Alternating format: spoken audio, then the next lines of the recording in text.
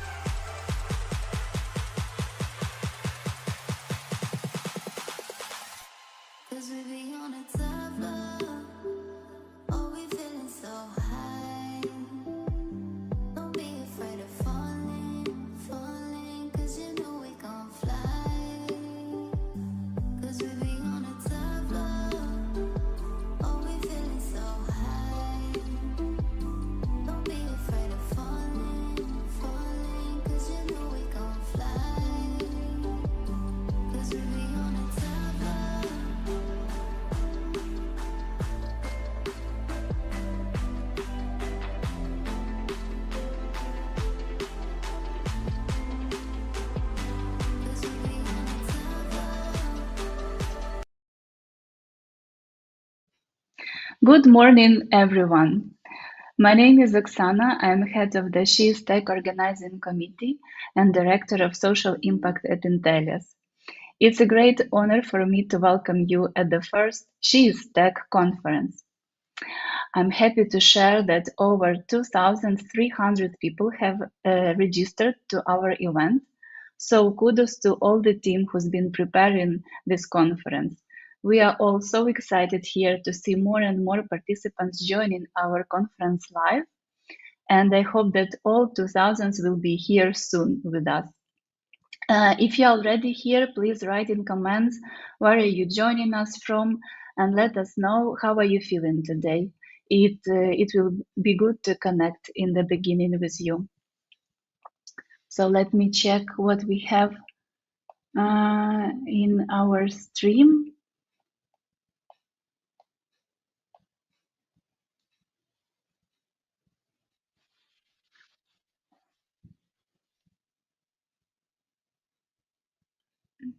Okay, so I will continue while you are writing down how you are.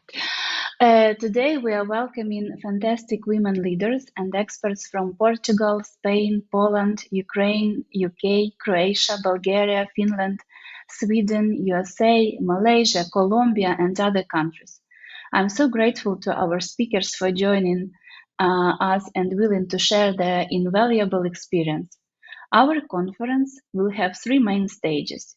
You can review the agenda at our website, SheIsTech, and navigate between the stages.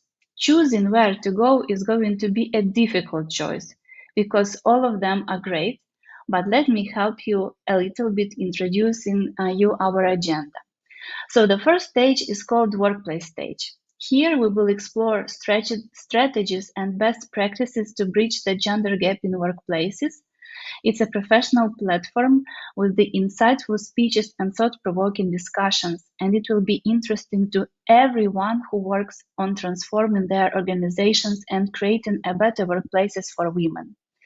We will learn from each other experiences with our speakers, representing diverse areas of expertise, from talent acquisition to professional development and ESG.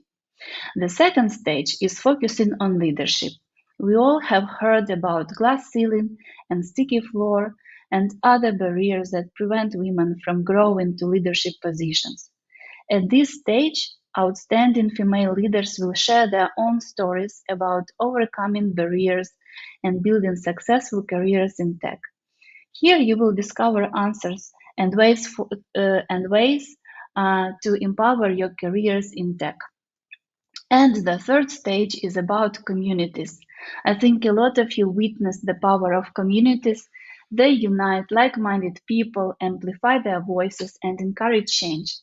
And I believe that communities play a very special role in tech industry because whatever country you go, there is a woman in tech community.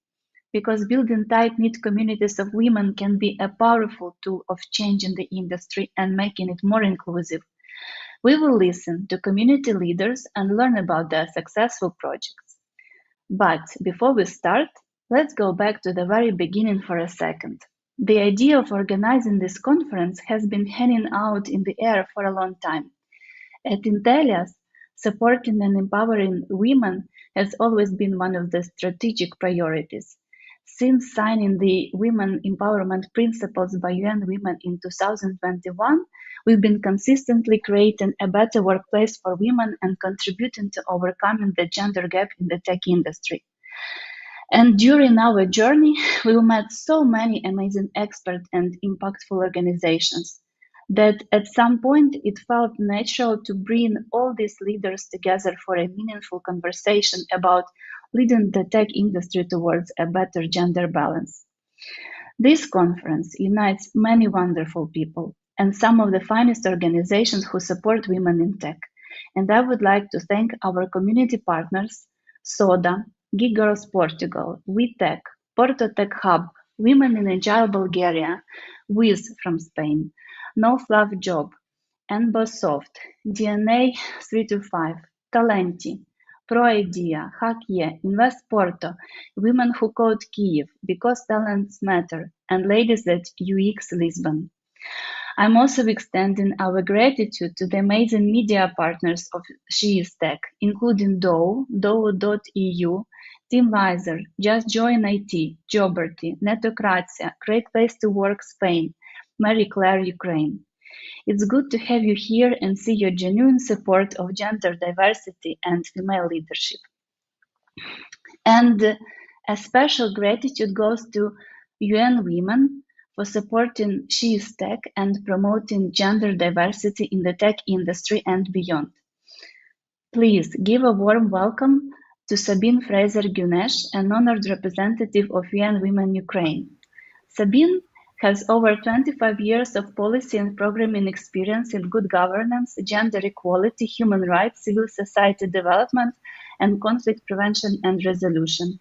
Until February 2023, she was the chief of the UN Women's Leadership and Governance section, and previously Sabine spent 4 years in UN Women's Regional Office for Europe and Central Asia, where she served as policy advisor on governance, peace, security, as well as acting head of office in Turkey and Albania. Sabine, thank you for joining us. The floor is yours.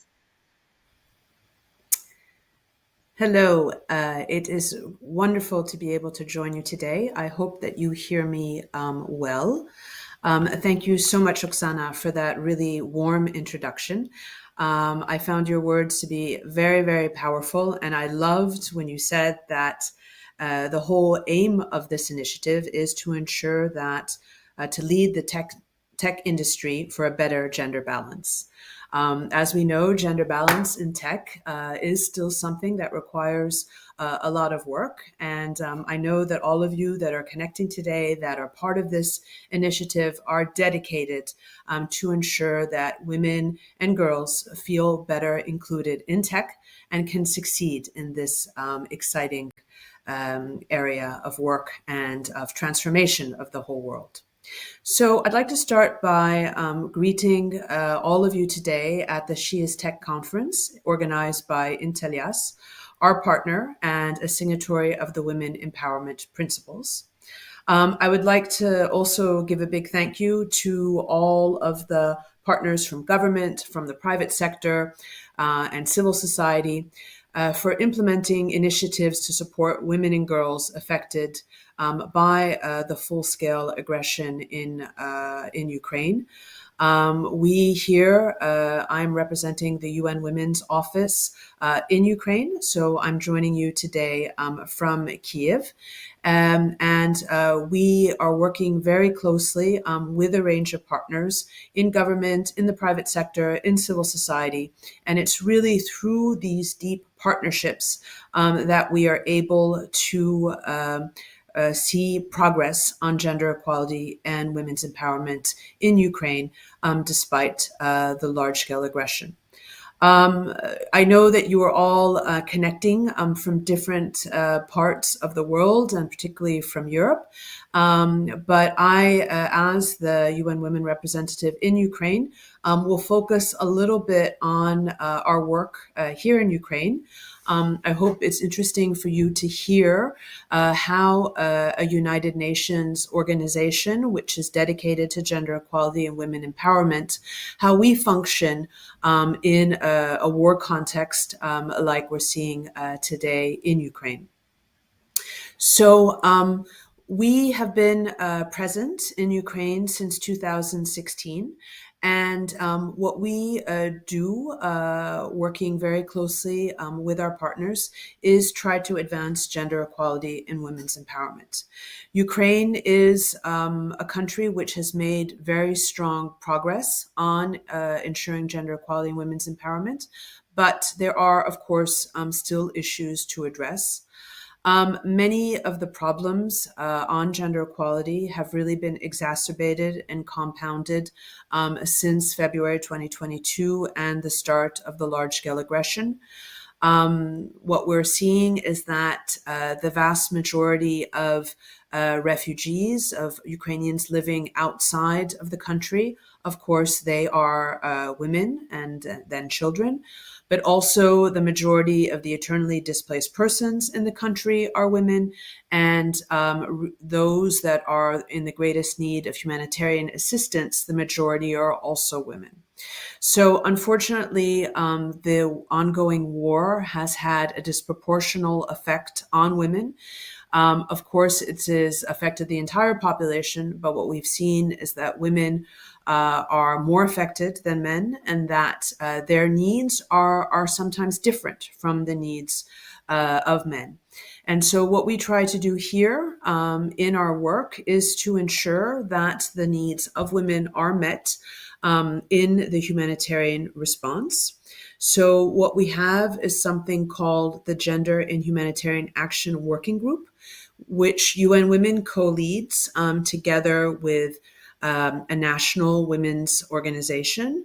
What we do together is bring together the UN system to bring together international humanitarian agencies and national civil society organizations who are planning and implementing humanitarian programs to help ensure that women's specific needs are addressed.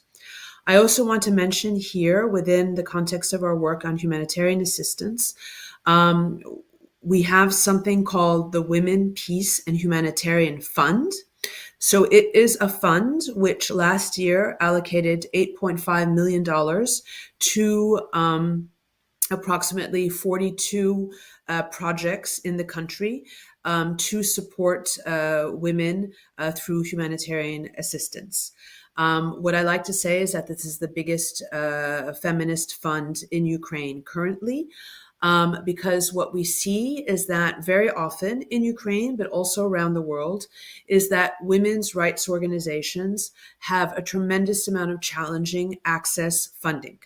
So it is very important to increase the amount of dedicated funding to women's rights organizations to specifically implement projects which support women and which aim to advance gender equality.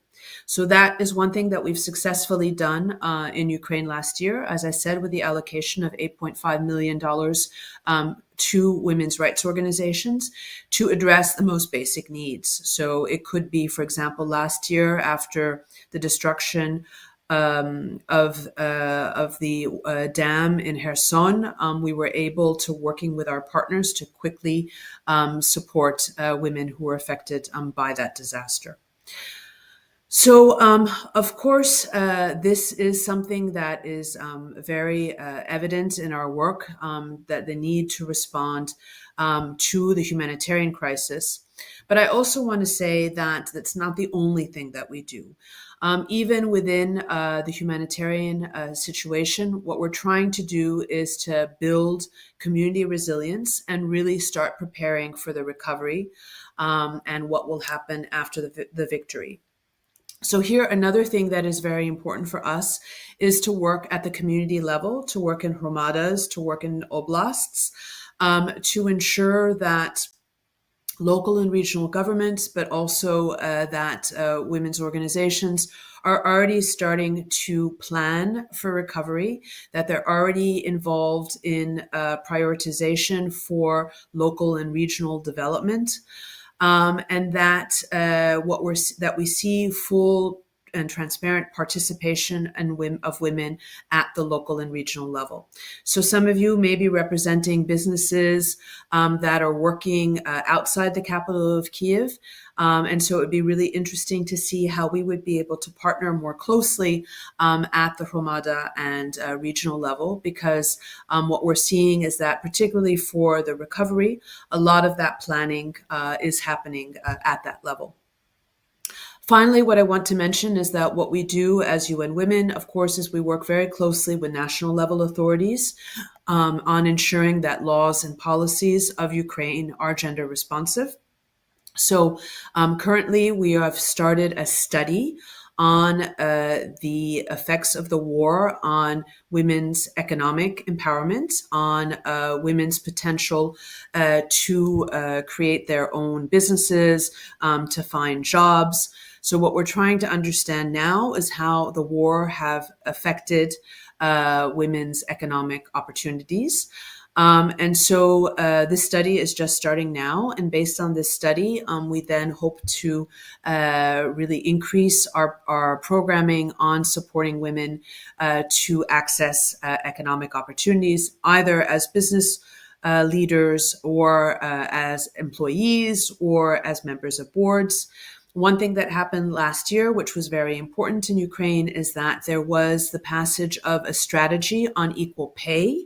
So this is something that obviously we see as a challenge, not only in Ukraine, but also in EU member states and other parts of the world, that unfortunately women are not paid equally for equal work.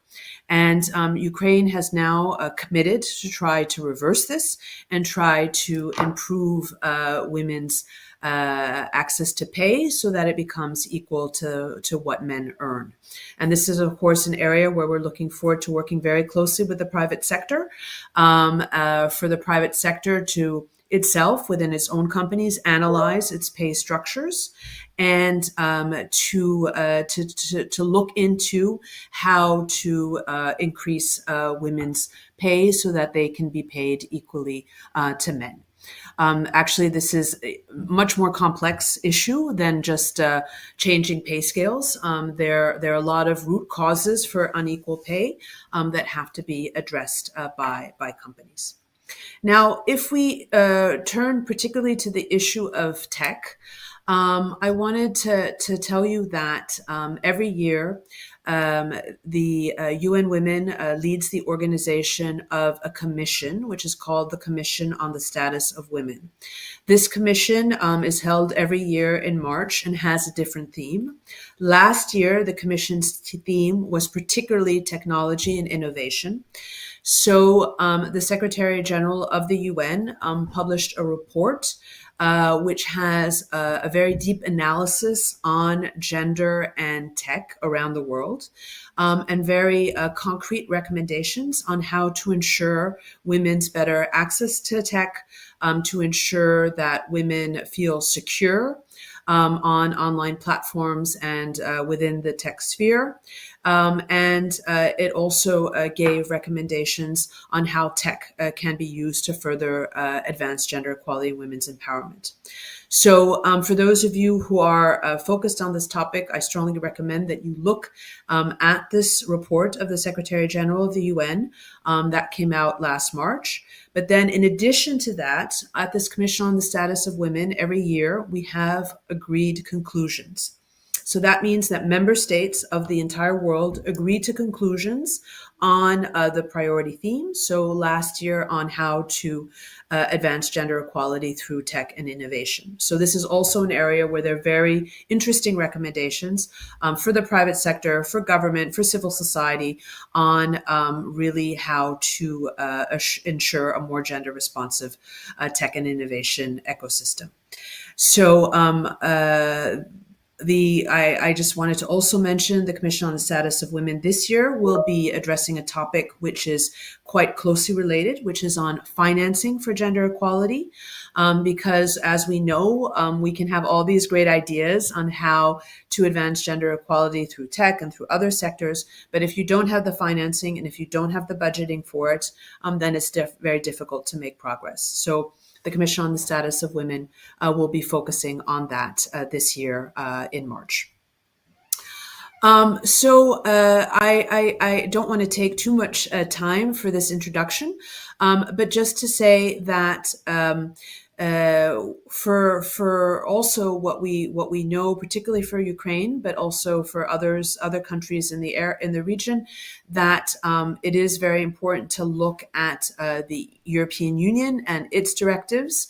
And here we also have an important directive from the European Union on women and equal pay, but also on women in boards. So this is also an area that requires more focus to ensure that women are equally represented in the boards of companies. Finally, I also wanted to mention the Women Empowerment Principles. This is a community of approximately 9,000 companies around the world who have signed up to these Women Empowerment Principles. These are principles that companies take on to themselves to analyze how their companies internally and externally can advance gender equality. In Ukraine, we have 30 companies who have signed on to these women empowerment principles, including Intelias. And this is an excellent tool to use to really analyze and then move forward on ensuring that the company can improve gender equality within its internal structures and within its supply chains, with its clients, etc. So this is another area that I strongly recommend that you look into, these women empowerment principles. And if you are coming from a company, that you consider signing on to these principles. So what I would really like to do is wish all of you who are at this conference, who will be participating today, to wish you a fruitful participation, excellent discussions at this SheIsTech conference. There are a lot of excellent best practices on gender mainstreaming in the tech sector. I'm sure that you will be exchanging them, that you will have this opportunity to learn from each other, to develop new partnerships, to support women economic empowerment through IT and beyond. I would really like to express my deep appreciation of our partners, as I said at the beginning, from government and the private sector, those of you who have already signed on to WEPS, those of you who have participated in our activities at the Commission on Status of Women and here specifically in Ukraine. Really, to advance gender equality and women empowerment requires a multi-stakeholder approach. It requires all of us to work together from all spheres, regardless if we're working, as an employee in a company or in a board. It is going to require a full-fledged effort from us together. So we look forward to continuing our partnership and capacity development support to private businesses, to women entrepreneurs, to women who are considering getting more involved in economics. It is exciting for us to help to work together on trying to close the gender digital divide and to empower women in tech. So we're very excited about this, and I would like to really wish you an excellent conference today. Thank you. Thank you, Sabine. It's a great honor for us to have you here. We are grateful for the work UN Women does in Ukraine and in other countries, and for your support of SheIsTech conference. Okay, so now I will take some time to read the comments, and I see that we have people from Poland, from Ukraine, Portugal, Germany, Spain, Brazil, Croatia, and we receive greetings from all corners of the world, from China, from Nigeria, from Spain, Mallorca. Hello from Montenegro. Namaste from India. Hello from Hungary. Howdy Ireland is here. Great. Hello from Uzbekistan. Okay, I think that we are all set up to continue. And now let me introduce our keynote speaker, Aslihan Özcan, a partnership specialist at UN Women. In her current role, Aslihan works to establish public-private sector collaborations for gender-responsive recovery and reconstruction efforts in Ukraine. She advocates and promotes gender diversity in tech industries. So let's all welcome Aslihan at SheIsTech. Thank you very much for the kind introduction. Indeed, I am very much delighted to have that space to share some insights on this important topic. Just one, I think. Do you see my presentation right now?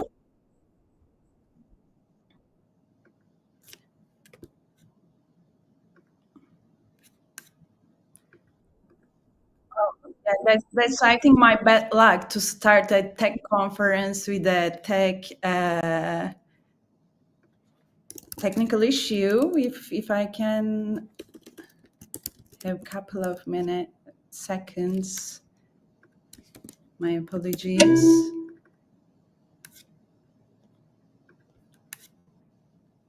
Oh.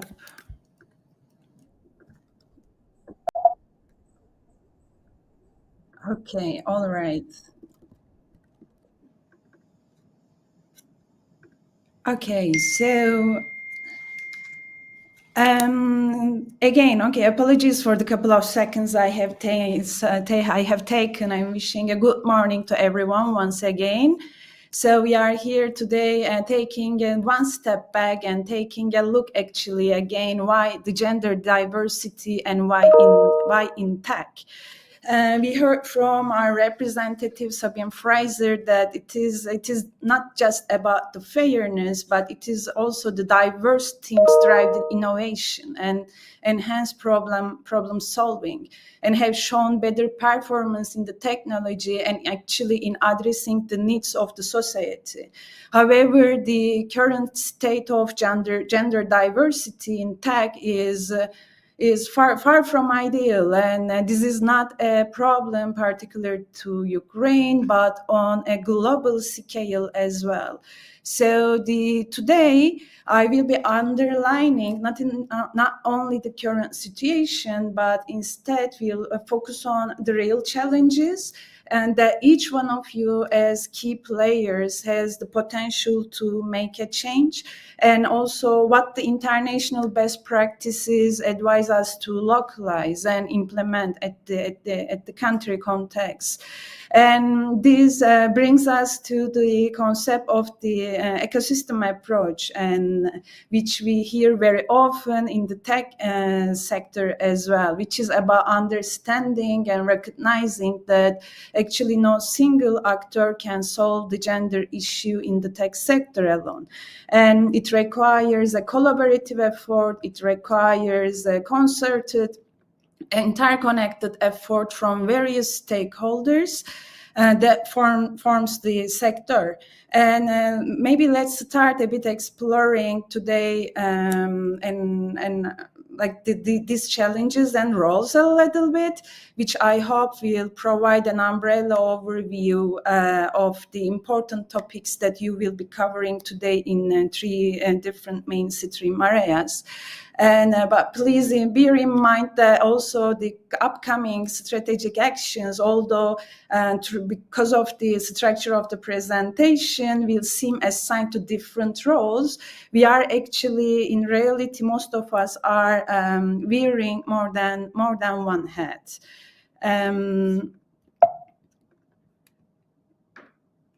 Again, I like I'm trying to move my presentation.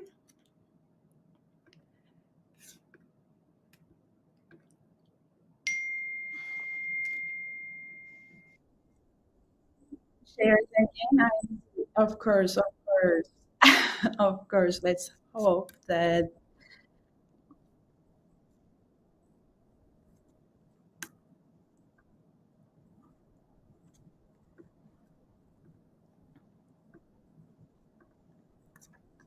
Okay.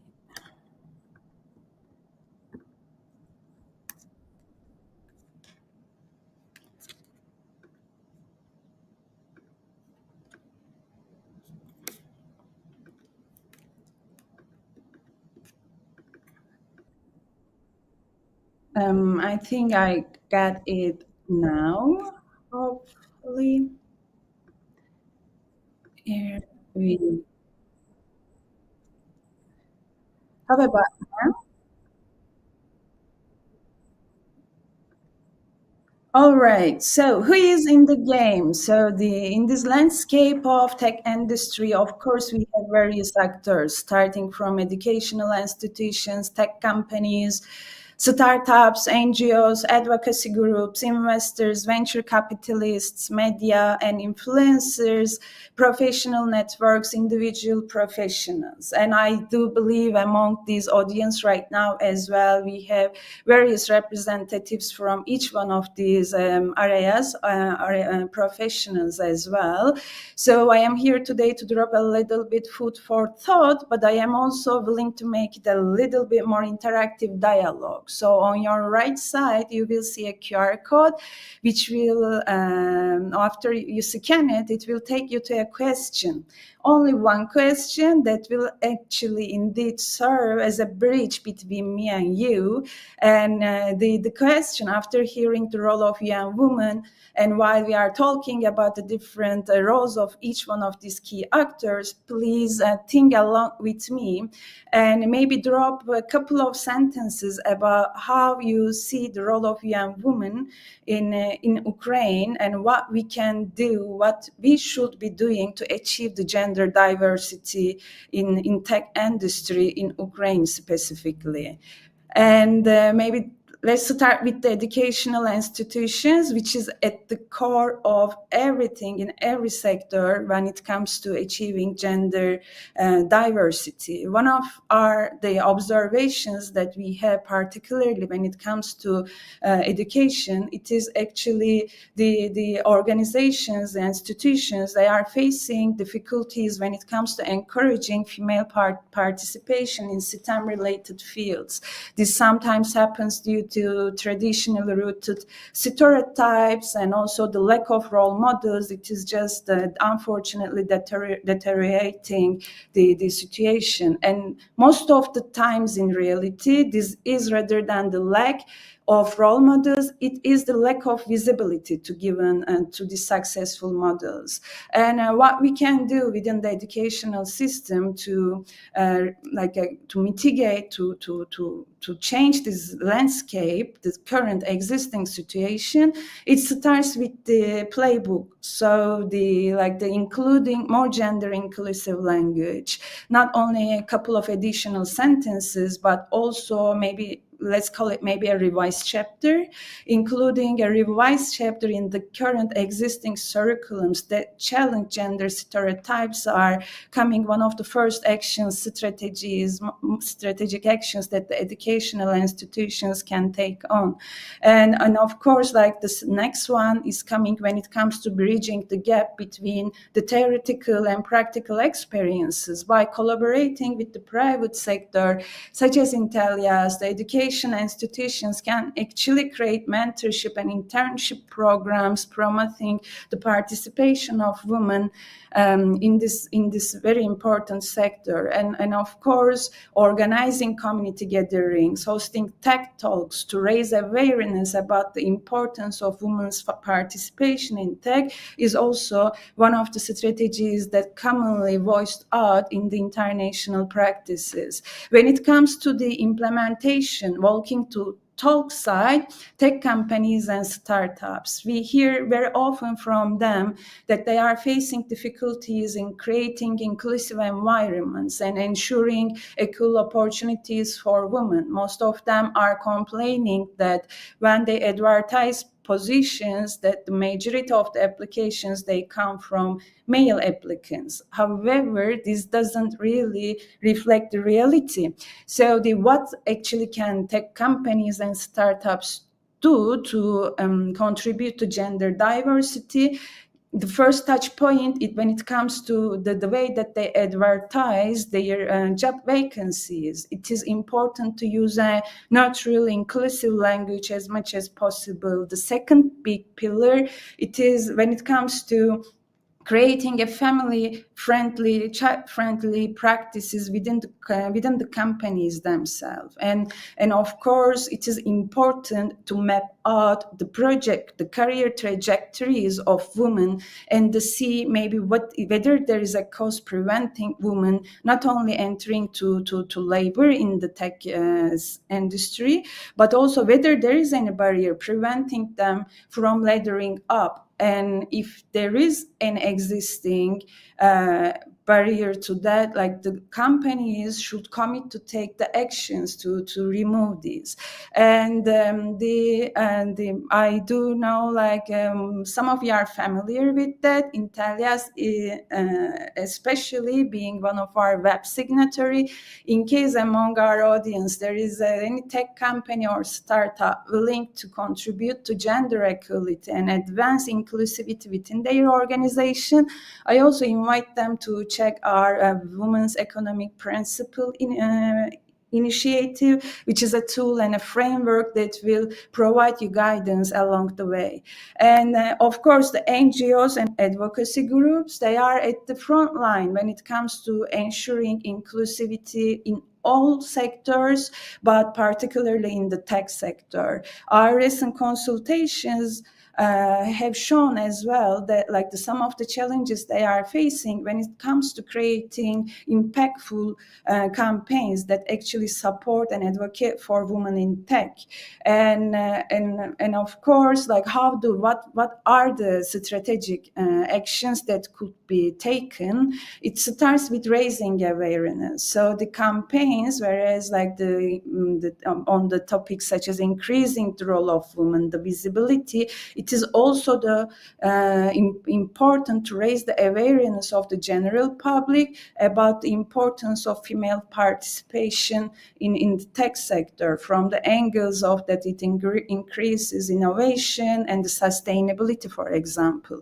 Policy advocacy, again, NGOs and advocacy group, which I believe among you there are the big players when it comes to change and influence the policy making.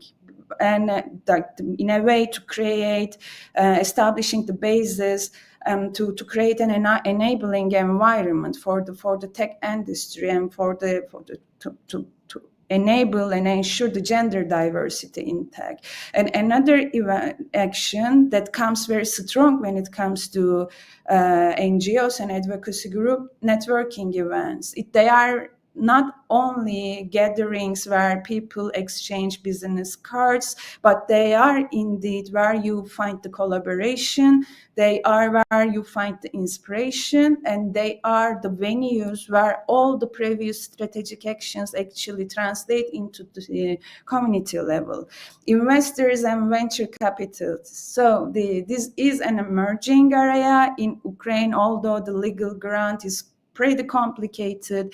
There is an increasing demand and in exploring, but one of the difficulties remain persistent, again, not in Ukraine, but globally. And it is the underrepresentation of women-led startups in the portfolios of investors and venture capitals. How do we really navigate through that? How do we address that? Of course, investors very specifically should be targeting women-led startups in their portfolios, or those who have the commitment to contribute to diversity, even if it is not a woman-led startup. And the mentorship programs, again, as in the previous actor, for investors as well, establishing mentorship programs and giving opportunities to women with the business acumen. It is where the real potential actually lies down. And of course, this is more than a strategic action to take. Actually, this is a contribution to change itself. Diverse investment criteria. The investors and venture capitals, they should adopt diverse investment criteria that will indeed change the business landscape, in the investment landscape in this direction, by allocating quotas to their investments, for example. And I also want to, although I have said this is a global issue that happens in the underrepresentation of women-led startup exists across countries. The last week during the World Economic Forum, I had the chance to meet an Ukrainian venture capital firm from whom I actually learned that in one of the examples in this particular firm, although very low, the percentage of women-led startups in this specific portfolio was 10%, which is pretty low. But when you look at the global data, we know, for example, in the States, that the average of the investments done to women-led startups, it remains around 4%. So this is also one of the areas where we still need to work collaboratively to bridge this big gap. Approaching towards the end, one of the other big players are media influencers. The potential they have is beyond each and every tool that you can employ in your businesses.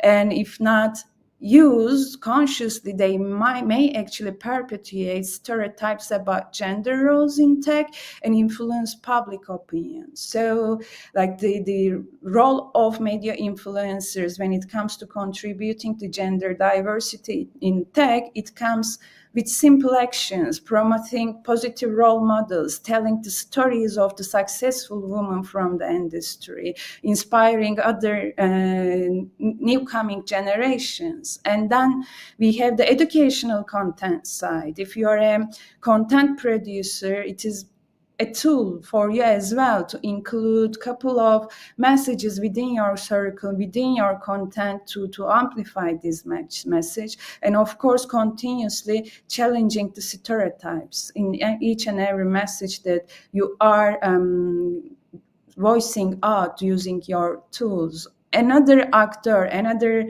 player in this network is, of course, the professional networks themselves and the communities, informal communities. So what we see very often is, unfortunately, the lack of focus, but I prefer to use tailored initiatives to support and promote women in tech industry. And again, this looks like the duplication of like a couple of strategic actions that we have previously mentioned, but also please bear in mind that each player in each strategic action will be bringing their expertise from a different angle. So when it comes to professional networks, it is important to regularly organize women-centric networking events to bring the newcomers together with the seasoned tech experts, again contributing to mentorship programs and not only matching a woman entering to the tech sector new recently with a seasoned tech expert, but also creating the enabling environment for them to exchange this knowledge and experiences and the guidance. And of course, promote success stories, give more visibility to those who have already achieved or on the way to achieve, not only to highlight their successes, but also incorporate the challenges they have faced into the success stories and also present the solutions, how they have really navigated through them. Individual professionals, I think this might be the majority of the audience right now. So our studies also show that the professionals, they often overlook their role in promoting gender diversity in the workplace, in the ecosystem itself, or in the communities as well. So it starts with you, it starts with us, with each one of us. So we should keep in mind that we should be the strong advocates for diversity. And of course, like these individual professionals experienced in the sector, they should provide and offer mentorship and support to newcomers. But also one of the reasons why the mentor and support is here, it is not only to offer it, but it is also seek it. When you approach a successful businesswoman, businessman, individual, and ask them about an advice that could give to you based on their own journey, and if they could go back 10 years ago to their own version, usually the first thing that comes out is the mentorship and support. So offer to someone your wings, but also continuously seek for someone that is playing the role model for you. And of course, continued education. It is also a cross-cutting strategic action. As individuals, all of us, we have the responsibility to learn about the gender challenges, gender-related issues, and also the strategies to overcome them. And about the ecosystem approach. So in the last 19-20 minutes, what we had discussed, all these various roles that different actors, stakeholders are playing, and all these cross-cutting strategic actions, they are actually bringing us to one unique approach, which is known to be the ecosystem approach, in which different actors from non-profit, from private sector, from government, empowerment and development side come together and work not individually only to advance gender equality, but collaborate together to amplify not only the message that we are trying to convey, but also to amplify their own potential. So the saying goes, if you want to really create a sustainable impact, bringing more women and ensuring gender diversity in the tech, just collaborate. And I do hope that today, when in these three different streams, when you are hearing from all these excellent speakers, please bear in mind as well, not only as an individual or organization, what you can change within on your setting to contribute to that, but also how you can collaborate each other. I am hoping that you will have the safe space to explore this today. And I would like to finish my presentation here. And here the second QR code. It will take you to my communication contact detail as well. So it's in case the presentation has triggered some thoughts, or if you have any further questions as well, please feel free to reach out, drop a message. Thank you very much. Aslihan. Thank you, Aslihan. Your presentation definitely has triggered some thoughts and questions. And we have a question in our chat. Is there any complete list of women empowerment organizations, network communities? Maybe UN Women keep tracks of such organizations, or maybe you could recommend where to look for such registry. Mm-hmm.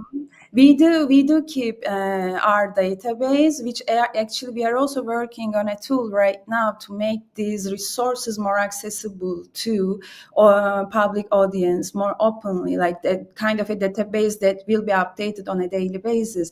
But another resource that you could go, the Dia Business website, they have a specific section on women's economic empowerment, and over there they are listing all the actors, like from the government side, from the development side, including UN agencies and non-profit organizations. They are contributing to that. So I do believe this information might be also useful, and maybe we can share our own database as well with you, with Intellias, for further distribution.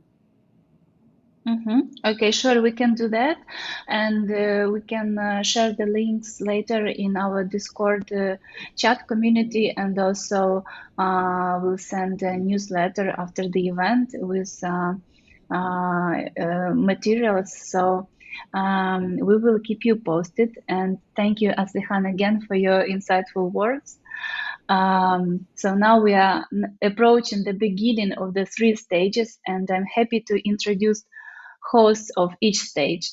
Olga Mazhakova, who will host the leadership stage, Kristina Baskunyan, a host of the workplace stage, and Oksana Vakshynska, a host of the community stage. Each stage will be thought-provoking. I wish you all to have a great time.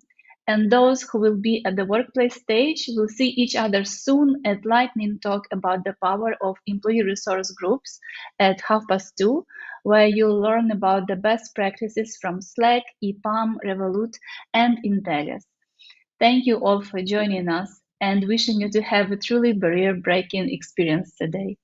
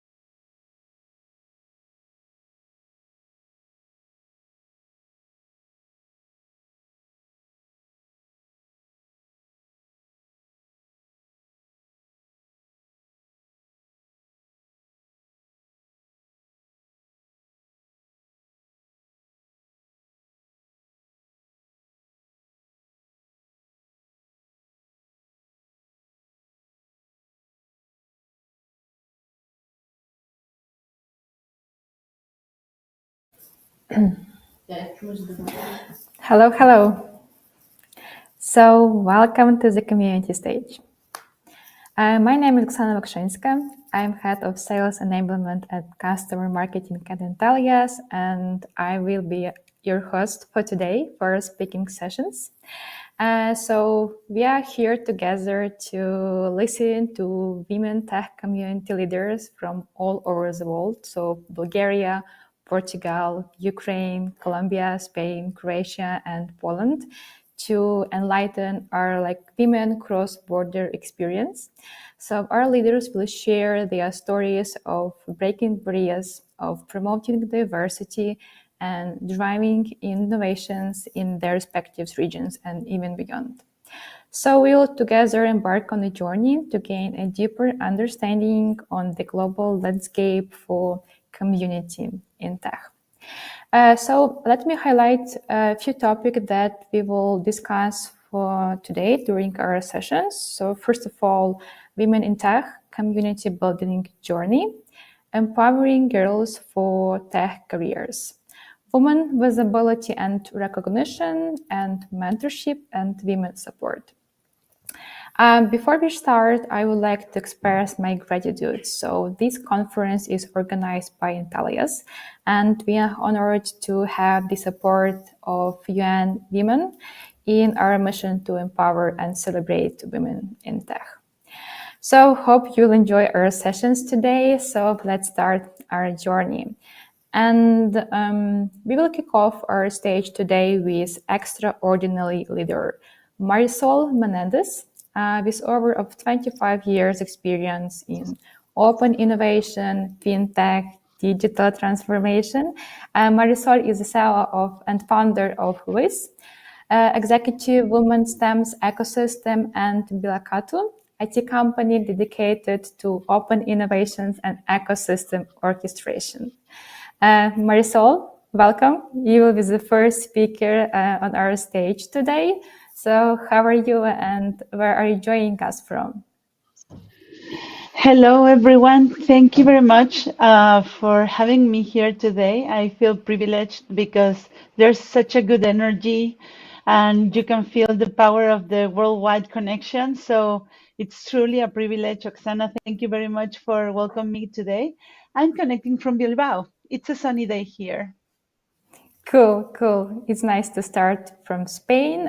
So in our talk, leading by example, connection, visibility, and inspiration in a VUCA world. So Marisol will tell us about challenges of chartering a career path in our ever-evolving job landscape. So we will learn how robust ecosystem like WIS can inspire change and shape the future of leadership. Just small note to our audience. So you will have the opportunity to engage with our speakers. At the end of the talk, we will have some Q&A sessions. So in case you have any questions, just drop them in the chat and we will get as many as we can. So Marisol, the stage is yours. I'm excited. So let's start. Thank you very much. As I said, I'm really excited for talking here today with such a great roster of speakers. I really feel privileged to share with you my passion and my life work, so to speak. And I will try to share really my first-hand experience. And please go ahead and ask any questions you want. Well, my name is Marisol Menendez. As per the introduction, well, I'm CEO and founder of WIS, and also another company, Bilakatu. But let me tell you a little bit about myself. This is me. So I was young once, and I was born in Mexico, but I've been living here in Spain for 23 years already. I studied industrial engineering, and I dedicated all my life, or I specialized in the analysis of processes and systems. Systems, not as systems in technology, but the systems that are connected around companies and organizations. That led me to begin working at BBVA. BBVA, for those who don't know it, it's a global financial group It's a bank based in Spain, but it's multinational bank with more than 12 banks around the world. And I was fortunate enough to be appointed to create the Open Innovation Department back around 2010, 2011. And at that moment, I truly haven't found my specific vocation, so to speak. I really enjoyed all kinds of work and difficult tasks and the challenges that I was presented with. But when I got to understand open innovation, it was my vocation call. And as you will see later on, because I will explain it a little bit, I've been dedicating my life to open innovations since then. And right now, it's part of what I do and live. And I also did that connecting ecosystems, connecting people, connecting innovation opportunities across sectors, players, and countries, because we open innovators love connections. And me in particular, I love unlikely connections, so that's why I'm continuously trying to find different environments to provoke these connections. So South Summit, also for those who don't know it, it's a global event. It's a global ecosystem. We have a big event every year in June in Spain, but it also has editions all around the world. It's truly multi-sector, multiplayer, and multi-country ecosystem. And I also was fortunate enough to work in creating a Nordic future innovation ecosystem, which began like a connection of all banks in the Nordics, Denmark, Finland, Iceland, Norway, and Sweden, because they weren't as connected as you might expect, knowing that they are neighbor countries. But we provoked dynamics of collaboration, and later on, not only including banks, but also retailers, sustainable companies, and other interesting players in the region. With this, we managed to create this strength that comes from connecting many different companies and activities that at the end represent more than 25 million customers and a really interesting business opportunity there. Finally, I founded Bilakatu back in 2022. You might be wondering, what does this mean? This is a word in Basque. Basque is the language that is spoken in Bilbao, in the Basque country, where I live since 2020, more or less, a little bit before COVID. It's a really beautiful region in the north of Spain, and the Basque language is a really antique language which is not related to any Germanic or Latin languages, and this word means something similar to become or to transform. And what I wanted to represent here is the knowledge, the knowledge creation, the methodologies, the processes, and the discovery path to create open innovation opportunities, to find what's the knowledge required and the experience required to create thriving collaboration opportunities that create value for all. And of course, the ecosystems that are related to that. And the biggest ecosystem that I created, and this is maybe my favorite, and I am dedicated also a big part of my life, is WITH.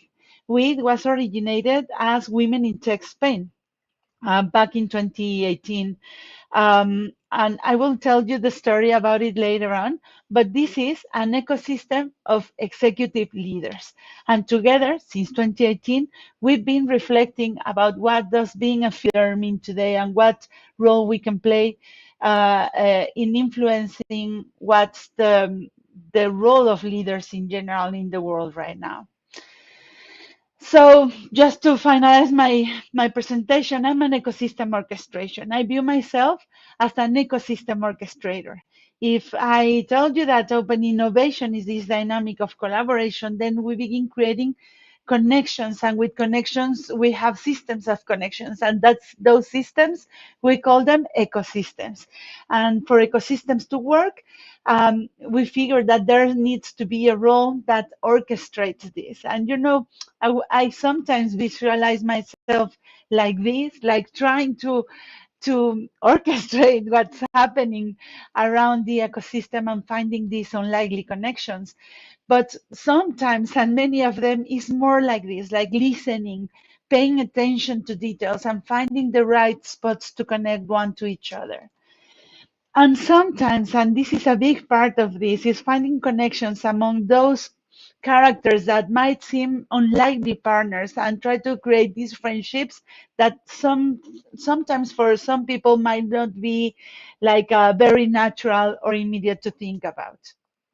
And I've been telling you that I work in open innovation. Let me tell you a little bit about open innovation. Once I found this posted in the door of one bathroom in a co-working space, and I figured it explained perfectly what I'm talking about. Because this, I know it's true. I know that most of the important future innovations are not coming from technologies, but from new ways of collaboration.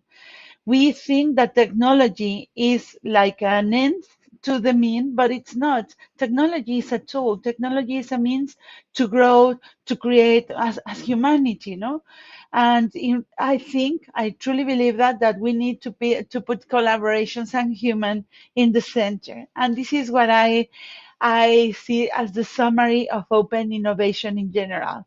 We are looking for opportunities to innovate, to create new products, to create new businesses, to improve countries, to solve issues, but all those are based in human collaboration. And the title of this chat was talking about the VUCA world. And because I think that collaboration, as we were saying before, is key to create the future that we are living right now. And the context in particular today is different from many other generations before. I think the main difference is coming from the speed and the complexity that we are having nowadays. Because you might say, well, humans have been collaborating since the beginning of humanity. That's one of the reasons that we've been populating all the world, because we are really good at collaborating. But nowadays we have this complexity that we are living, no? Some say that we are living in a VUCA world. I don't know if you have heard it before. I'm sure you might have. But VUCA stands for variable, uncertain, complex, and ambiguous environment. And even because the VUCA term has been coined at the beginning of the year 2000s, more or less, and now they say that we are living in a VANI world, brittle, anxious, nonlinear, and incomprehensible.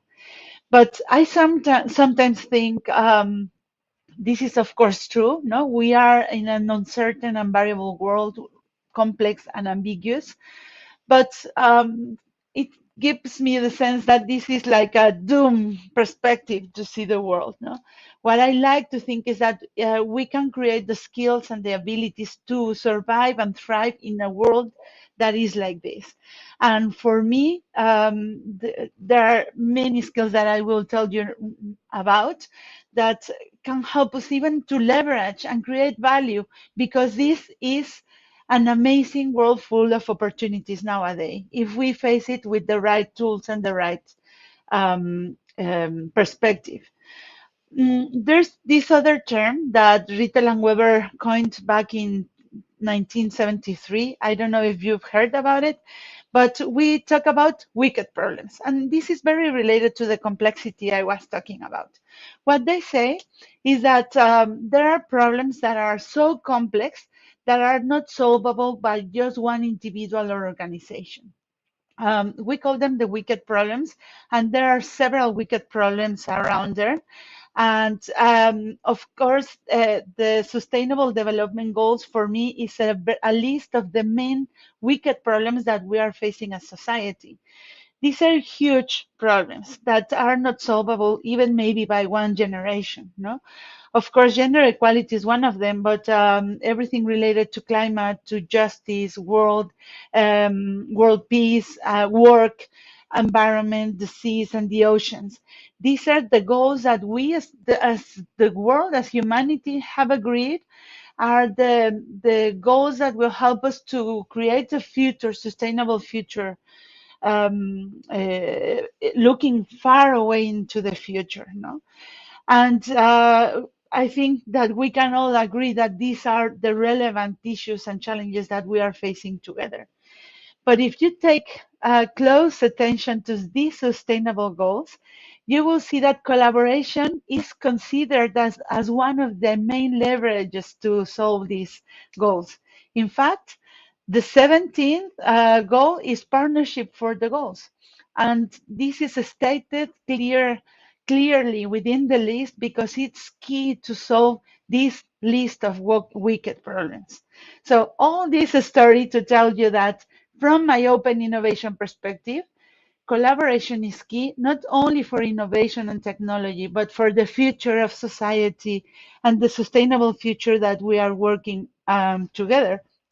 Of course, one of the goals is also gender equality, and we will talk about that because that's the topic today. No, so I will tell you a little bit about how we're working with to use collaboration as a tool to show visibility, to give visibility, to create influence, and to help women thrive. And it's not just to tell the with a story, but I wish to share with you the tools that we are actively using, which are not complex tools, but I want you to learn from them, engage them, integrate them, and give me your feedback. Because we've been doing this for 5 years, and we know that this is truly interesting and effective. So let me tell you a little bit of our context. So we were created, as I told before, in 2018. We began as a group of 8 women. And this photo, there was one of them who couldn't make it. And we were all directors, global directors of different sectors and activities. And really, this was a really different moment for me because I've been working at this point. I have been working for 14 years in bank, in corporation, in the financial industry. And the rest of the ladies were many from many different industries like fashion or digital marketing, artificial intelligence. It opened my mind to a different set of skills and happenings around the world. But most importantly, through conversation and sharing our stories, we empowered ourselves to analyze and have different conclusions about ourselves. Not because nobody was giving advice or coaching or giving any specific courses, but by listening others' life stories and situations, we were able to reflect ourselves, and make our own decisions as well. Back in 2018, we didn't have as many conversations related to females and women in general around the world, and less in the tech world. So this was a pretty unique experience back then. So we continued developing this ecosystem. Then I integrated my techniques and processes and knowledge from the open innovation world to create a dynamic ecosystem. And we grew and we began adding new women to this dynamic of sharing and connecting. How we did it is with a methodology I created. It's called Connect, Think, and Do. As you can see, it's not something like rocket science here. No, these are very basic ingredients. We are trying to go to the roots of what we are as humanity, because we are trying to build the value of and the power of togetherness. So we're trying to create, first of all, long-lasting ecosystems, and long-lasting as a fight or a revolution against immediacy. We are continuously living in immediacy. And also because if we build long-lasting trust, we will create high value. That's why the first step for our activity is to connect. And with connection, we create friendship, we create trust, and we create respect. With that context, we can think together to finally go into action. So in our case, we don't begin with the action because we want to create the space to think and analyze and put the best of our strategies and capabilities to work. So we are right now 250 women. We are closing the next generation. Last year, we were 125 women. And we actively try to find women right now from all across Spain, going even into the rural areas, looking for those leaders who are creating the future. And when we rebranded from With to Women in Tech, from Women in Tech Spain to With, what we tried to make sure is that we did not only focus in tech, because now everything is tech, we see technology in all kinds of positions. Every leader nowadays needs to face technology. But we also have lots of influence of women in education, in communication, in human resources, in sports, and many other disciplines that are not tech-based. And we wanted to bring this forward. We are going across cities and different regions of Spain, and with different backgrounds, because even if we are all female leaders, we have different ages, married, with children, without children, and all the specific circumstances that we are creating together. There's a lot of diversity that we can provoke and create the right opportunities to learn. So how do we do this? We create small groups that we call clusters, thematic groups. Here are in Spanish. These thematic groups are, so we bring together women who have something in common, like, for example, cybersecurity, fintech, entrepreneurs, marketing. And we, during 1 year, we connect once a month for 90 minutes to provoke this getting to know each other and a true deep friendship. We create this system of clusters that allow us to work individually. As I was saying before, we generate this effect of mirrors where you can reflect with other women and think about yourself. We create the friendships within the cluster. We create then the connection across the whole ecosystem. So we connect people among clusters, one to each other, to provoke this extended friendship. And we work in giving visibility. No? So one of the other topics of my presentation today was the visibility as a key for leadership. But we find that you need to be rooted properly within yourself and within your network to be able to have the right kind of visibility.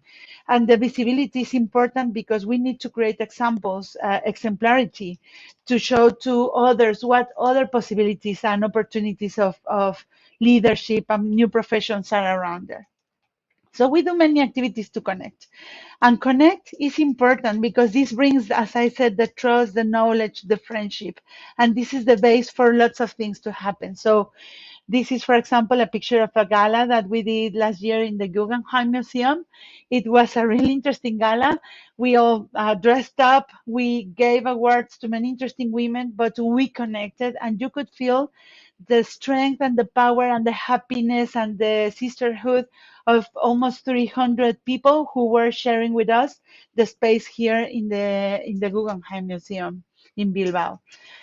But we also create dynamics all around the different cities, and we try to connect with women that maybe no other people would connect, or these unlikely friendships that I was talking about. And when we connect, we dedicate time to stop, to share, and to be together. We call this the among us, entre nosotras in Spanish. And these are moments to share. We don't have like a rigid agenda to talk about this topic and this other, because we also like to provoke the opportunities to do a personal thought and to share and to give creativity.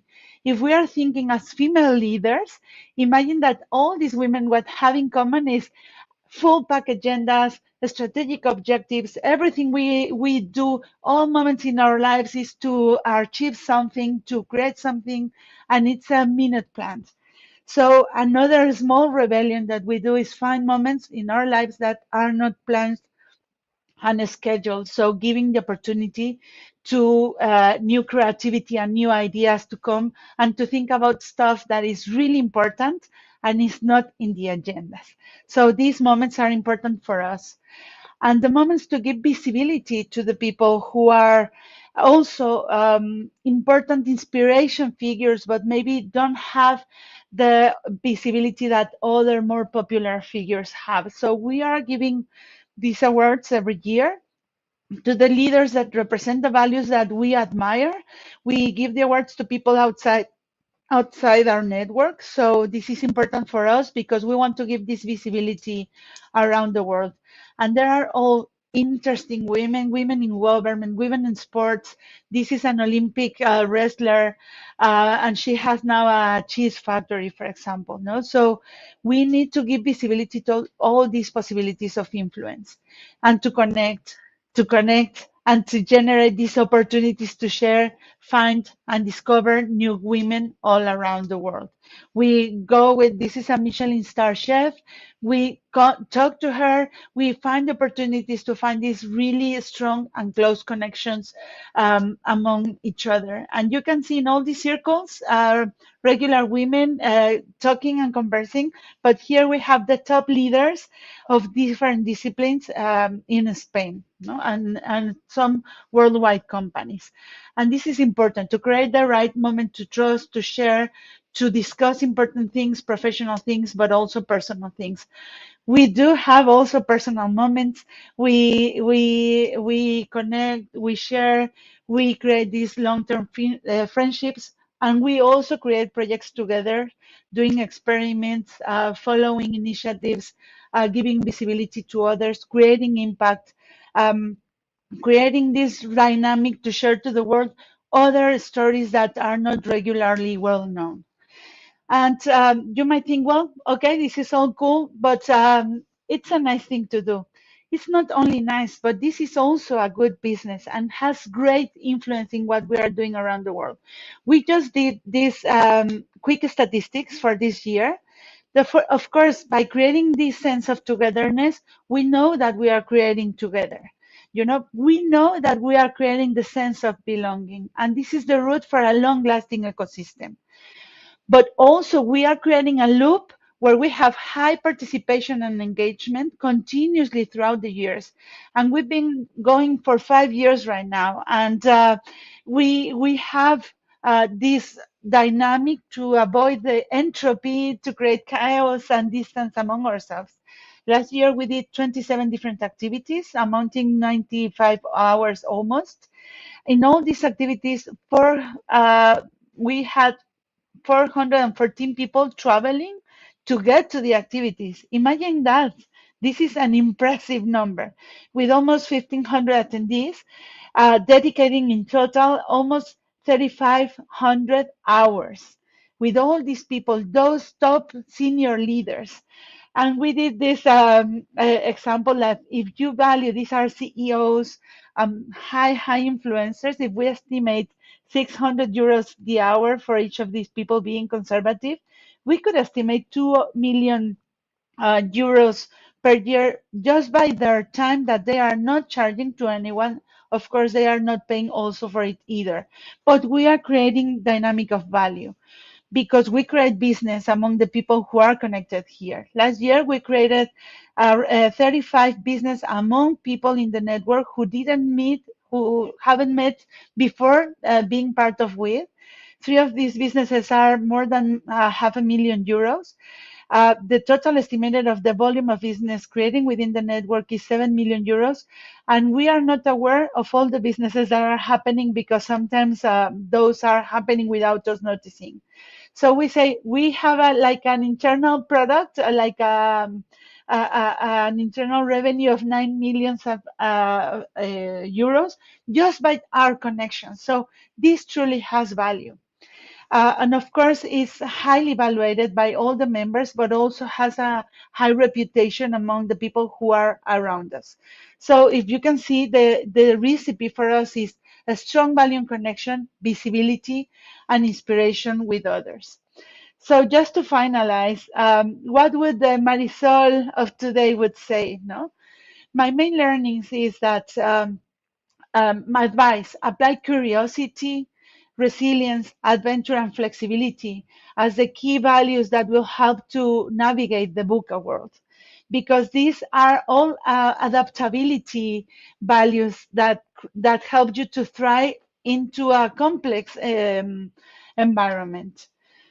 Of course, connection as the main advice. Connect to your surroundings, explore your network, and find opportunities, new opportunities to grow. Because, my job didn't exist when I finished in university or when I decided what to study. But by being adaptable and opening to what's happening, I found the true calling of my world. And I think this is one of the biggest opportunities we have nowadays in this complex world. And we need to leverage on that. I always like to have this question in my mind: in which areas of my work the collaboration is essential, to keep following that line and find the path for new connections and new collaboration opportunities. And with this recipe, the truth is I've never been unemployed, because even when I'm in between projects, I have always some interesting connection to follow up. So the advice summarizes in: activate your network, connect and collaborate. Because as Socrates said, he said that I know nothing. I would say that maybe we know that we don't know everything. The world is so vast and so complex. We know that we don't have all the good talent within our companies. We know that we can't do it all by ourselves, or even within organizations. That we are surrounded or framed by our own bias, which are bubbles of knowledge, of skills and technology. But in general, my main learning is that being open with generosity to understand and learn what others are doing, we create a really cool dynamic of value. And that if we apply biology, that we have 2 ears and 2 eyes, but only one mouth, so we can listen and see the double of what we speak, to be aware of what's happening around us, we will find those opportunities. Because even if it feels that everyone is so weird, like plants, you can find that there are not two plants alike, but in reality they all need sun and water and soil. So it's the same with humans. We all need the same, just in different doses. And it's interesting to learn what's the combination for each of the people who are surrounding us. Because I know that sweet dreams are made of this, of collaboration. Thank you very much. Thank you, Marisol. So it was really a very inspiring start of our stage. Personally, thank you for sharing these photos. It was really inspiring. I would like to visit one of your events. So let's maybe dedicate 2-3 minutes for Q&A session. And first of all, do you already have some maybe future plans, some future events or gatherings planned with? Yes. This year we have a route. We are doing like we are going around different cities to continue this discovery of the local leaders, because there are many companies that are not as sexy as these technology companies, but are maybe multi-million companies, local regions, and you can find fierce and inspiring leaders, and we are connecting with them. We'll have our gala again in the Guggenheim Museum, and then we're doing online activities, giving visibility, interviews, presentations, conferences, to give visibility to young talents about these potential careers that are happening right now. Because one of the limits today is that people, they are deciding what to study. They don't know what's around there. By sharing what we do, I'm sure that we will help them to decide. Thank you. And maybe one more question. So for women, it's very important to feel this belonging to the community. So your maybe key strategy have to empower this feeling in the women community, the feeling of belonging. Well, it's that's the orchestration. I think it's the work of the orchestrator, not to create the dynamics and the processes to do that. It's a continuous work. And now we are we have a research area where we are creating methodologies for orchestration and for connection. Thank you. Thank you, Marisol, for the speech. So we are ready to proceed with our next session. But before, let me express our gratitude to our media partners. So we have Dow, Team Lizer, Just Join IT, Joberty, Netocratia, and Great Place to Work. Thank you for the support and in spreading these messages we want to spread to our women communities today. So we will have next our first discussion panel featuring remarkable leaders from women tech communities around the world. And let me greet our first panelist. So Marisol Menendez, let's greet again, CEO and founder of Spain. 25 years of experience. Marisol is known for her inclusive leadership style. Our second panelist is Vânia Gonçalves, founder of Geek Girls Portugal. So Vânia is dedicated to inspiring, mentoring, and empowering women in technology and has 20 years of international experience. Our third panelist is Viroslava Novosylna. Viroslava is leading figure in the international non-profit community for women in technology, co-founder of VUCA Ukraine. Ivelina Chaldakova, co-organizer and local leader of Women in Agile Bulgaria. And we have Bianka Siwińska, president of the Perspective Educational Foundation. Bianka is famous with her dedicated team for developing a lot of IT projects such as IT for She and others. Also, Bianka is the creator of the Perspective Women in Tech Summit. It is the most important event for women in technology and in Europe and Asia. And also, I would like to introduce Antonija Bilić Arar, a senior tech writer and editor at Croatia, who will be facilitating our discussion today under the theme Driving Diversity: the birth, growth, and impact of communities for women in tech. So we will explore stories about breaking barriers, promoting diversity, and driving innovations globally. So, Antonija, looking for you. Hi, Oksana. Thank you for the nice introduction. And thank you, Marisol, for your very inspiring story. Let me just briefly introduce myself. I'm a senior writer and editor at Netokracija, Croatia's leading tech publication. Netokracija has been actively working on empowering women in tech by organizing a series of events called Ladies of New Business for 10 years now. And last year we actually published a directory of female experts who are willing to speak to media and at conferences. So people can't say that just they didn't know who to ask. So that's why they don't have any female speakers.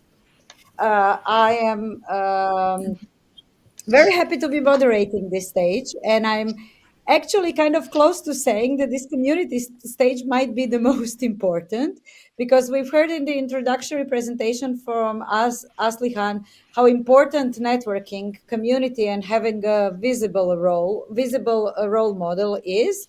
And also I'm happy to have such an international panel and hear variety of experiences. And as we already heard from Marisol, your very inspiring story, I would like to invite other participants to share a couple of sentences about the communities they lead. Please don't make me choose who will be the first one to start. Okay, so we will start. Okay, thank you. Hello, everybody. I'm Bianka Siwińska, the head of Perspective Education Foundation, and I'm together here with Joanna Lisiecka. She is like responsible for everything we are doing, for program, for operations. So she's a very, very important person. And yes, so our organization is not typical community. But we have community, we build community because this is foundation, so NGO, but we are working on supporting women in tech, science, innovation for so many years that we have a community of our girls from our programs, and we have also a community of female mentors from our programs, and those we can count in 100,000 people together. So this is community, and this is also the future of tech in Poland and in the world, I think, because every talented girl who is active in the tech field and knows us and work with us, or she taking part as beneficiary in our program. So this is nice community, and maybe you will explain. Hello, I'm very happy that I can join to this meeting. Hello, everyone. Yes, our community is, like Bianka said, quite a big community. We have there girls from high schools, because we have a big campaign, national campaign, Girls as Engineers, which is organized with all technical universities in Poland. And this is campaign which gather 100,000 people year per year. So we have these high school girls, we have students, because mostly our programs are for female students from technical departments, and we have experts, female experts from the biggest technological companies, from startups, from Poland, Europe, and all around the world. Yes. Thank you. So Thank you. Just an introduction, and I may add that I'm very happy that we can have this panel together with such a great and amazing women building communities everywhere in Europe. Thank you. Viroslava, I noticed you wanted to introduce yourself, so please do. Yes, thank you, Antonia, for the moderating our panel. And hello, ladies. I'm very happy to be with you on the stage. I hope that we will share our knowledge and thoughts, so we can develop the industry together, the industry of women in tech. I'm co-founder of WTech. Initially, it was Ukrainian community, but right now we are in 34 countries around the world. And we have 7,000 participants. We are NGO, we are volunteer-driven community, and also I'm very happy to be with you in this panel, because for us, for the 2024, it will be important also to do the partnership with the local communities. So I would like to know more about the activities in all these countries that are represented, because I believe that we can do much more if we will cooperate and do partnership between communities as well. Thank you.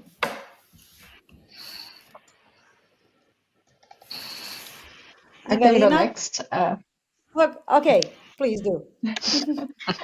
Hello, everyone, and thanks. I'm very excited to be here. Thanks for the invite. I'm Vânia. I'm the co-founder of Geek Girls Portugal. Geek Girls Portugal is the first Portuguese community for women in tech, or women that are passionate about tech. It is there to empower more women in tech, to inspire more women to transition to tech, to inspire young girls and boys to join the tech area. We are present in several cities in Portugal. We are a very informal community. We're not an NGO. We are volunteer driven.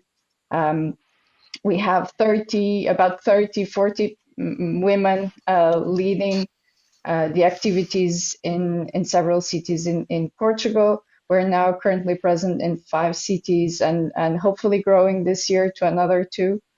And we run several types of activities, from meetups, workshops, a mentorship program, and also an annual conference to give more space for women in stage to be presenting, to be challenged, to present and share their knowledge.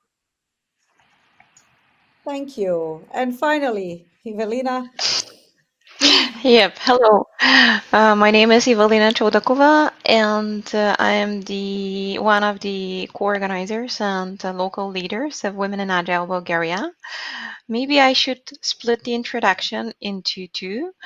First off, saying a few words about Women in Agile as an organization. It is a non-profit, and it's a collective effort to recruit, promote, and to support the work of outstanding women in the Agile community.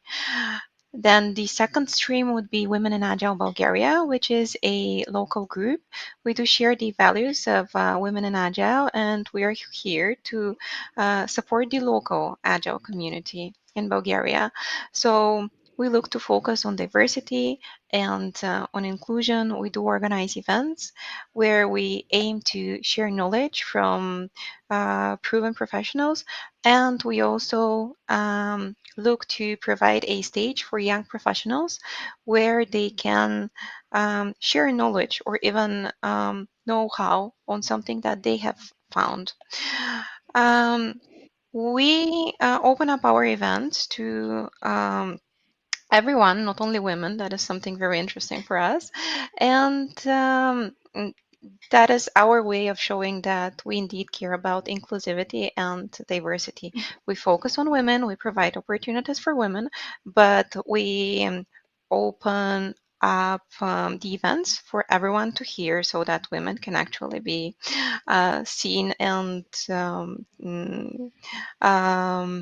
heard by many, many, many people. And back to you, Antonia, I believe. Yeah, thank you. So now that we've heard about your communities, I wanted to hear about the path from, okay, that would be a good thing to start a community, to where you are now with an active and engaged and established community. Because from my experience, also communities do not develop by themselves. Like, it's not one of you saying, I'd like to start a community, and all of a sudden there is hundreds of active participants. It takes work, engagement, and I believe sometimes it's a struggle. And now I'd like to start with you, Marisol, because we already heard from you that it was just a couple of you that started, and you are 250 women now. So what did it take? What does it take to build a community? Would be the main question. Yes. Well, this is an interesting question, and I like it a lot. Of course, there's a struggle. I think sometimes we wish that we could create self-supporting communities, and no, like this could go on their own, no. But and this is also mixing my own knowledge in ecosystems and innovation.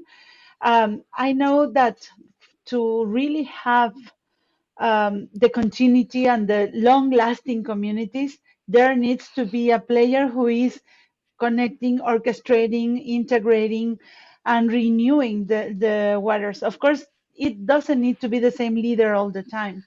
But the other day we were discussing this, and we got to this idea. I don't know if this makes sense for you, but humans by nature, we have entropy in our lives. Entropy is a force that tends us to chaos, creates chaos and distance. So if you don't do nothing, a community will separate just because of the dynamics of our real life. You need to have a force to counter effect this natural deterioration of communities, and that's the orchestrator. That's the central person, people, team, whomever who is trying to bring everyone together. So I think the key is to have that commitment, a continuous commitment. Even sometimes it's somehow being big head, no, that you are really obsessing into that.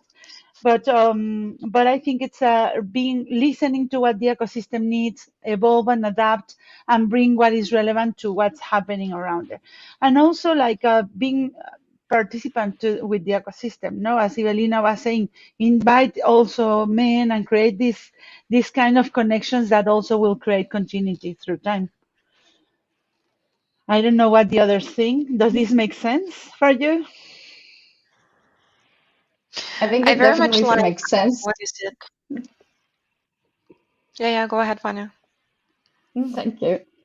I was going to say, I think it definitely makes sense. We need external drivers. In our case, I think the continuity of the community is really based on our volunteers, our ambassadors, the 30 women ambassadors we have across the country, which are women professionals that on top of their day job, they run this mission of Geek Girls Portugal in their cities, on top of their families, on top of their daily work. They continue this mission in spreading the word of the community, of bringing new activities, of being ambassadors towards companies and men also around the country in promoting a stage for women and empowering women. So I think the continuity here for me is really having the spaces of these women volunteers that continue to spread the mission, that are super engaged in building more activities. In every 2 months, we have meetups in every city. So that bringing that continuity to our activities actually creates long-lasting relationships in each city and in each ecosystem.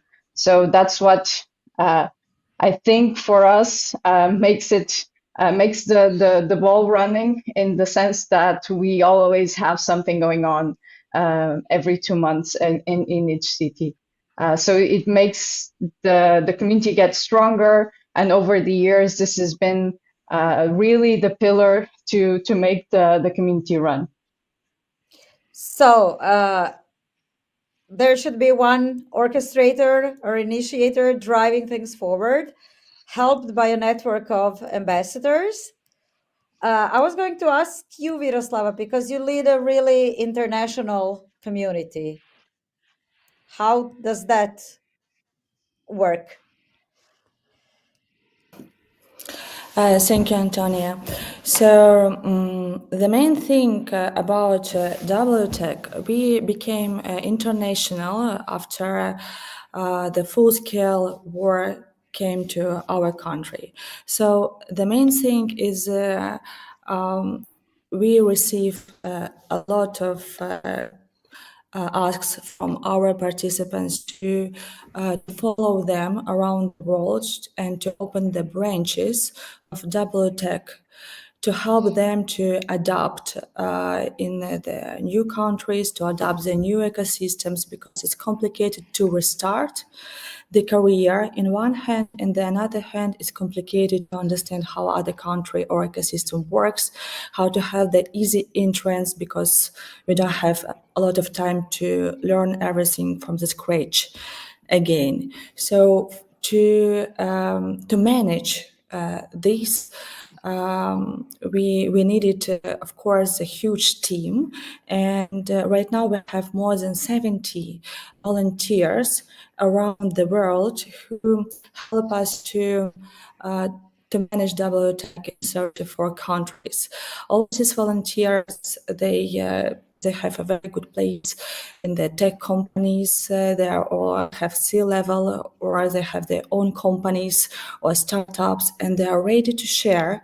They're ready to share their time, knowledge, expertise, and to help us to manage community in these countries. For each country, we have.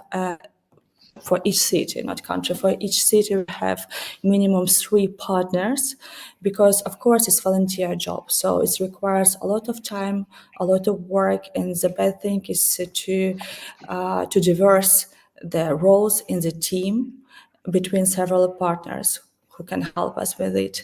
And also to make it happen, we have the core team who helps our partners around the world, so they can support them in organizing the events like offline and online. They can support them how to help our participants in the other countries, how to make the partnerships with the international companies. So we built the huge system where we have end partners, volunteers, and the core team who support them. Ivelina, I hope I answered. Yeah, sure. Yeah. And I particularly liked the part where you expanded because your community expanded. Like you followed your Yes. community abroad. Okay, so Ivelina, can we hear us a bit from you? Yeah, sure. I wanted to say that I very much agree that a community needs people to push it forward and to basically save it from falling apart. Because indeed, with many jobs with family care, etc., it is very easy to fall into the everyday life, and volunteering does take a toll on one's everyday life because it takes time. I gotta say that in our case, we are a fairly new local group dating for about 2 years now. We started off on this date, March the 8th. 2 years ago, 2022, in countries that are close to Bulgaria. Usually, women and men would know what March the 8th is. It's like a symbolic date where uh, we would receive flowers under we, I mean women, etc. So yeah, we actually chose it as a nice symbol to start. But still, in other countries, it is a date that doesn't really mean a lot, right? So in other parts of Europe, it is not as uh, famous and not perceived the same way. So yeah, we as a new community, we try to involve, as I said, people from different backgrounds, people with different level of experience. From different professional background, not only say technical, but also not non-technical. And in order to expand it, we also do need to put in a lot of effort into advertising and without money, of course, because budgets are tight, and with and to into partnering with other organizations. But still, I gotta say that it is really great how people do want to take part and to meet other like-minded people. And from that point of view, I gotta say that it has been very rewarding and not as hard, because when people meet each other and can talk and can exchange knowledge, because when we do our events, we usually take care that there is a networking part where people can actually talk. For an online event, that's hard, but for live events, that's easy. So yeah, I do see that people very much enjoyed this part, and we can help also sometimes people from other countries with information that is helpful for them. Maybe I went into another topic a little bit already. Thank you. But I just noticed you mentioned lack of budget. I think that is also one thing you all have in common. Bianca, you mentioned that your community gathers a variety of people, like from high school students to established professionals. Can you please share a bit on how do you keep your community alive?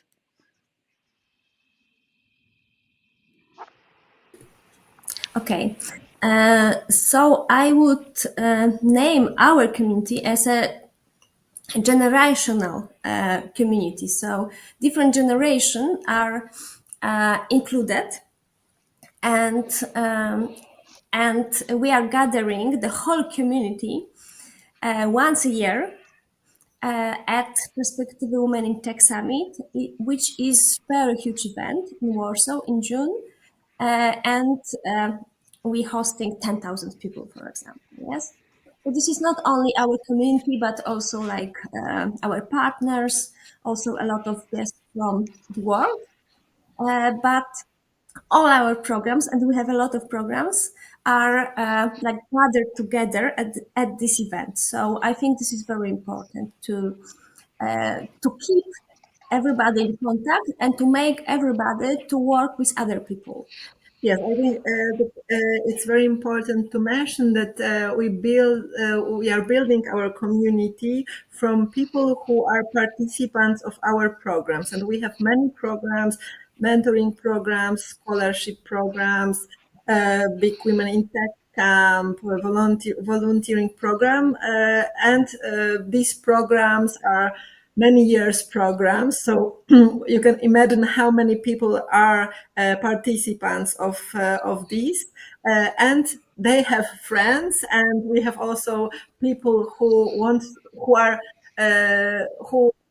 are not in the programs, but they want to act in small activities. So that's in this way we create this community, and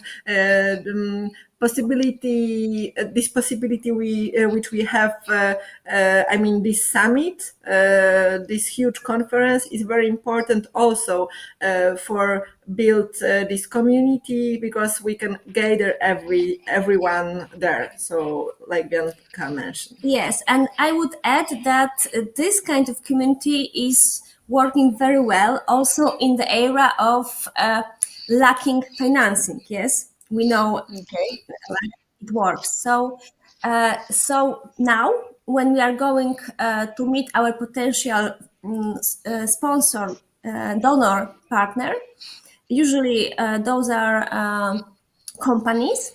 So a lot of this connection is initiated by our, alumni of our programs. Yes, We have alumni from which we met many years ago, and now she's, for example, a person who is responsible for finances in huge company. So she come back to us and want to engage in supporting women in STEM. And we also have this C-level network, because we work with all women in tech who are in the leading position in the best tech companies and the best research institutes.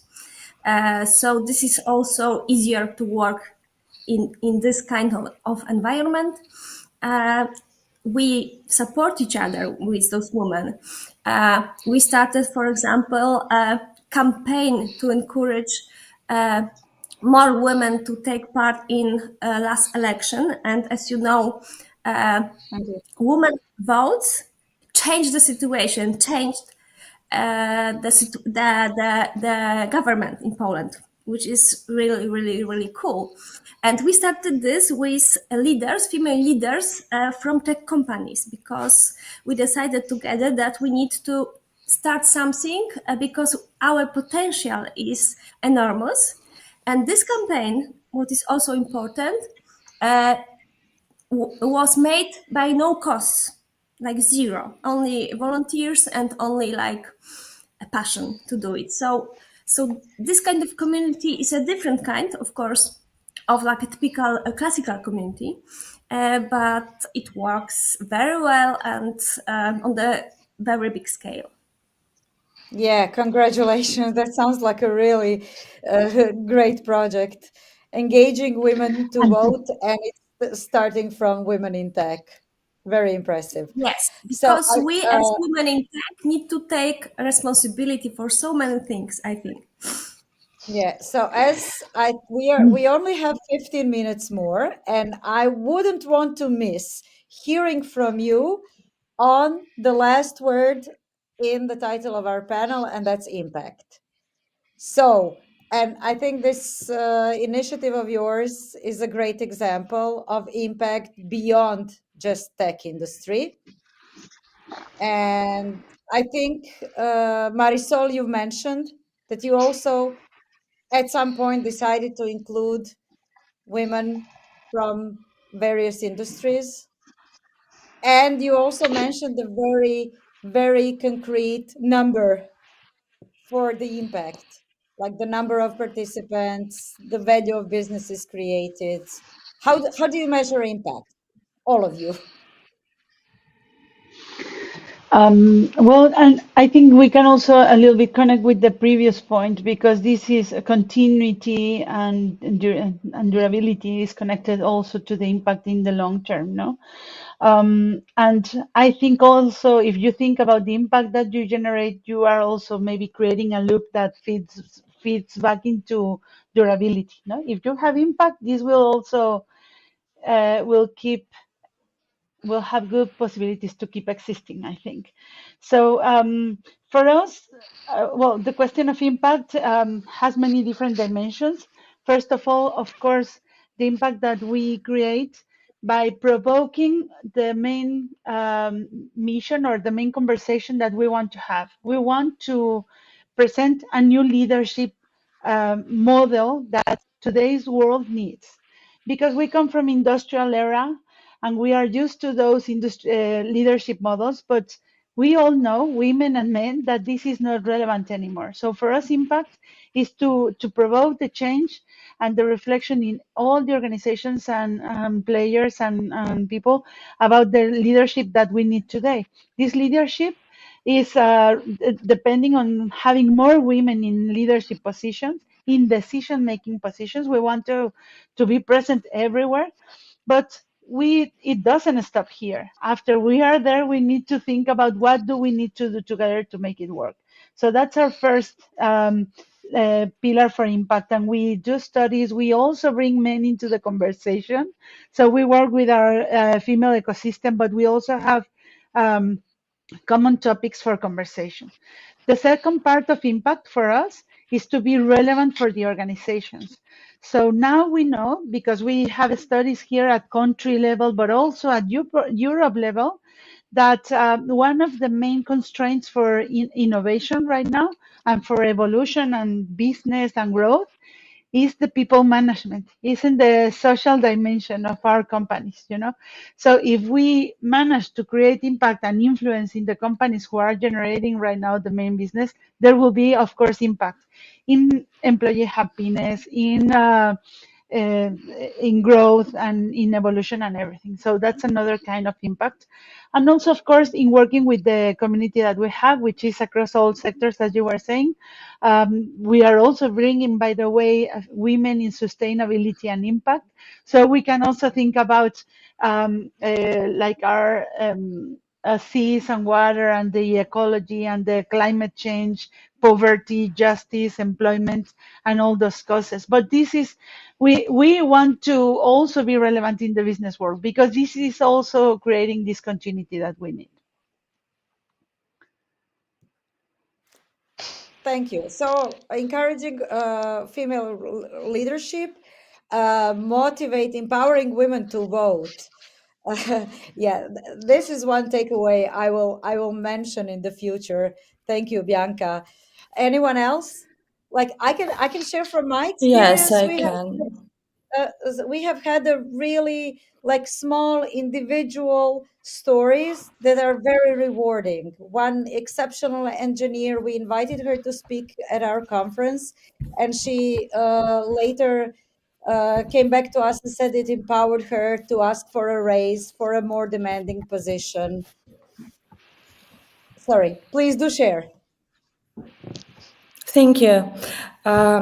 So I can share, I can divide the impact that WomenInTech has right now and our plans for future.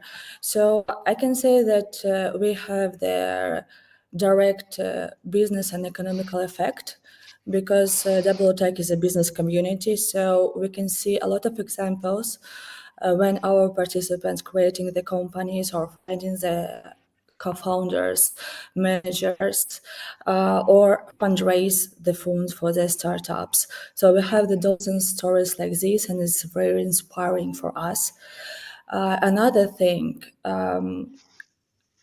we would like to launch their WTech fund in Q1 to help our participants and participants around the world and startups with female founders to fundraise. We will give their investment and we will give the grants for them to develop their companies. And I think it's a bad thing the community can do, because we have already done a lot with the networking and connection, and if we can do more like this, help them to create the companies, to invest in their business, believe in what they are doing, it will be the most incredible step what we can do right now. Yeah, that's also very concrete impact. Thank you. Ivelina, you wanted to share also? Yes, I will try to be brief, even though it's a long topic. I will split it into two impact in terms of like global women in agile, and then impact of our local group. When it comes to the global organization, there are like quite a few programs that it is running that have positive impact on women all over the world. One of them is like the one that I mentioned, launching new voices, providing opportunities for young professionals to speak up.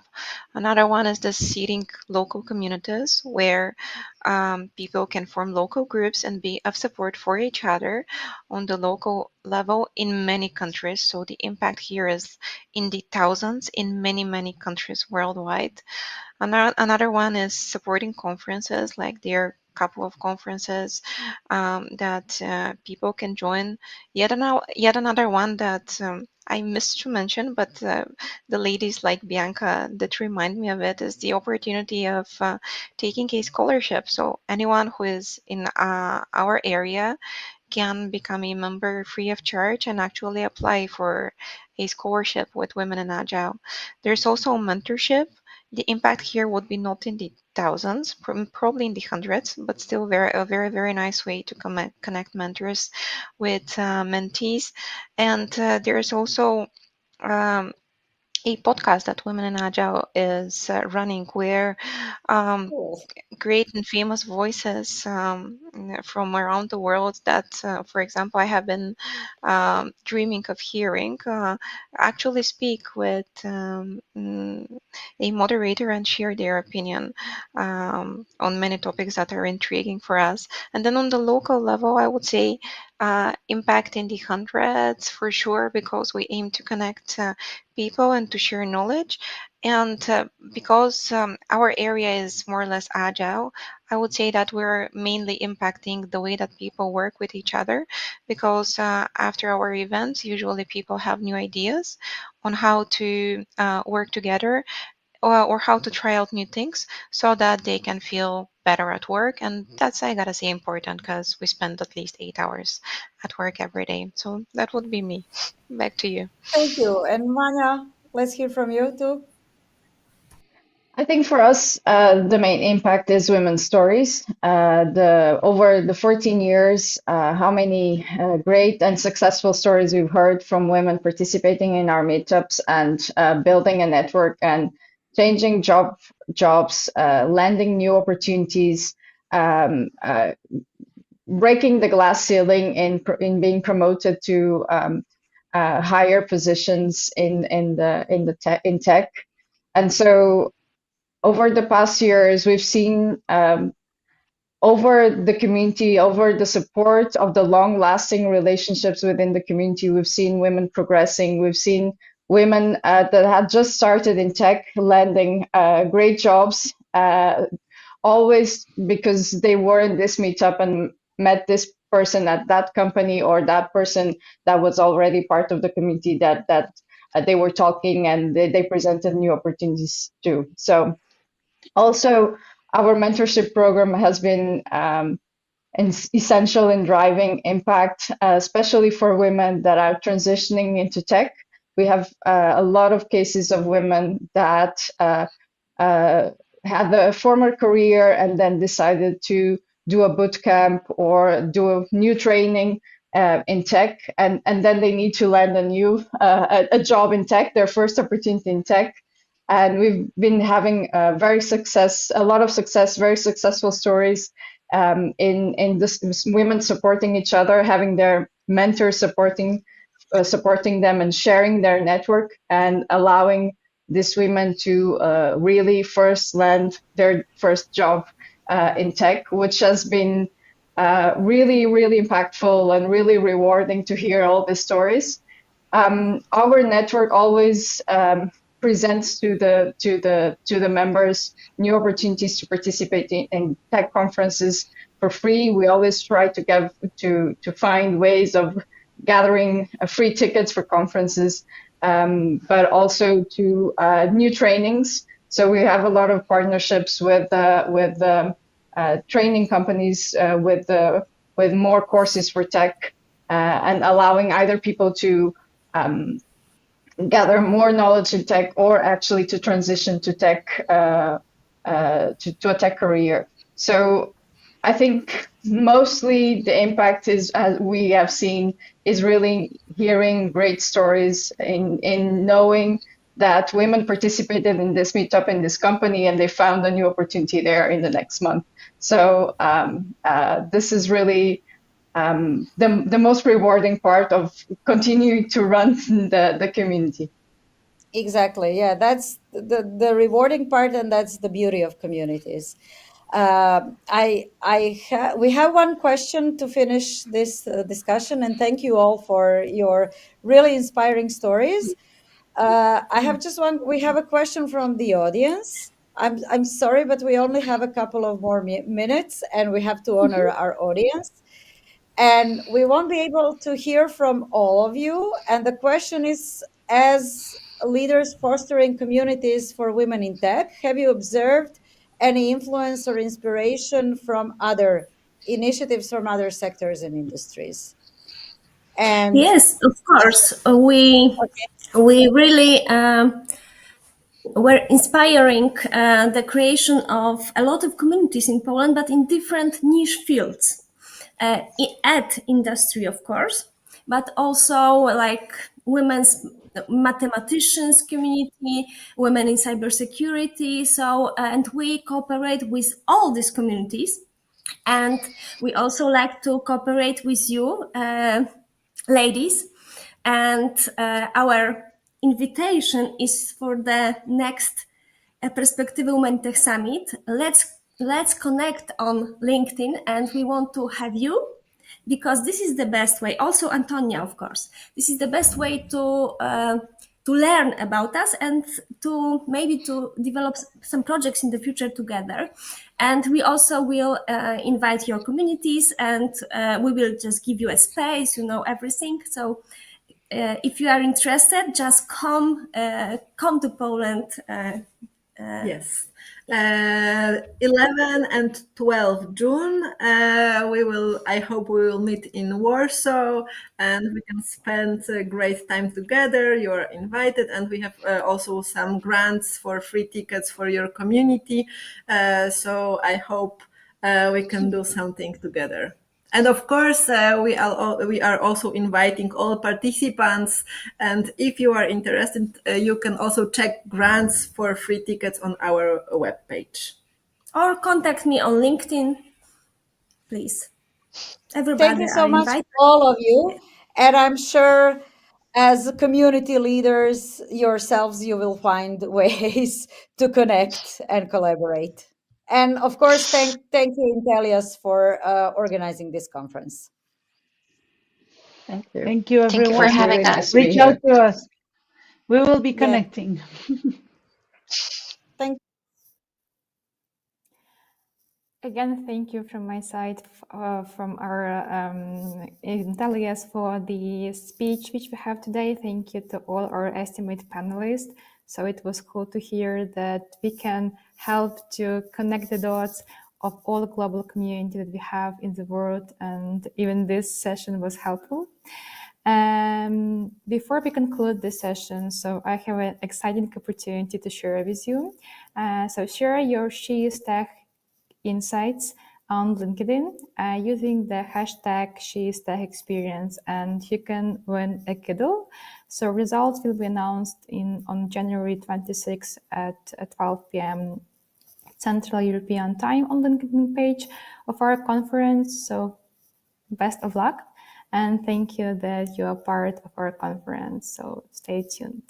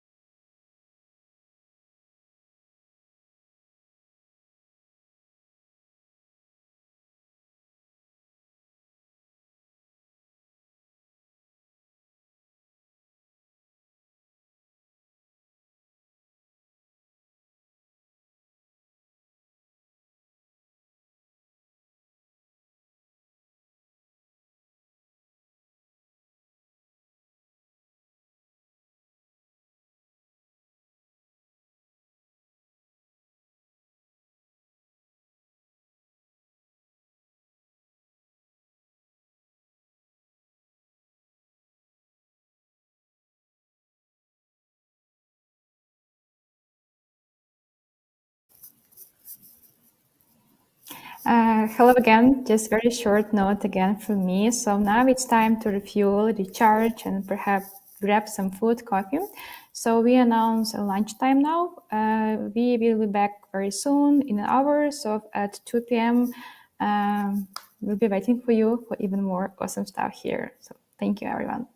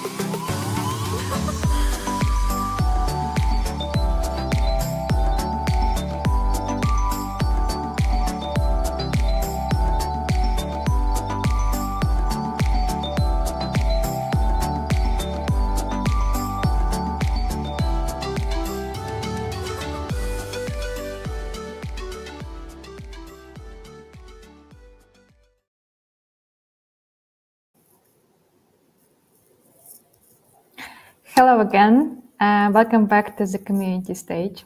I hope you have enjoyed your lunch break and now we are full of energy and ready to proceed.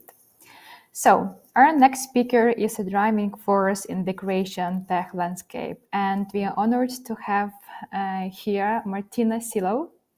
So meet Martina, the president of CroAI, Croatian AI Association.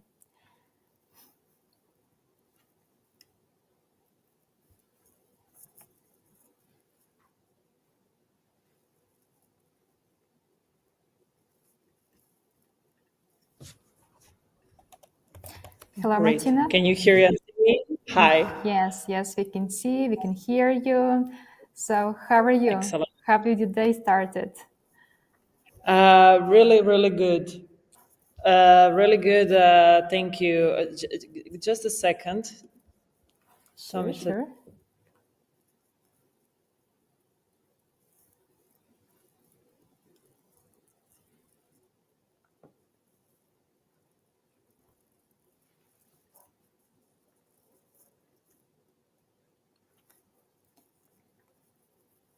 Maybe I will make small intro about our session, but Martina is trying to fix some technical details. So our session is entitled "Can We Smash Barriers?" So Martina will focus on breaking down the wall that can hinder collaboration. Yes, I just started to making some intro Sorry, while Oksana, you my were absent. wasn't so good, so sorry about this, but I think we can start now. Yes, so I just started making some intro about our speech, so maybe, yes, we will finish. So the topic is about breaking the barriers in our women communities. So we will focus on breaking down the wall that can make collaboration difficult in diverse ecosystem. So Martina will tell about the status quo, about exploring collaborative communities and learning more how we can go beyond like personal interest and spark positive change and new ideas in the society. So Martina, I believe that you are ready to start. Yes, everything is okay? Yeah, everything is okay. Sorry for the delay, but we can start. Thank you. Super. So the stage is yours. Thank you so much. Firstly, I would like to share my presentation. Let's try this. Okay, I hope you can see it. Everything working? I hope it's working. So welcome today. My idea was like not to have a really strict a presentation. I would more say it's like some kind of workshop, and I would really like to hear or see your comments and your feedback. But firstly, I would like to present myself. I'm Martina. I'm the president, actually new elected president of CroAI. CroAI stands for Croatian Artificial Intelligence Association, but relatively recently I also joined a AI startup called Mindsmiths, and I'm in charge of partnerships in Mindsmiths. I would really like to connect with you, but I think the best way to do it is LinkedIn. So you feel free to contact me after this lecture, and we can always schedule some kind of meeting. Before I switch to the topic that we will cover today, I will just give you a brief overview of what I am and how I ended up in CroAI, how I ended up in the AI sector. Because if you ask me like 10 years ago, what is my choice and how would I like to, I would say what kind of career I would like to follow or what kind of path I would like to follow, I would say I have no idea. I come from a really small town, beautiful town on the Mediterranean coast. It's called Šibenik. And during my high school days, I had no idea what I'm going to study. I was a part of one of the, I would say, hardest high schools in Croatia, but after it, I had no idea, should I go to some kind of engineer college, or should I go to law school, I don't know, economics and business and so on. And I decided to go to law school. And then after 2 years of absolute torture, I said, there's no way I'm going to proceed this career or continue this college. And I had a gap year. And after that, I enrolled at economics and business, faculty of economics and business in Zagreb. And during that time, during my law time and faculty economics and business, I was always a part of some kind of associations. I was always always a part of some community building stuff, and I always wanted to like help people, connect people. That was always a part of my thing. But during the economics and business faculty, I was also keen on mathematics, statistics, everything regarding finance and so on. And I actually used those couple of years of faculty to go to work and travel. I went to Rotterdam Business School for 1 semester. I was a part of SheIsTech. And then my story with Croatia actually began with SheIsTech. I was the president of SheIsTech Zagreb, which is like a student association that wants to also get together people from different countries to send them on internships and so on. And during my time in SheIsTech, we organized a conference where we wanted to talk about AI. And no matter what you do in your life, something that is relevant to you is going to be definitely AI. No matter are you a law student or you're engineer, a future engineer or a future doctor, or you want, I don't know, study people, AI is going to be a part of your life. And during that conference, actually, I met Croatia team, and after the conference, they asked me to work with them. And that's how my story actually started. I started as an intern, then I went to event management, then I went to project management. At the time I came to Croatia was a small association, was a brilliant association. People who founded the Croatia are one of the most brilliant people I ever met. And I had the opportunity to have one of the best mentors at really, really early stage, which I absolutely loved. But it gave me a huge opportunity because I was the first employee. It was not professionalized. Everybody was volunteering in Croatia, and I saw that as a huge opportunity. And in the last 3 years, I was practically running Croatia. In my last year, I was executive director, and now I switched to president role.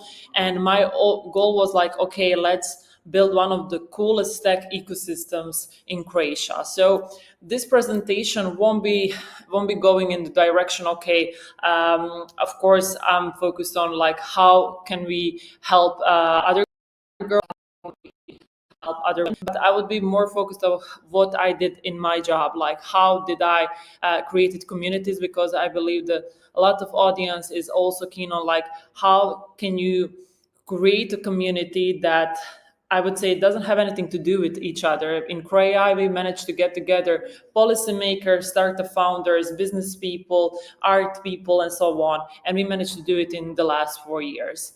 But before we switch to the presentation, I would actually like to know what do you think and what's your expectations from this presentation? What would you like to hear so we can adapt during our lecture how we're going to shape it. So this is the code. Just go to menti.com and enter this code, and let's see your feedback.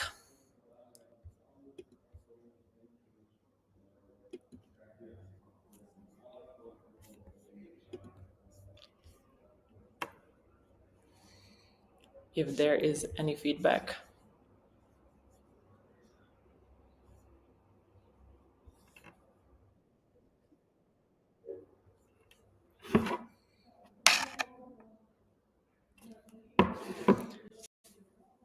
So you just have to enter menti.com, use code 72303034, and give me, actually help me how to structure this lecture that it can be useful to you and that you can use some of the knowledge and expertise and I would say some content that we try to maybe copy paste it or test some things that we tested and so on.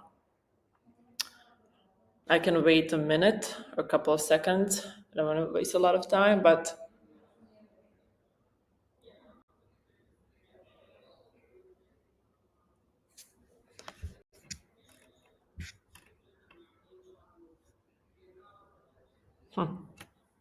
okay, let's go back to first presentation. And I will talk how we actually started the Croatia. So what is really relevant regarding the community building, that we experimented with a lot of things.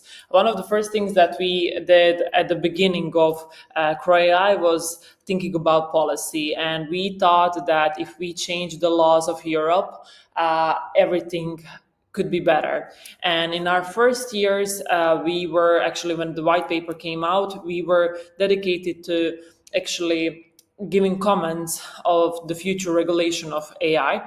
And just to give you a perspective, when the white paper came out, we gave a couple of comments as CroAI, as a small association at its beginnings, so on, from Croatia. But those comments were actually accepted by European Commission, even though European Commission received thousands of comments regarding the regulation, but our comments were now a part of AI Act. And that moment we thought this is the best thing ever, and we are changing the face and the laws of Europe, and we will be helping startups, we will be helping entrepreneurs and so on.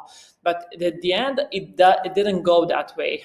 We were like, yeah, we wanted to shape the community, we wanted to help the community, but it didn't, I would say that wasn't something that actually happened.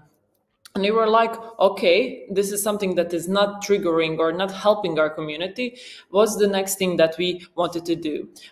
We definitely wanted to create that synergy between different ecosystems. You had an ecosystem, and that's quite relevant to know. Like, you had one ecosystem from like policymakers who didn't understand tech, who didn't understand in general, didn't understand the startup ecosystem. On the other hand, you had the startup ecosystem and the tech community, which didn't understand the law, often didn't understand the law and how European Commission works. And we wanted to create some kind of synergy between these two, I would say, hubs. And we organized actually a European AI Forum. It started from Croatia. The first European AI Forum was during the Croatian presidency in Zagreb.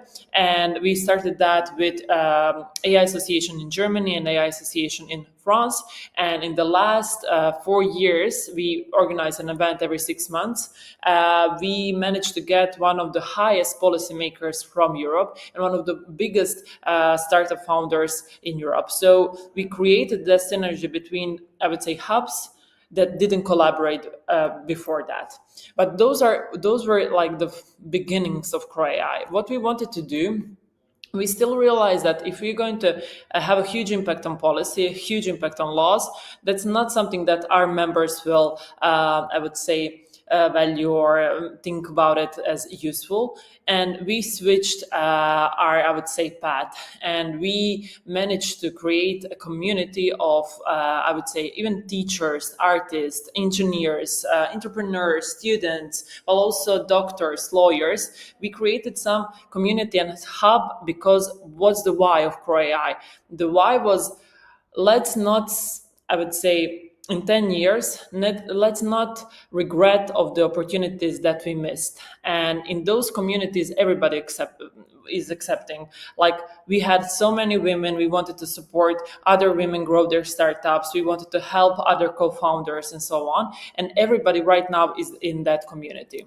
So what it's are like two basic core loops, I would say.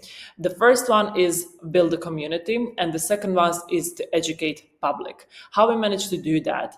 Building the community, we said, okay, the most important thing is to have an annual conference, and it's AI to Future.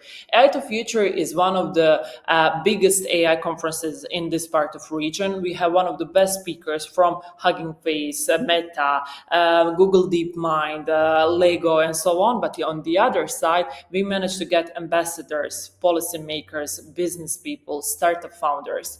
And you already in that ecosystem created a hub that everybody gets together. Because when you see communities like Silicon Valley or some inspirational communities around the globe, it's never about just tech people. It's about every single individual from this ecosystem from the world that gets together and gives some benefit. And that's the reason why we have, again, lawyers, doctors, policymakers, startup founders, and so on, because together they're creating the best products in the world. And that's the reason why we want to shape Croatia as one of the best tech communities in Europe, but I would say in the world also, because Croatia is the country of 2 unicorns, and it puts Croatia on the second place in Europe by the number of unicorns per capita. It's on the 11th place in the world. It has a lot of startups, a lot of scale-ups. But those startups and scale-ups can't, I would say, move forward without other aspects, and those are the art people, those are the product people, those are the project managers, those are the policymakers. And what CREA is trying to do is to get all these people together to create that community. Also, except AI to Future, we have 2 annual parties, because we don't believe that you're going to accomplish great things with one big project. We believe that if you get these people that I already mentioned a couple of times in the same place, in the small rooms, let's make them talk, let's make them collaborate, let's make them sharing their vision to the future, great things can happen, great business ideas, great, I would say, meetings after that. And our parties became some kind of legends of a Croatian ecosystem. Except parties, we really want to be present. So we organize, once a month, we organize a meetup. So also trying to spread this talk about AI and tech optimism across the Croatia. We're not just based in Zagreb. So in the last year, we visited a couple of cities in Croatia, and our main goal is not like to put 4 AI engineers on the scene. We wanted to talk like, okay, let's have that, I would say, mayor or minister on the panel. Let's have some AI scientist on the panel or AI engineer, but let's have art people. Let's have a professor on the Academy of Art also on the panel. And let's discuss how these people feel about this new technology. Except the meetups, we organize engineering meetups called the Geek Gatherings. And also what we tried in the last couple of months, we tried to create micro-communities. Why micro-communities? Because CREA has more than 450 members. And our main goal is to give each of that member some content that he will be happy with, and it will create some kind of value to its life. There's a reason why we have machine learning micro-community, product micro-community, and DevOps micro-community. The reason why we also have it, because we want to have the big ecosystems in the world, I would say, play. It's that everybody's in that community. So if I made a mistake 2 years ago and I see you making the same mistake now, of course, it's going to of course, we can collaborate and I can tell you to not make the same mistake. But if you want to do that, you firstly have to create a community for these people to communicate and to exchange knowledge, to exchange experience and bad things and good case practices like bad case practices.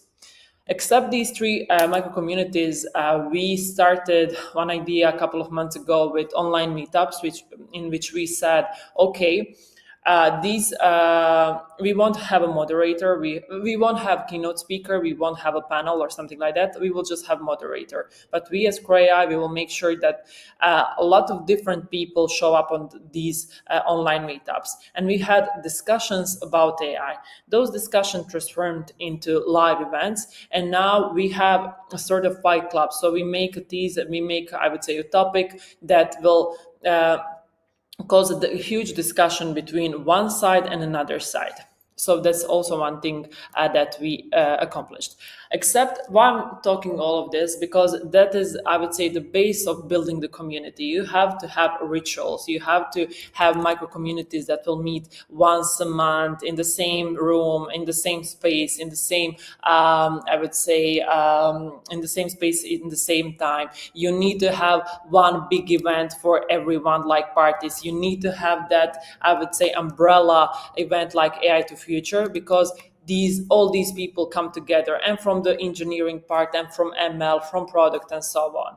And that's the thing, how we created the community here in Croatia. And we also were quite active almost on every single conference there was here, from media to medicine to law, general public, education, policymakers, and so on, because we wanted to be present. We wanted to educate people about AI and the technology and the opportunity that technology brings. Except that, like I said at the beginning, what we said, our 2 pillars are community building and education. In the education, we use these people which we get together for to educate the public and to educate others about AI. What we did 3 years ago, we brought, first of all, when we started the association, we were like, first thing that we did was to Google AI in Croatian Google, and the first article was, it's going to kill you, it's going to steal your job, and I think it was teaser for Transformer 3 or 4. And then we decided we have a huge problem, because we are now starting an association that is going to talk about this future technology, and people are probably scared of it. And we found a course, it's called Elements of AI. It's like a short course from Finland, and it was like a Finland gift to European Union and its countries. And every single country brought that course and try to educate people about AI, but we wanted to create a huge campaign out of that. It ended up that Croatia was the only country in Europe that engaged 1% of the population to enroll in that course, and everybody was enrolled in that. Here you have Damir Sabal, who is the founder of one of the biggest Croatian AI startups that exited, and it was sold to Google for $500 million. Here you have Mate Rimac, who is creating the fastest cars in the world. He's also the second Croatian. Here you have, so everybody was involved. The high schools were competing each other.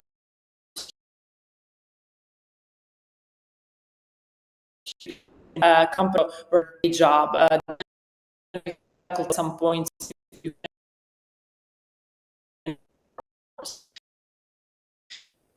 about it, a number of people in the course. And then we said, okay, this was a huge milestone. We were really happy about it. But in context of, okay, we had community building and then we have education. And in the context, we wanted to get involved, I would say, engage our community members into education. On the other hand, we also saw a huge problem that with ChatGPT and other tools, which are huge opportunities for education to improve and so on. But right now, we saw it as a problem because everybody was, just a second, sun is killing me. Everybody was quite scared. Schools were scared, professors were scared, and so on. And every time in history, when you had, I would say, an earthquake like this, with new technologies and with new things coming up, you have new models have been created. And we didn't want to, again, copy some kind of model from, I would say, US, Asia, the rest of the Europe. We wanted to create Croatian model of education. And what we did, we engaged that community to come to Croatian high schools and to teach you about the future world, the technology, what they do, how their life looks like thanks to the technology. So we brought one of the best people from Croatian ecosystem to high schools, because our hypothesis was professors should be facilitator. They will give you the basic knowledge, but who will teach you about the future, who will teach you about the future jobs and so on? Those are the people from our community. We started this project at the beginning of the year, and we have been to a couple of cities in Croatia. We have been to more, I would say, more than 50 schools, and we reach more than 2,500 students. The reactions of, because you have to be aware that people in Croatia are not aware of what is happening in Croatian tech ecosystem, and that's our role. That's the role of CroAI.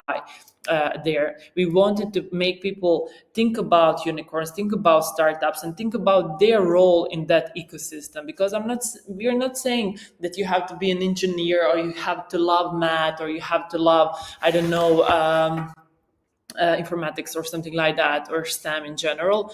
If you like, I don't know, languages, art, every single person has, I would say, their place in tech ecosystem. And that's something that we want to show to these kids. We want to show the opportunity that we have with AI right now. Except that we started a huge project this year with WhatsApp community. So please feel free to join our WhatsApp community, CroAI. We got together more than 600. I think now it's like 650 or 700 members. And you can learn a lot of things from different areas regarding AI and the technology ecosystem. Also, we have been a part of many European projects like ADRAI, which they want to create, I would say, convergence between AI, data, and robotics. Also, we have EU Digitur, which helps SMEs, actually SMEs in tourism, to innovate, to adopt new technologies. Also, we are a part of AI for Health, which is one of the best creation projects that want to help AI startups for advancing healthcare in Croatia in general, but also for, I would say, implementing AI solution into healthcare and so on. Also, AI for Vet for AI is one of the projects with establishing a European platform for excellence in vocational education and training. And since this year, we are also working on a couple of new projects. We are developing a course for SMEs about AI and blockchain. We are part of one of the biggest projects in education. It's called Brain, that wants to transform educational process through the use of personalized approach to students. And one more project, Deploy AI. The reason why I told you all of this is because what we did, because building the community is extremely complicated, and it's hard to, especially when you're not building the community for certain people. So you're not building the community just for, I would say, tech people or engineers or product people or journalists and so on, but to engage people from different sectors, like journalists or ML engineers or engineers in general, and policymakers and startups, but art people also, or design people. It's really, really hard to shape it and to get all these people together. And we are bringing them together to connect them, and so they can build the best product from Croatia together. So this is a short story about how we build the community here. I hope you heard some of good tips if anybody is creating some kind of community or trying to do that. Like I said, feel free to contact me if you need anything, and I'm here. I don't know how much time is left. It's like 3 minutes, but we have 3 minutes for questions. Thank you, Martina. It was really a pleasure to listen to you, and thank you for your energy and dedication to the things you are doing. So it's really huge.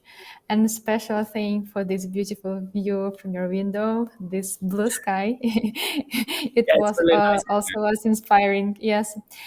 So we have some questions in our chat. Let me check. So first of all, what kind of collaborative projects or initiatives do you envision for the Croatian tech landscape, and how do you see them influencing positive change in the region? So I believe you have covered maybe some of the things, but maybe to sum up just. Yeah, I would like to sum up, and sorry for all the technical moving and everything. I know it's been a bit chaotic, sorry about that. But regarding the projects, we have been a part of a lot of projects. So we have European projects, like I mentioned in the presentation, and with each project we are trying to build what I said at the beginning, community building and education. It always has to be, I would say, in line with what we do as CroAI. And then we have, I don't know, for example, AI for Help, .cro wants to help as AI startups to enter healthcare and to enter hospitals. Then you have, for example, AI for Vet for AI that wants to help I would say, implement AI into education for vocational students. Then you have, for example, Project Brain that wants to help integrate AI in education in general. So you have various projects on different fields, but everybody has, I would say, in our point, has the same goal, and that's to build community, to get all these different people together, and then to educate the public. And then when you have the educated public, then you push them into the community. Great, thank you. We also have time maybe for one more question from the audience. So what advice could you give to those who are developing own communities?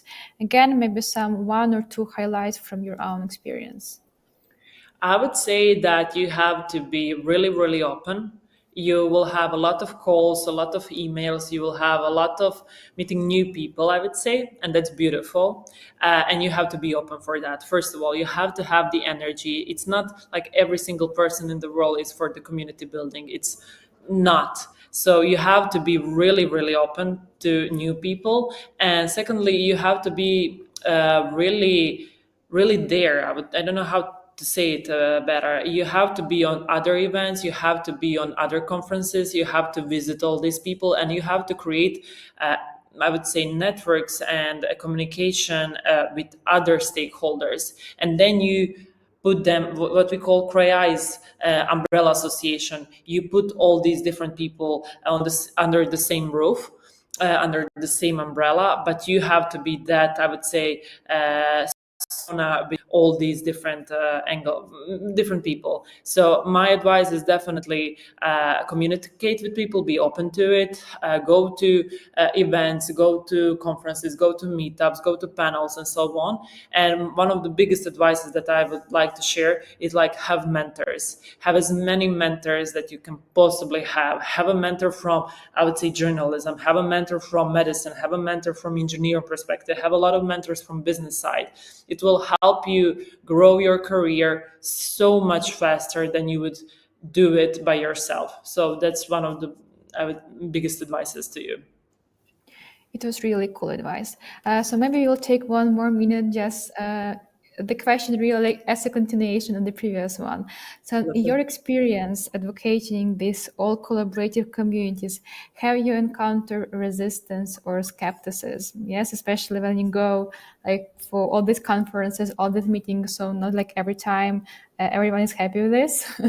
So what about this side of the yeah, I think this is a great question. I like that we will end with this, especially I don't want, I would say, put that as in the spotlight, but especially as a girl, it's different to enter all these communities. It's absolutely, a lot of people have skepticism towards you, but and a lot of people had a skepticism towards me because I'm not an engineer, I'm not a scientist in AI, and I'm the president of CREAI, which is absolutely normal. But what I'm not great in coding, I'm not great in, I would say, building AI companies, not yet, but I'm great in connecting people. That's my skill. And you have to have these people, I would say, as CEOs or as heads of these kind of institutions, associations, and so on, because those are their I would say features. I don't know how else would I put it. And if you use these features in the right way, you will have the platform for everything.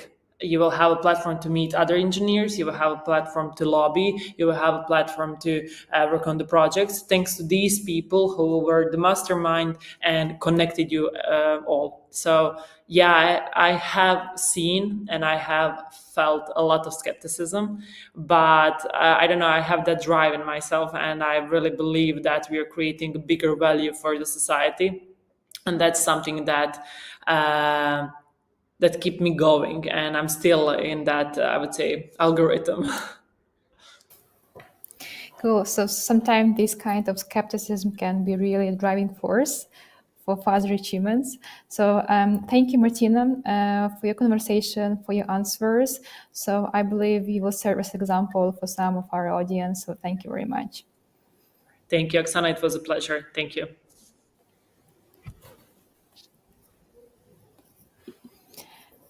Great. So now it's time for our second panel discussion. So this time we will hear two of my colleagues, our two outstanding speakers. So please welcome Hanna Kaplun, Principal Automation Test Engineering Lead at Intellias. And also we have Alexandra Kucharska, Senior Business Analyst at Intellias. So we also are welcoming for the second time our moderator, Antonija Bilić Arar, Senior Tech Writer and Editor at Netocracia. So our topic will be today for this session, Tech Community Involvement, blueprint for career growth.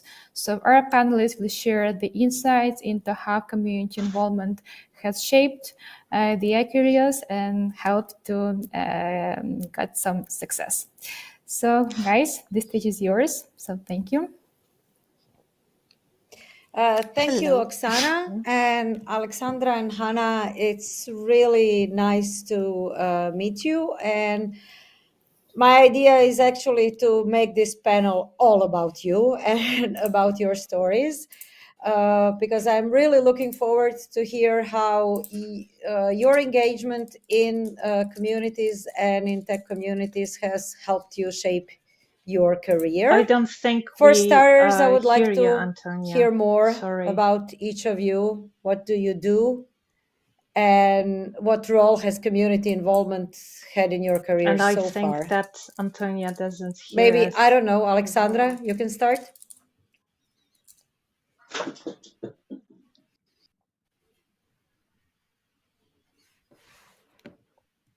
No? Yes, I can hear you, but I can't hear anyone, and I think Hannah has the same problem. Okay, I think until we resolve the technical difficulties, Hannah, maybe we can start with your story. Or we can hear. I finally can hear you. Oh yes, yes, we have. Have you heard what I've said? Have you heard what unfortunately, they have just turned on. Yeah, they have just turned on the sound. I just said that I wanted to make this panel all about you and your stories, so we can start by hearing more about what do you do and what role has community involvement had in your career so far. Okay, Alexandra, do you want to start or do you want me to start? I can go first. Whatever. This round. Okay. Yeah. As mentioned before, I'm a business analyst at Intellias. But in fact, I started my IT career as a on a very entry role of the someone of a support of corporate websites, and then moved to the technical project management, which was actually the same thing I'm doing right now, but let's say named different.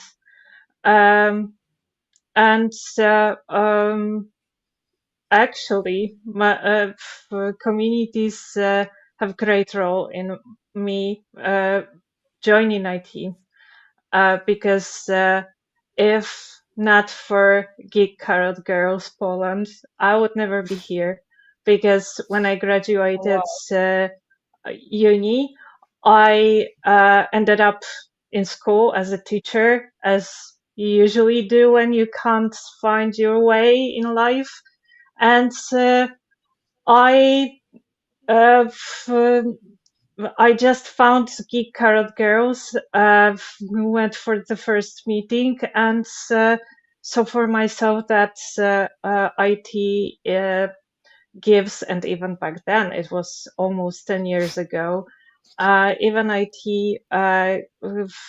gives you many different opportunities, and being a software developer is just one of many different options you have there.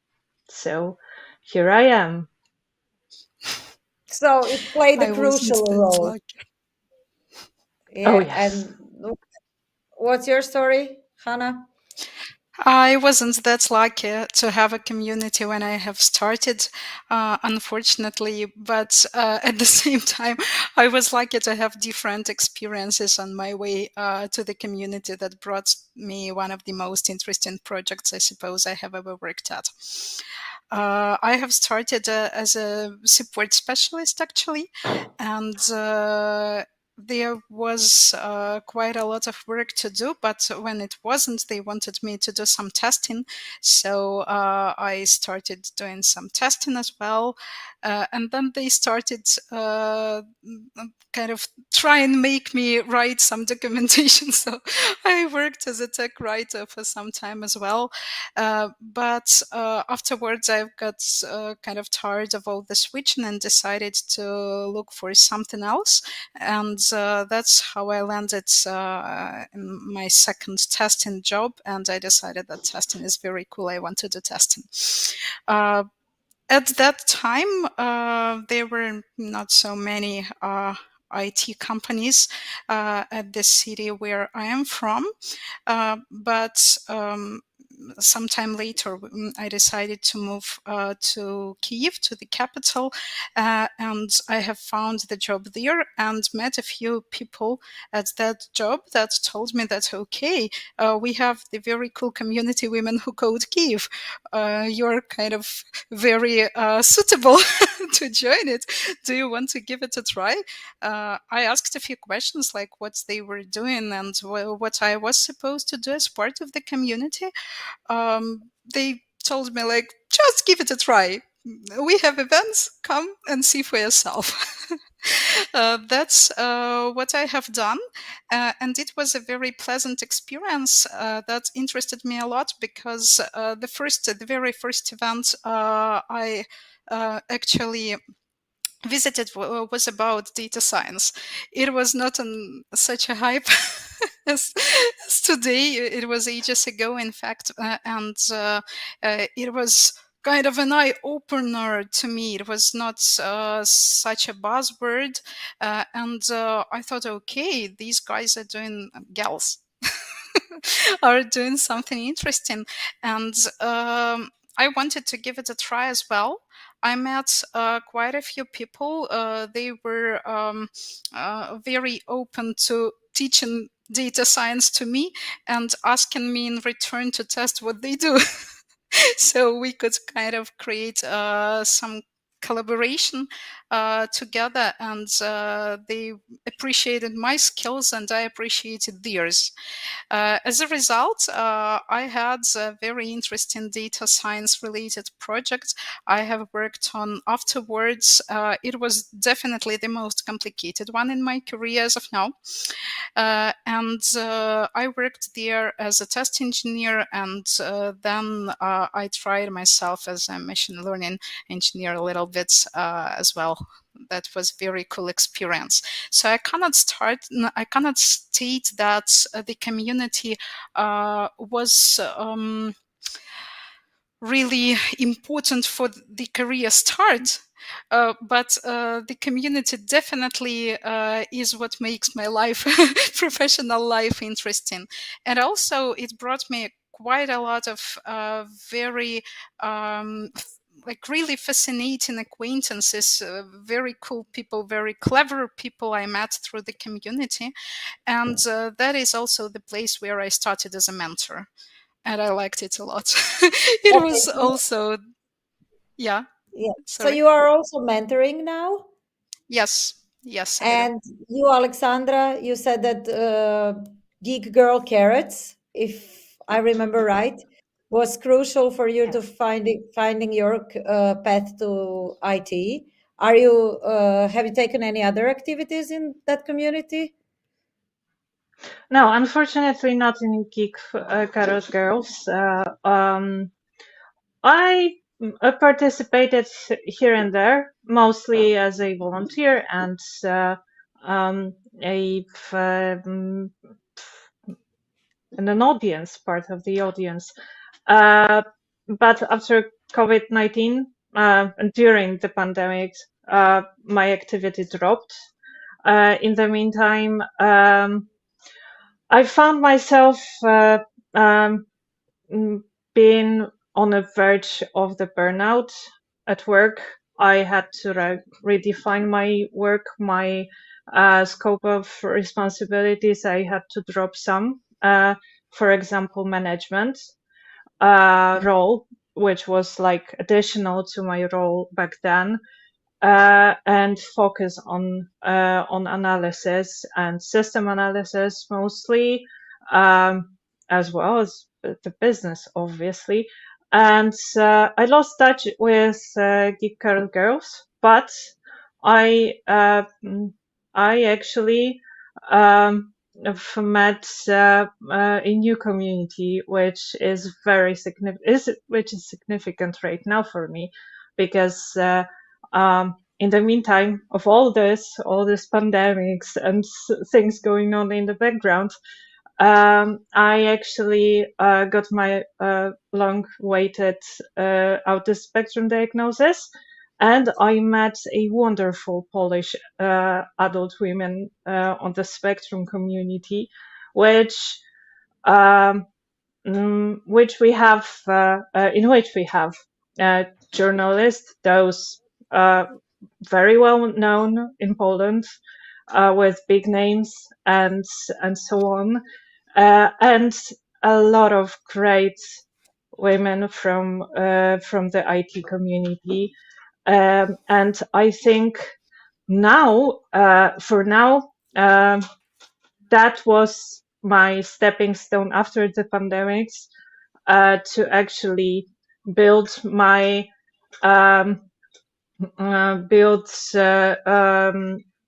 my new connections with people from the community. And just like the previous speaker said, she mentioned about finding your mentor, people knowledgeable from different different division, different roles, and learn from them and get to know what they do, how they do it, and treat it as your community, as a source of knowledge, of perspective for you, because we can't close ourselves in just one community. We need to grow, to thrive. We need to get the wider perspective. And I tried to go out, I mean, like for communities more. The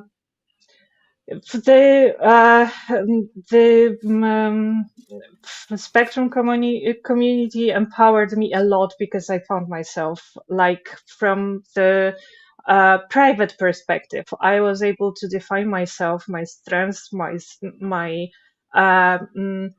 also weaknesses. Not going to lie about it, but to embrace it and accept it, and take care of myself as well. And it grew on me a lot, and I'm not a mentor yet, but I think after some time of being a mentee, I might sometime from now grow to the moment that I will feel this spark and be able to share. However, on a small scale, I do support people within the community, obviously, but it's not like Hannah, obviously, because and this is actually great story. Hannah brought me to Intellias because I yes. But in a very indirect way, because I got on Facebook or on LinkedIn, I got this sponsored post about her speech, her webinar about algorithms in testing, and so I was like, okay, I can join that. I can get some new stuff to maybe. I'm not a QA engineer, and it was never my cup of tea, but it is testing is a part of my role, but in a different dimension, and I decided to join, and I ended up sending my resume to Intelias to go on a website and send my resume, and they reach out like within, I don't know, a day or two, and it took us like couple of days to close my coming to Intelias, but it's thanks to Hannah, obviously, because that was a great webinar, and I really think it was worth joining. Yeah, thank you for sharing that story. It's such a great story. And also you kind of answered what was supposed to be my next question. And I think we can all just conclude that knowledge sharing and putting us out there, and as we mentioned a couple of times, visible role models are very important. We have a couple of interesting questions from the audience, so I will then just have one question from myself left. And you kind of touched upon this, Alexandra, when you said, I hope soon I will feel the spark in me to become a mentor. So we've said and repeated a couple of times today how communities are beneficial and rewarding and important. But I know there are still a lot of women out there who feel insecure, who think like they have nothing to contribute. They would like to be part of some community, but they kind of feel a bit self-conscious. What would you say to them? Showing up and being a part of the audience, either like online or on site, is a great contribution. There are people who come to speak, to mentor people, and the audience empowers them. I know for that it's a big word, but this is the fact. If you talk to even one person in the audience, it gives you the sense of what you are doing. And so my message is show up for the first meeting, on either online or on site, whatever you think is best for you. Find your pace. Community, like industry community or any kind of community, is not a marriage. You can always just go to one meeting and then think about it and think that you need something else and find another community. Search for the group for you and make it beneficial first for you, then to the community. Because if you find it beneficial to you, you will be beneficial for the community. I think that I like your conclusion, just showing up is enough, is great. Hannah, do you agree? Yes, definitely, because actually the community what gave me that spark to try myself as a speaker and later as a mentor. Thanks a lot, Alexandra. I do appreciate the story and you sharing it. Community brings what's most important. Community is supportive. So community is the place where you can find someone who shares your passion on the one hand, and on the other hand they are supportive, so they don't want you to fail, they don't mock you, they just have something in common with you.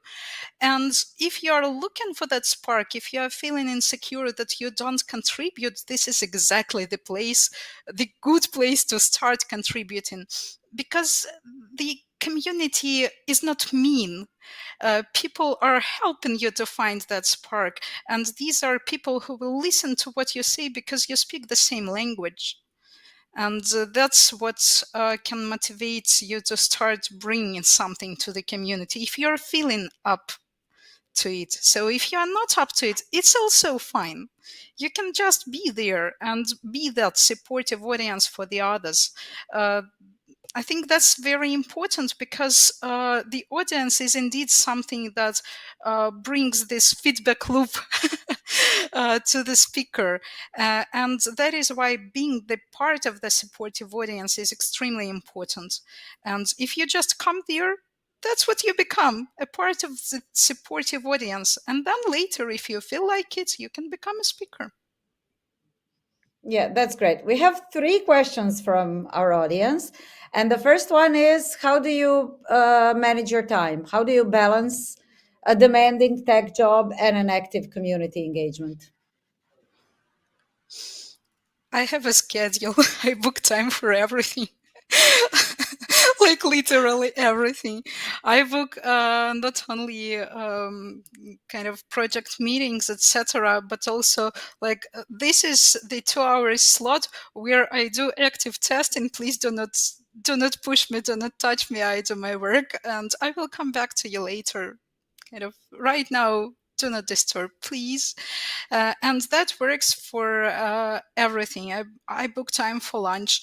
I book time for mentoring outside of the company, within the community. I book time to learn something new myself. And the calendar is an essential part of my life. I have all these, pingy reminders. I'm so envy. I'm so bad at working with calendar. I go with the flow, to be honest. Okay. I need to admit that for some webinars, for some meetings, I need to go back and see the recording because I'm not able to join. But I stick to one thing, being ending my job at 6 p.m. or so time, being my time on Friday, and that's it. I don't do any more job, any more tasks. I do my timesheets, send them, and log off. And then I devote my time an evening of Friday evening and weekends to study, to learn, to certifications, and to be a part of community, to go to the meetings, and to participate in any way possible.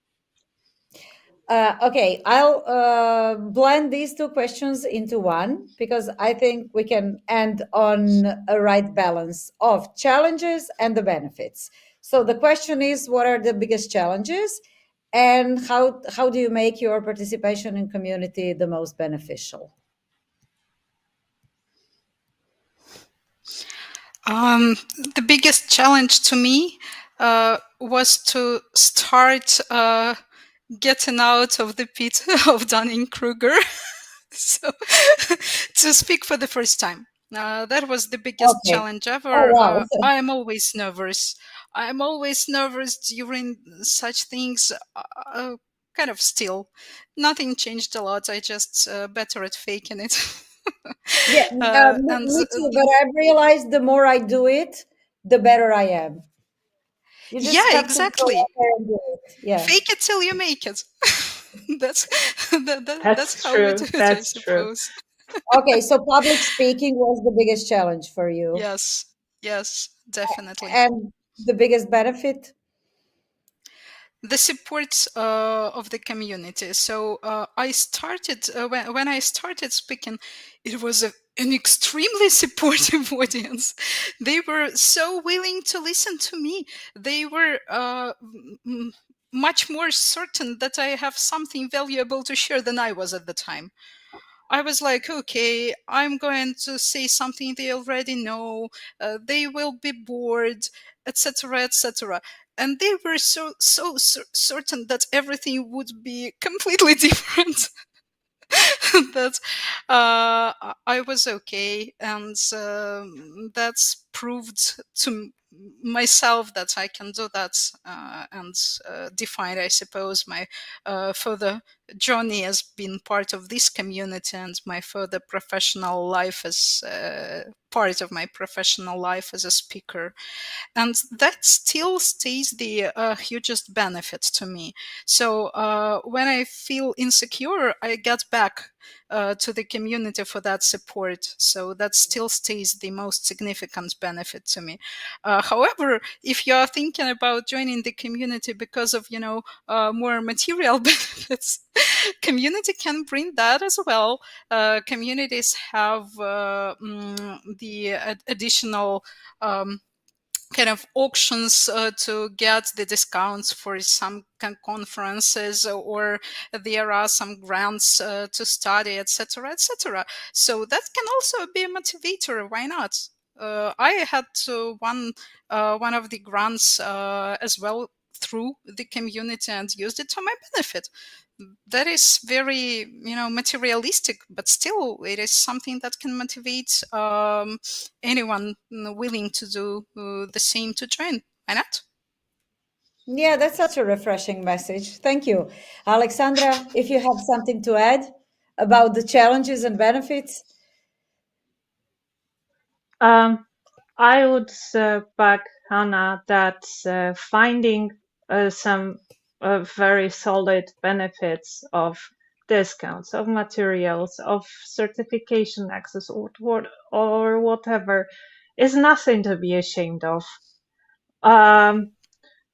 Some of us, we do have a training budgets, and others don't. Some just want to join the community, and they see that they want to do some courses or certifications first, and they need some boost, like materialistic boost, to do so.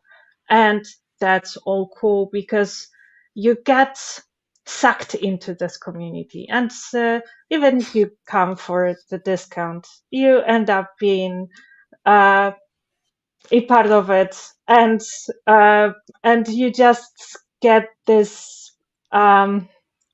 this atmosphere of support Hannah was mentioning before, that it just sucks you in, and you start being a part of it, and it's so awesome. So and when it comes to challenges, for me, is showing up, like, in person, because I have a terrible sense of running time. But if you have the same issue like I do, because I know that some people might get intimidated by the group of people they don't know, just try once, and you'll see that if you come for the second time, these people will no longer be strangers. This will be your community, and the third time, and so on, so on. So you will get to know them, like in any other activity, like, I don't know, group sport or anything. You just need to know people.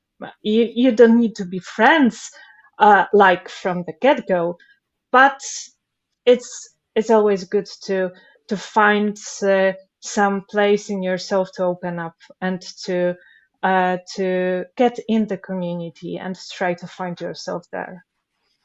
Or as you said it, you will be sucked into community, and I think that is a really great note for us to end this topic. Thank you so much, and thanks again to Intellias for organizing this. Thank you so much. Bye. Thank you very much for having us. Thank you. Thank you, ladies, from my side. So special thanks for highlighting from one point of view such simple but so critical recommendations which we really need for our growth, our career growth. So thank you, ladies. Before we move on, so a special shout out to our community partners. So thank you to SODA, Geek Girls Portugal, WTech, Women Who Code, Porto Tech Hub, Women in Agile Bulgaria with No Fluff Jobs, Anbosoft, Invest Porto, DNA 365 IT Recruitment, Talent Team, Pro Idea, Hack Yeh, Because Talent Matters, and Ladies That UX Lisbon for your support, which is fundamental in making this event even possible. So thank you very much.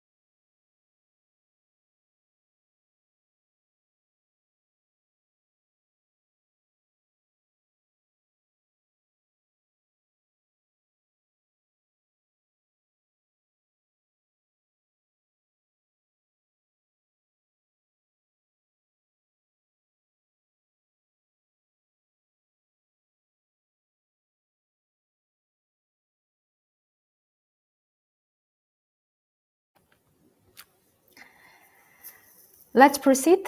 Our next speaker is from the company a lot of people is dreaming about. So let us welcome a true expert in the realm of cloud technology. So meet Aga Bielak, a cloud specialist at Google. Aga started her IT journey in 2014 when she started her computer science in Krakow, and her dedication was acknowledged in the third year of this prestigious scholarship for the best female students in technology field in Poland. So it's really amazing. Hello, Aga. So it's fantastic to have you here. Hello. So how are you? I'm very good. How about you? Great. So very intensive day, a lot of speeches, but very, very inspiring. So can you share a bit about your journey in the world of technology and what was your inspiration for this way? Sure. So my path to computer science to IT world wasn't obvious from the beginning because I always wanted to study medicine or music composition. That was my aim. But in case of music composition, my teachers told me that sometimes to succeed in this field, you just need to be very lucky. So I said, okay, maybe that's not a good path for me. And then about the medicine, I missed 3 points to get into the university. So in that time, my sister, who already studied computer science just 3 years before me, suggested me that maybe I should try this one to see if I would like it or not. So yeah, I did that, and I think that was kind of my best decision in life so far. And through the hard work, as you already mentioned, I achieved the scholarship for the best STEM female students in Poland. And actually 1 year back, so in 2023, I was nominated as a top woman in cloud computing in Europe, basically. So yeah, I think that was my really quick path to IT world. It seems that a lot of people in childhood were dreaming about working in medical industry. So I also thought that I would be a doctor, but the life turned differently. So thank you, Aga, for the intro. Our speech today is titled Unveiling the Cloud Transformation Industries and Career Paths. So Aga will tell us about workings of cloud computing and its profound benefits on business, education, administration, and our daily lives. So Aga, the stage is yours. Thank you. Let me just share my presentation. Okay, please let me know if you can see it. Yeah, I think yes. Okay, so once again, welcome everyone. My name is Aga Bielak, and I'm excited to be here today to unveil the transformative power of cloud computing. We will explore how cloud is changing industries and even our daily lives. And for those interested in joining the cloud revolution, which is happening, we will discuss exciting career opportunities, in importance of communities, and valuable certifications to pursue.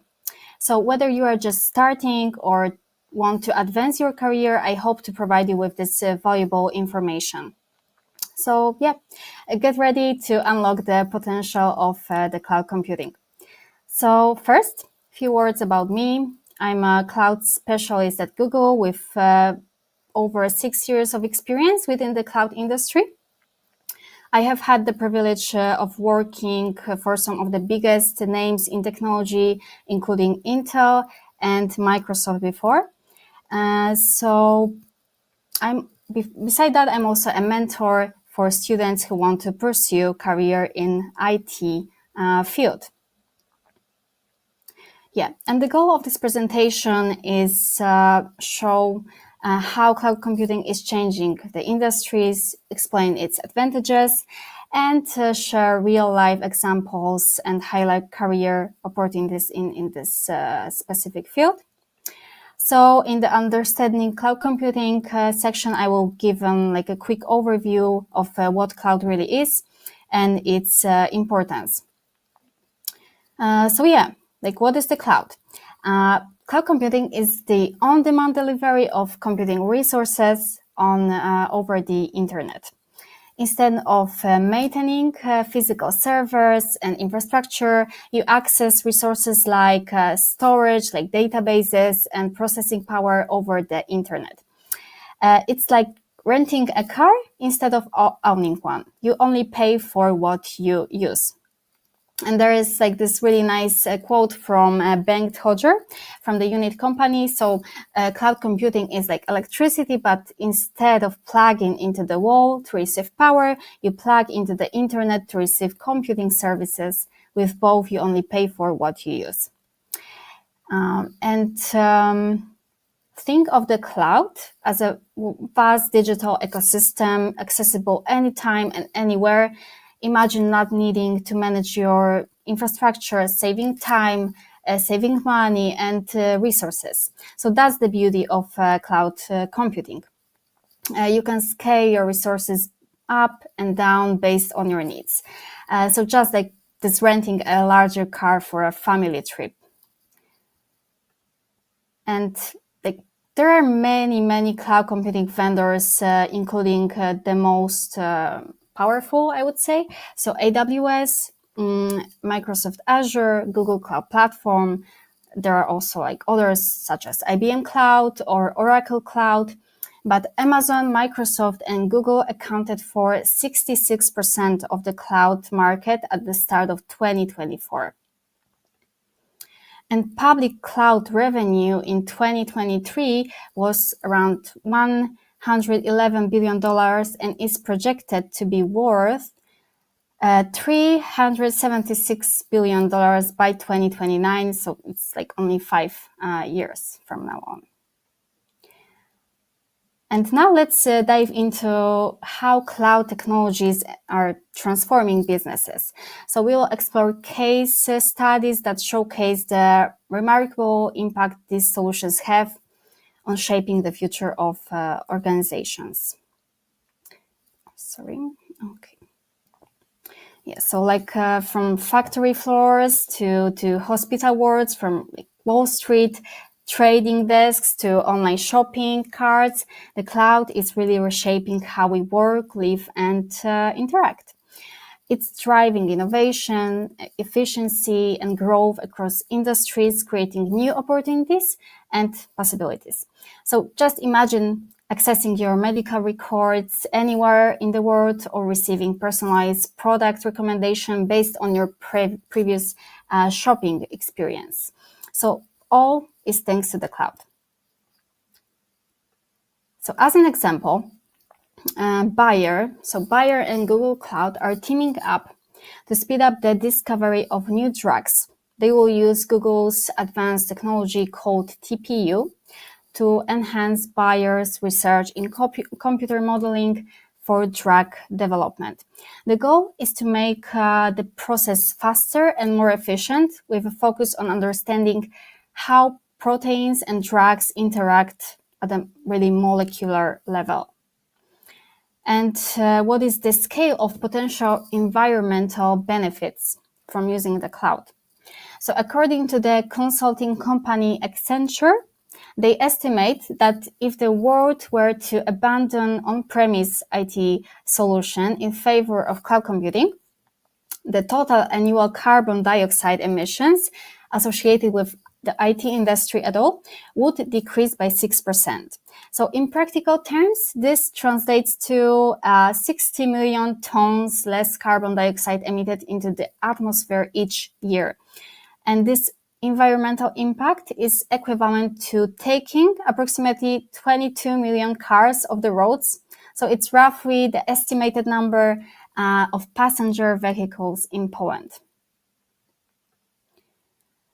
So yeah, now the education administration. So imagine students from different countries collaborating on a science project, or citizens accessing government services online with ease.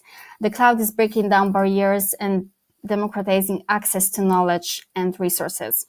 So as an example, I think you may already know the services such as Udemy and Khan Academy. So they are both providing online education just by utilizing the cloud resources.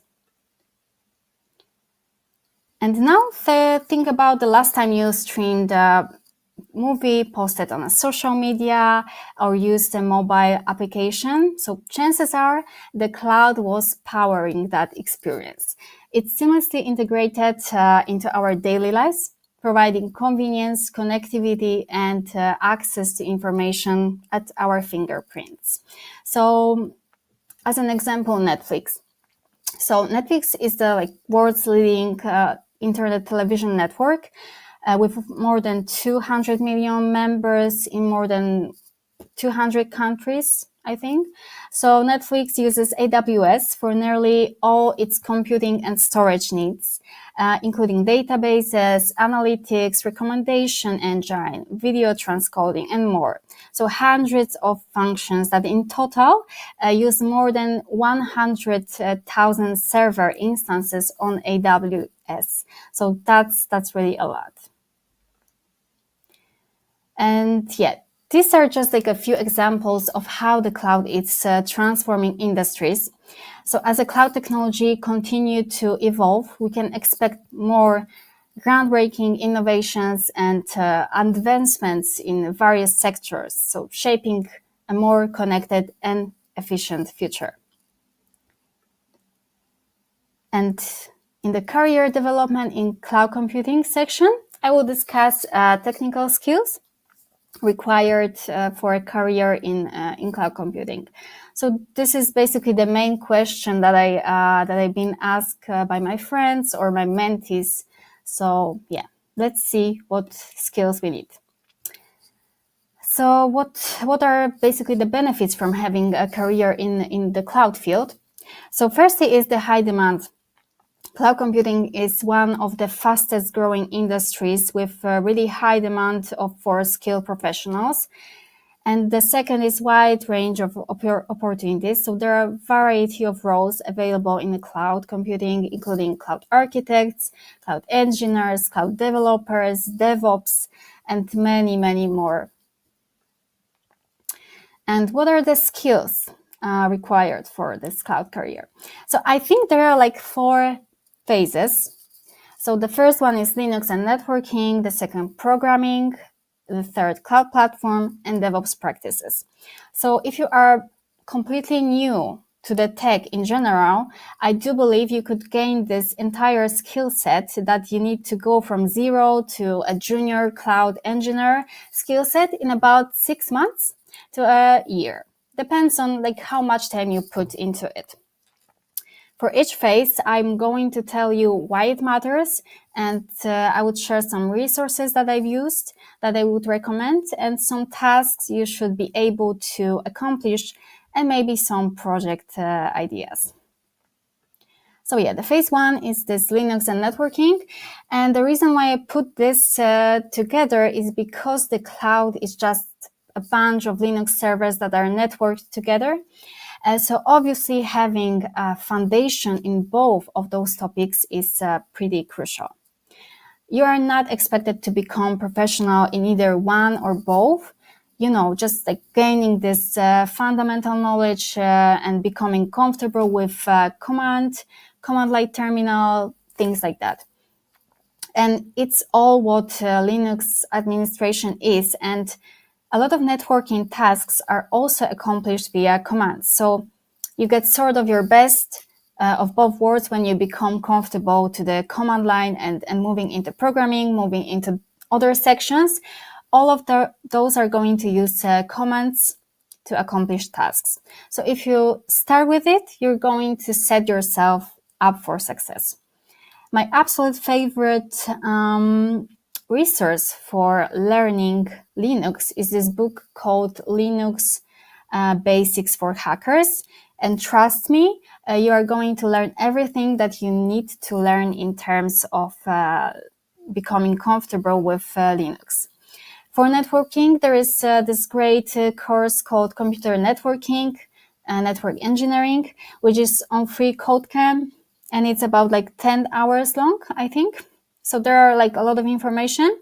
And if you spread your time over like a couple of weeks, you'll learn a lot there.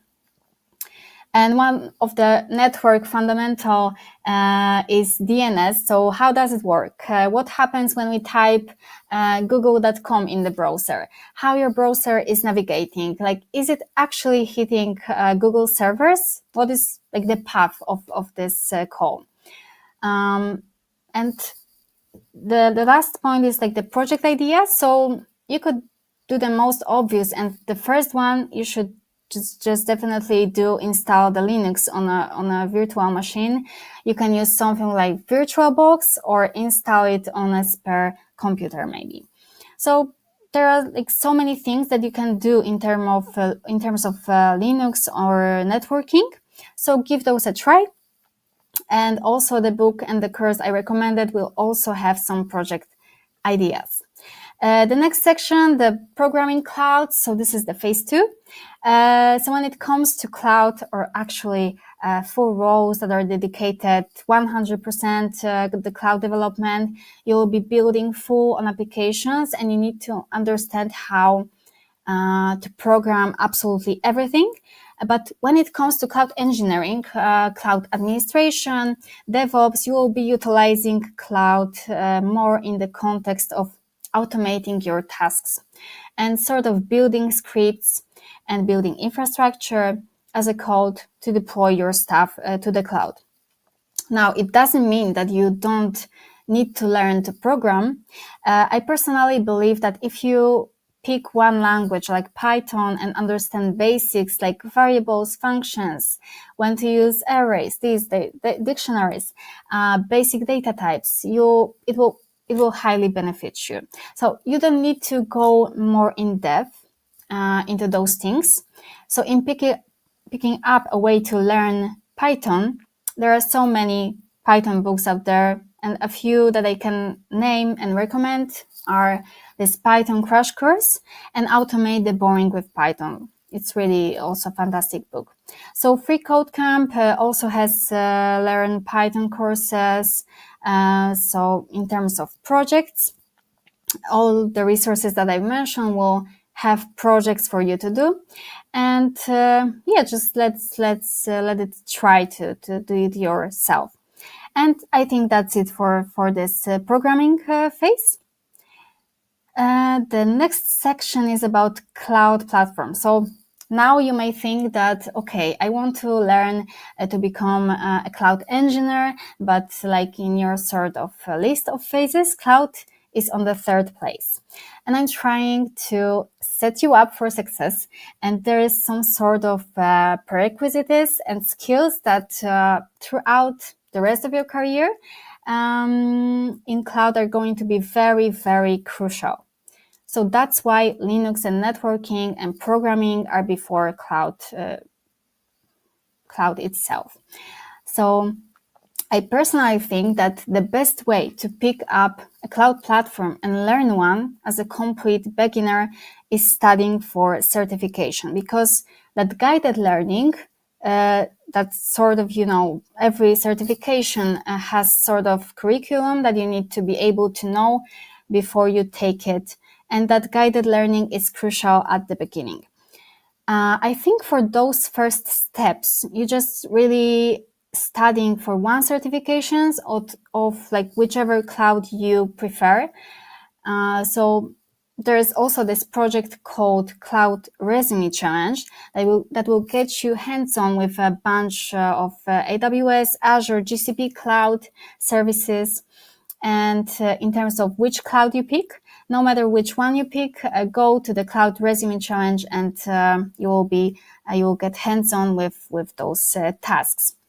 And yeah, like which cloud should you learn? So each cloud platform is going to have a free trial and free credits that you can get when you sign up. So absolutely give that a try.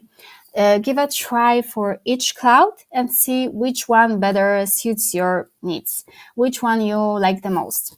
I'm not expecting you to fully build on like full solutions that implement all these things. You should be really get familiar with how to grant identity, access to different users and applications, how to set up, for example, billing alerts, how to deploy virtual machines, and how to work with networking, for example. So I know it may sound very confusing, but as you get into more of the cloud space, and if you work with the Cloud Resume Challenge, you become very familiar with this, and it will be really easy for you in the next weeks. So take advantage of free accounts, free trials, free credits, and get hands-on with the cloud. And also, as I mentioned, there are many cloud computing certifications that can help you start a career in cloud computing. So including Google Cloud Certified, AWS Certified Solution Architect, Microsoft Certified, IBM Certified. So every cloud has their own certifications path. And these certifications will give you this path to learn, how to learn the cloud.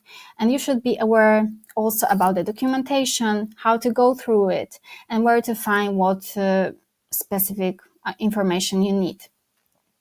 Moreover, there are like many online trainings, programs available that can help you learn cloud computing technologies and services, including Coursera and Udemy. And the last point I mentioned is the DevOps practices. So you're going to be introduced a lot of this as you go through phase 1, 2, and 3. You get introduced to infrastructure as a code and CI/CD, which is the continuous integration, continuous deployment. In phase 3, when you are learning cloud platform, and you are doing something like this Cloud Resume Challenge that I mentioned, you are introduced to a version control, a Git, and GitHub. So focus on version control, infrastructure as a code, CI/CD, and make sure that for every single project that you are implementing, to have all these things going for those projects as well. So, for example, what is this continuous delivery? Is the practice of automatically deploying software changes to production environments after successful testing. And this really speeds up the deployment process and ensure that changes are delivered to users quickly and efficiently. DevOps emphasizes automation wherever possible. So from building and testing to deployment and monitoring, and this helps to reduce manual errors and speed up the development process. And I think that's really absolutely it for those 3 phases. and you might be overwhelmed right now. So there is a lot to learn, and that's just the reality. And I've tried to put it in like a sort of list, learning path that makes the most sense, but feel free to explore whatever you want at any phase you want. So there are so many new services, new cloud services, new technologies that come out every single day. And it's impossible to keep up with all of them. So there are new languages all the time. You can't keep up with all of them. Just embrace that. And I have no idea about a lot of things, and yet I'm working in this cloud space. And the technology landscape in cloud computing is constantly changing. And it can be challenging to keep up with the latest developments and updates, but I believe that everyone would just needs to embrace that. In the IT world, we have to network and build professional relationships by attending industry events, participating in online forums, and connecting with professionals in the field.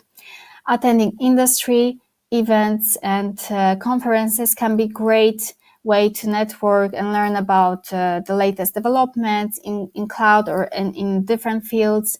Participating in online communities and forums dedicated to cloud can really help you connect with other professionals in the field and learn from their experiences. So there are several cloud communities for students that provide resources, support, and networking opportunities related to the cloud. Some of the popular cloud communities for students are this AWS Educate, Microsoft Learn Student Ambassadors, and Google Cloud Student Community. So, for example, is just a group of students who are interested in learning GCP Cloud and its services. And members can access resources, participate in events and contests, and also connect with other students and members of this community. And the final step to apply for is just applying for jobs in this field, in cloud computing. So including cloud architects, cloud engineers, cloud developers, DevOps, and many, many different roles. So there are several resources that you can use to search for like first internship in cloud or first job. So these are the university career services. Many universities have a career services office that can help students find their internship. Online job portals, there are also like many of them at them right now, and some popular ones include Indeed, Glassdoor, and LinkedIn or Rocket Jobs. You can put filters and find something that would be interesting for you. Company websites, you can visit the website of companies you are interested in and search for internship opportunities. Social media, so follow companies and industry experts on social media platforms like Twitter, LinkedIn to stay informed about like the internship opportunities and any other industry news that they can share. I also need to mention that almost each of my job was found by LinkedIn, and it has started from a summer internship at Intel company. And also, if you find your first internship job, it doesn't mean you will stick to this specialization forever. So on my example, I have worked as a cloud engineer, DevOps, cloud architect, and now as a cloud specialist. So you can definitely change it over time for whatever is more interesting to you. And in conclusion, starting a career in cloud computing can be really challenging, but it can be also very rewarding. By understanding the basics of cloud computing, developing the necessary technical and soft skills, and building this practical experience, you can position yourself up for success.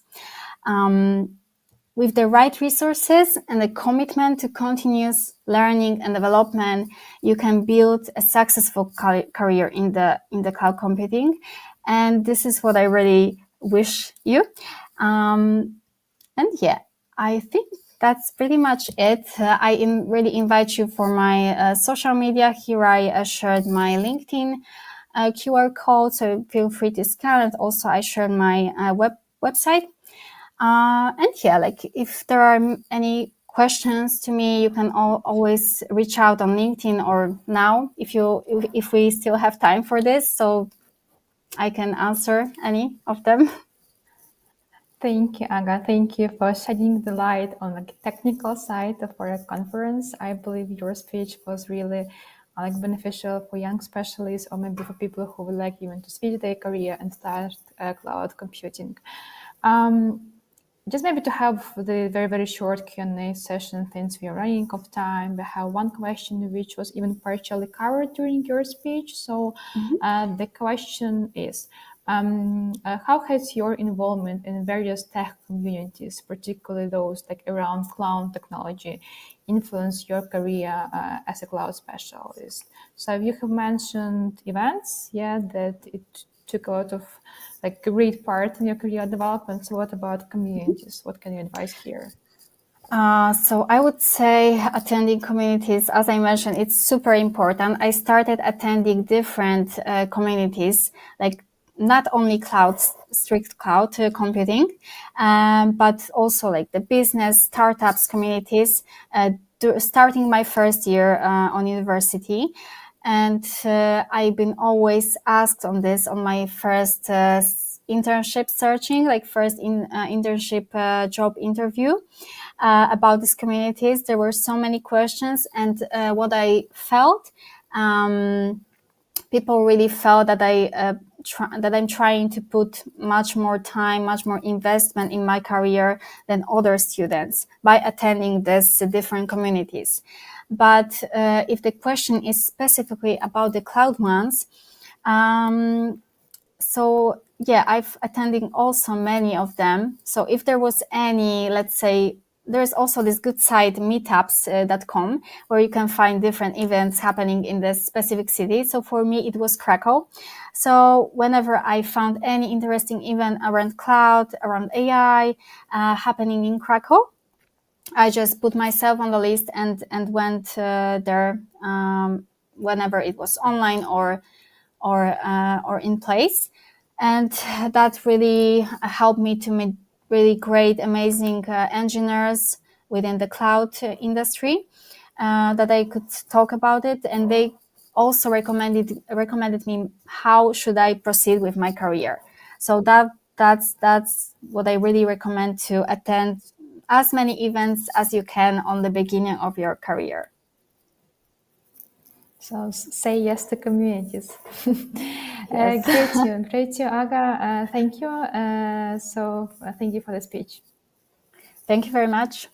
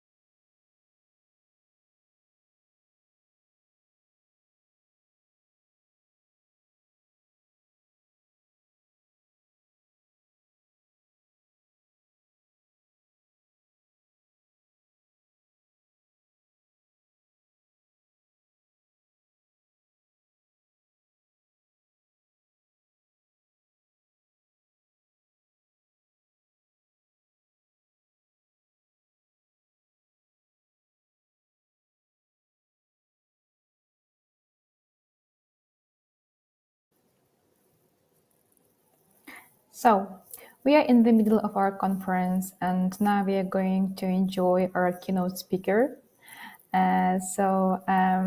Welcome our speaker for the next session, Bianka Siwińska, President of the Perspective Educational Foundation. Hello, Bianka. So Bianka has passionately led initiatives like IT for She and many others for the past 16 years, impacting thousands of high school students and increasing women's participation in technology in universities by 10%. Sorry, I cannot hear anything. What Oksana is saying. Can you hear me now?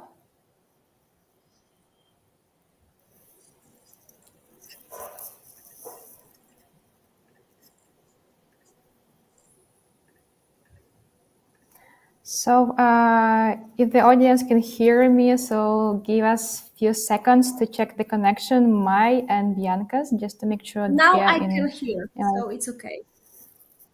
Great.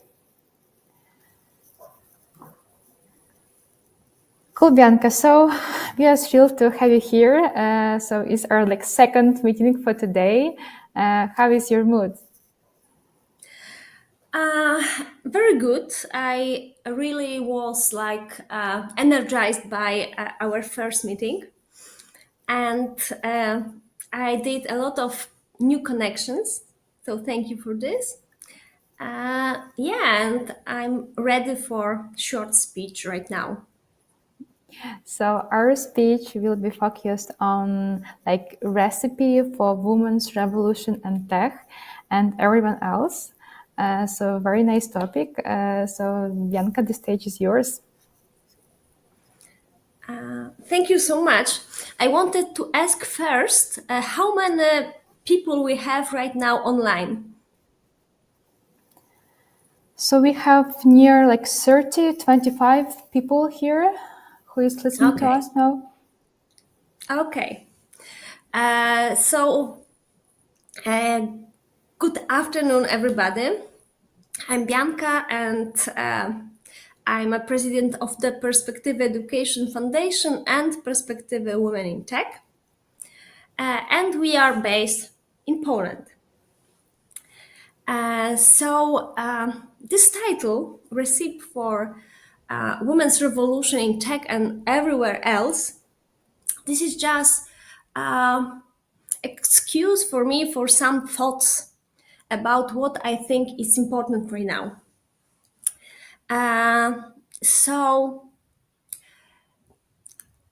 Let's talk about revolution first. What is the only successful revolution in last 100 years? It's a women's revolution. Women's revolution,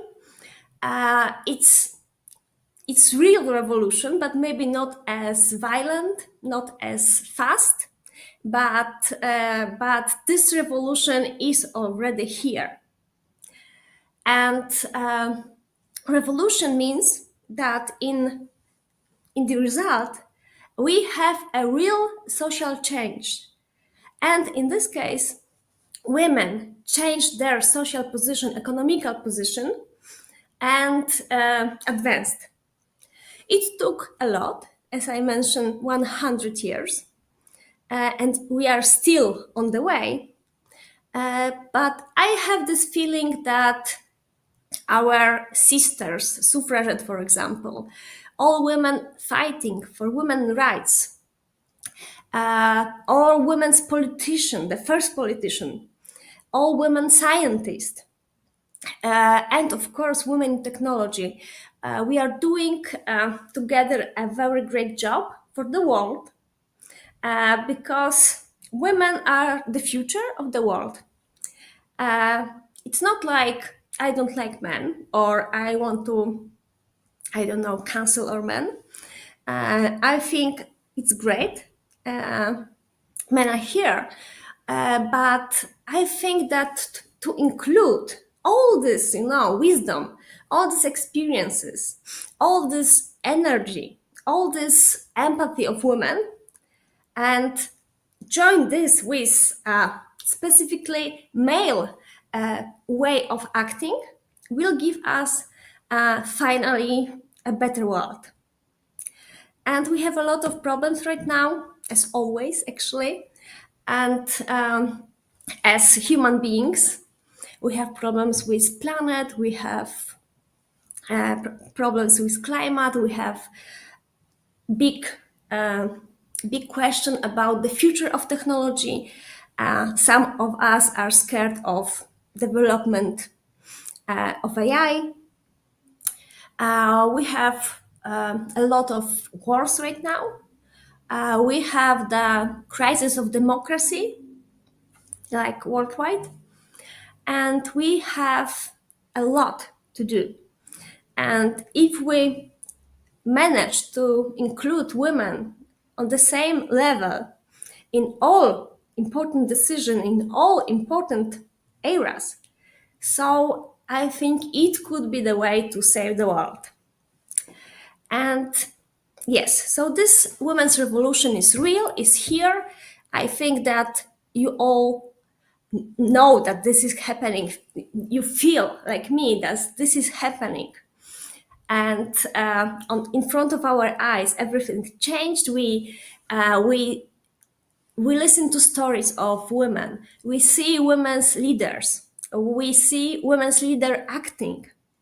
And we see a lot of successful, great minds, beautiful minds of women everywhere in science, innovation, in technology, in the newest technologies. I will tell you a little bit more later. So it's happening, but it needs a lot of work still. But I wanted to tell you about two examples of how this new power of women act and make impact. For example, you know Davos, this conference, the summit, the most important economical, political summit in the world, and in the Western world, let's be precise.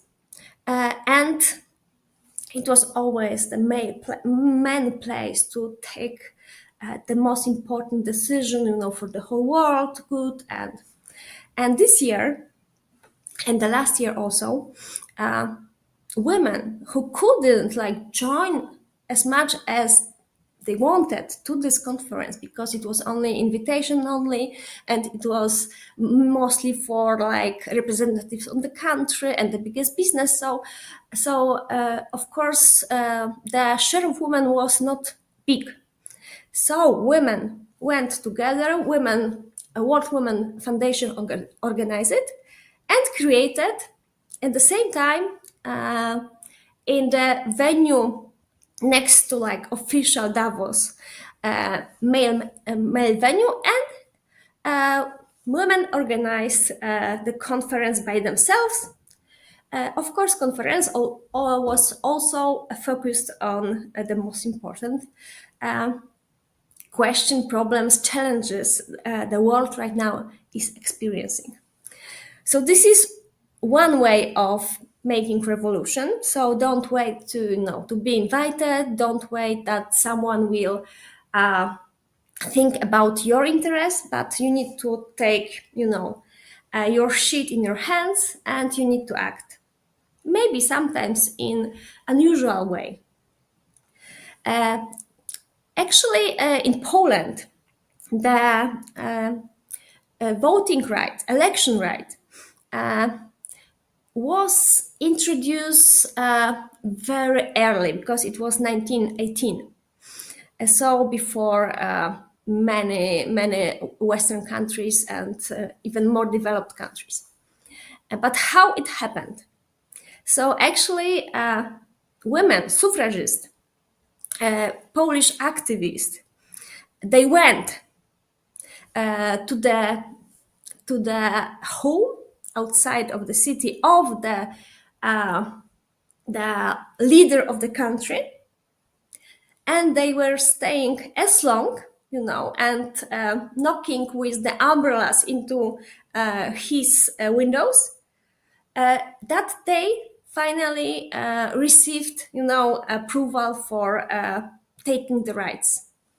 So this is also unusual way for sure, but it's very effective. And we have also another spectacular example of the how to do revolution or how to have impact, how to change something using our potential. So as you know, probably Poland was for 8 years, last 8 years, under the influence of like very conservative, very religion, oriented, and quite not progressive party. And we almost lost the hope that something can change. It was very similar situation to Hungary. So we were going the same path. And we were thinking as women leaders, women in business, women in science, women in technology, some of C-levels like CEOs, so women responsible for taking actions.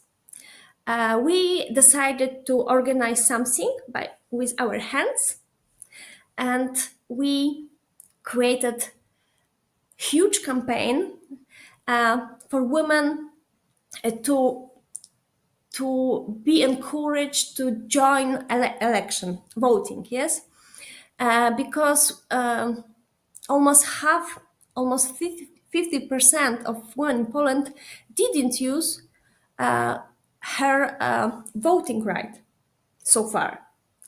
So we, especially tech leaders, were very active in this. We organized this campaign. Suddenly, it was huge success because our scope was very, very big. We have like hundreds of million, interaction with our content. We invited all interesting people in Poland also to be ambassadors, but it was like 1,000 maybe, and it was huge. And in this election this year,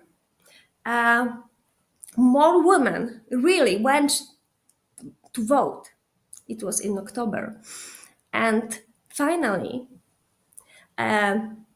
Progressive Party, Democratic Party, Democratic opposition won this election. Won this election because more people went to vote, and 90% of these new people were women. So now we have new government. The Poland is coming back to European Union, is like changing stupid things in our schooling program, and everything is coming, to the right place. And we are so happy to do it. But I think that without women, it wouldn't be possible. So this is also the example. Anyway, we are in the revolution, which is more evolution, of course, and we are doing this. In my case, I am focused on supporting women in technology, science, innovation. A lot of different groups of women and young women, students, female startup funders in technology, women's leader in technology. And we are working together to create, and now it's happening because a lot of time has went, to create the next generation of women who will be responsible for technology in the future. And yes, it's happening right now. Girls we were working with in such programs 15 years ago, now they are like CEOs of big technological companies. So I think, and this is a huge network. So I think to make a good revolution, important ingredient to this recipe is to network, to build networks, to work together, to get know each other, to have this like rule to support each other. And this is very important. And as I can like observe some revolution in societies, for example, in Central Asia, yes. So this whole women's revolution started with businesswomen like creating some places, some clubs to meet. And if wise women and active women are meeting together, it must happen something important. So usually businesswomen were like entrepreneurs were starting this revolution, and then politicians, then research, and at the end technology, women were like acting and changing the reality around them. So this is very important ingredient for this. And I would say that we need also a lot of knowledge, a lot of skills, competences to be prepared for this whole being actively in the world. I mean, when women like have this knowledge, these skills, for example, tech skills, IT skills, AI skills, so they can make the real revolution, for example, in technologies, because they are understanding this, they are very good at it, they have like highest competences, and they can change something. They can add their perspective to some solutions, to some products, to some way of thinking. So this is so important. And lately, we have this huge bank of AI, generative AI, but general interest in AI and rapid growth, like scary rapid growth in this era. And this is, in this meaning, in business meaning, this is the new thing, because of course researchers, scientists were developing AI like last 70 years.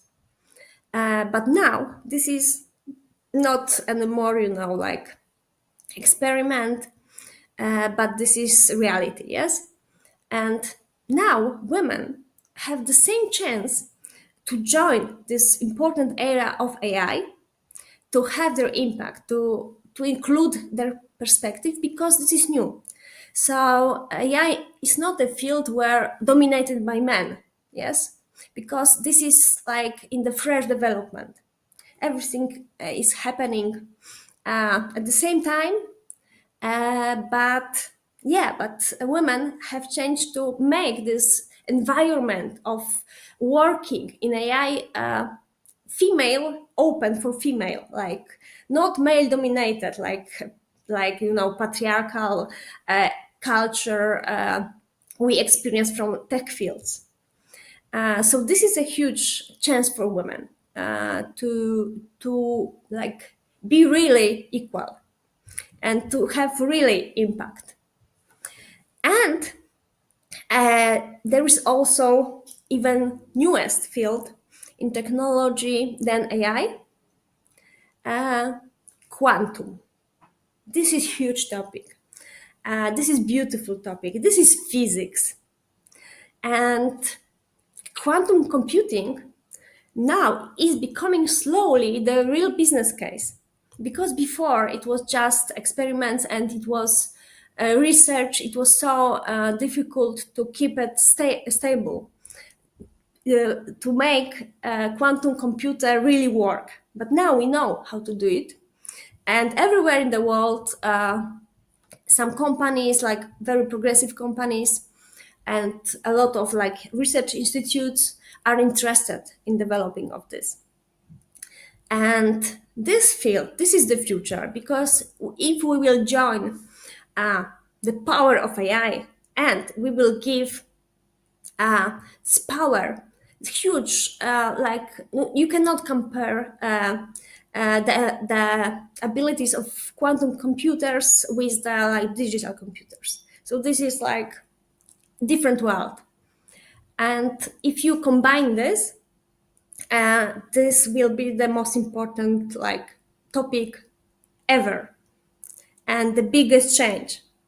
And we feel this right now with AI only, but if AI will get this accounting power of computers, quantum computers, that is unimaginable, but we know this is important, and we want women to have these competences to join discussion. What should happen with AI, how we should deal with it, how we should protect societies also from the negative impact of AI. And on the other side, quantum computing is also important and is not known. So we need study programs in quantum computing. We need this knowledge. We need to touch the real quantum computer. And I did it last week because I was invited by the IQM company. This is the only company selling computers in Europe, quantum computers. And I was so amazed by this technology because it looks like jewelry. Something, this is gold, and this is huge, and it looks like Baroque chandelier, and it's very different from everything we know. So I think that every one of you should now check quantum computers in Google, because I really want you to see this, and really want you to feel this is also revolution, and this revolution can be driven by women. And these computers are really women designed because they are really powerful, but also beautiful. So when an expert, female expert, will work on algorithms for quantum computers, they can also love the aesthetics of this. And I think this is the new value, new quality in just relation to new technologies, and it makes this world more friendly for us, more open, different, so not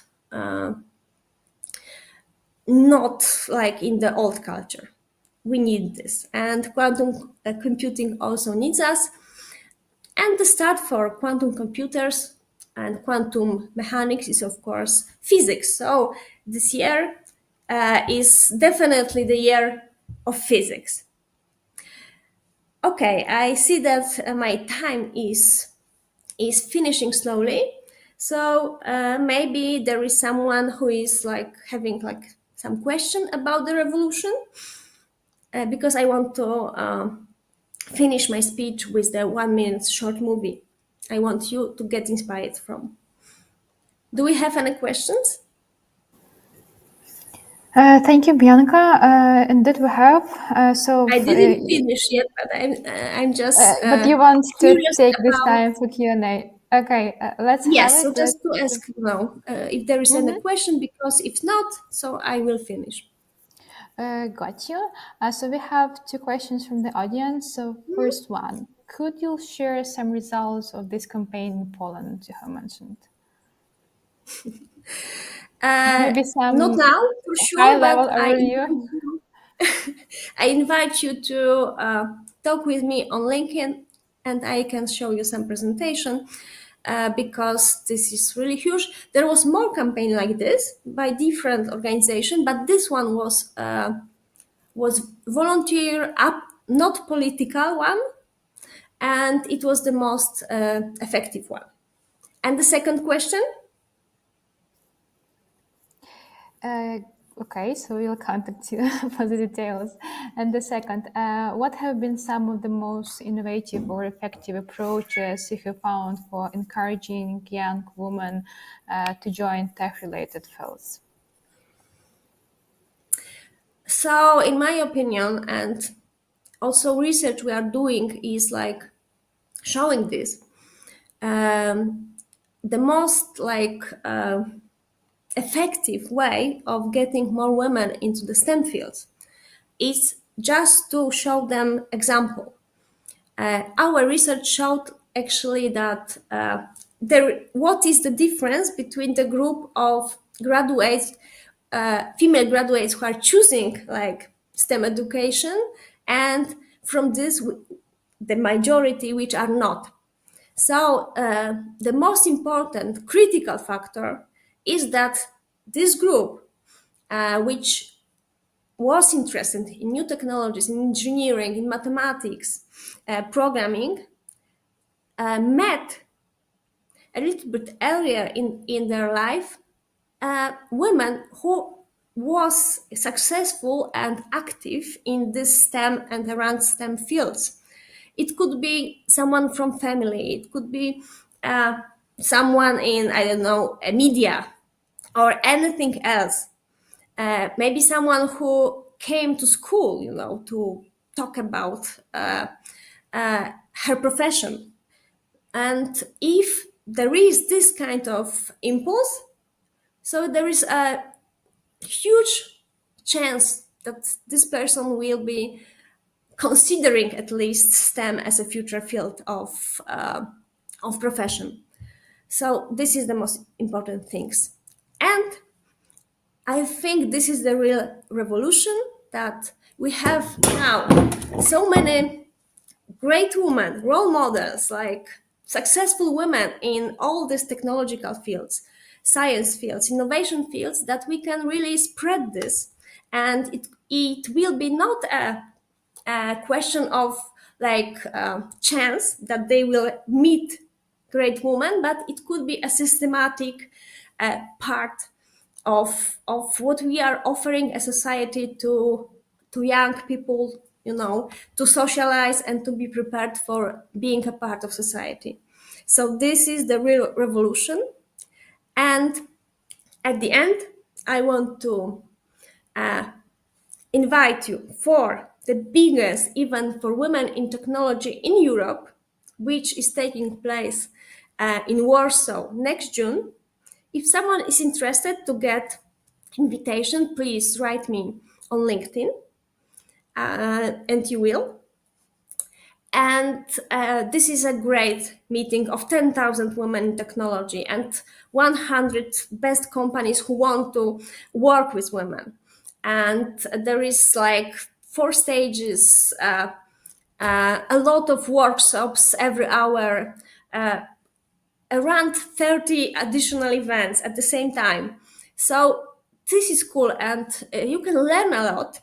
There will be a special stream about quantum computer. This is my stream, so I invite you for this stream, especially because we need to know what is it, at least. And yes, so education,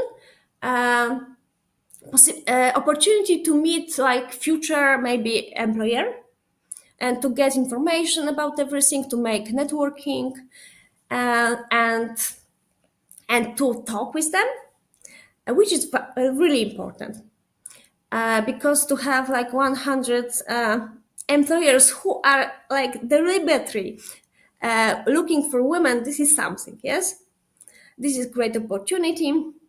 But most of all, this is the like very dynamic, very energetic meeting of women talents from all over the world, younger like students, but also middle career, and the seniors and C-level. So all these women are like getting inspired from each other. This most experienced women, most powerful women are getting mentors, and you can be mentored and like talk one-to-one to really legendary women, and to ask your question about like career, but also life and everything. So I think that decision to start organizing this event like in 2018, that was the start of a very new revolution. And I encourage you to join this revolution. And now, for the end, movie, please. What is the only successful revolution in last 100 years? Of course, this is a women's revolution.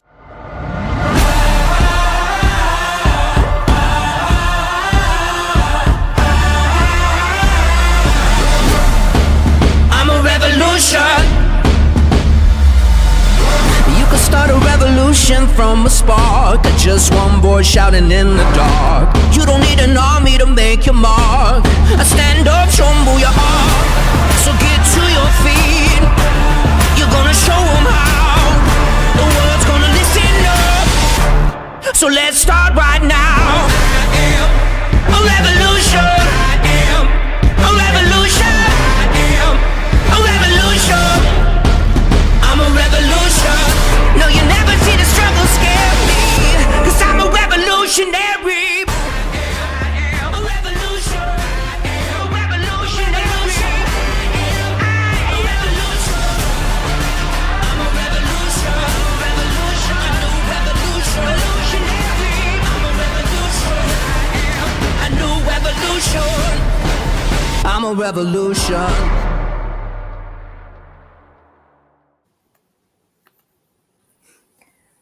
Thank you, Bianca. I believe that the event will be really of interest for our audience, for a lot of people. So it looks huge.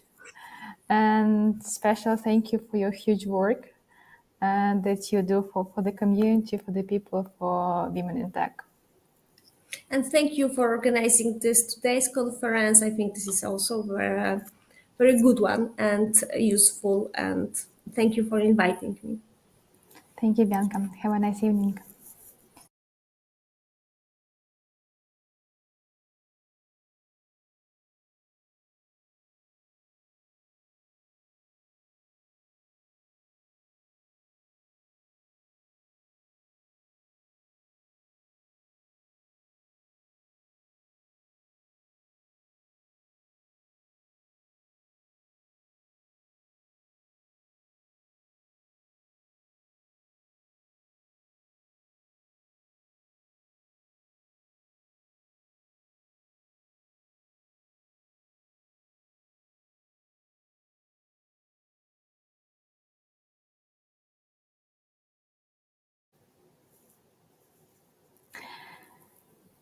Great. So our next speaker is a pioneer in community building and a award-winning force and pioneer devs and a Google Launchpad mentor.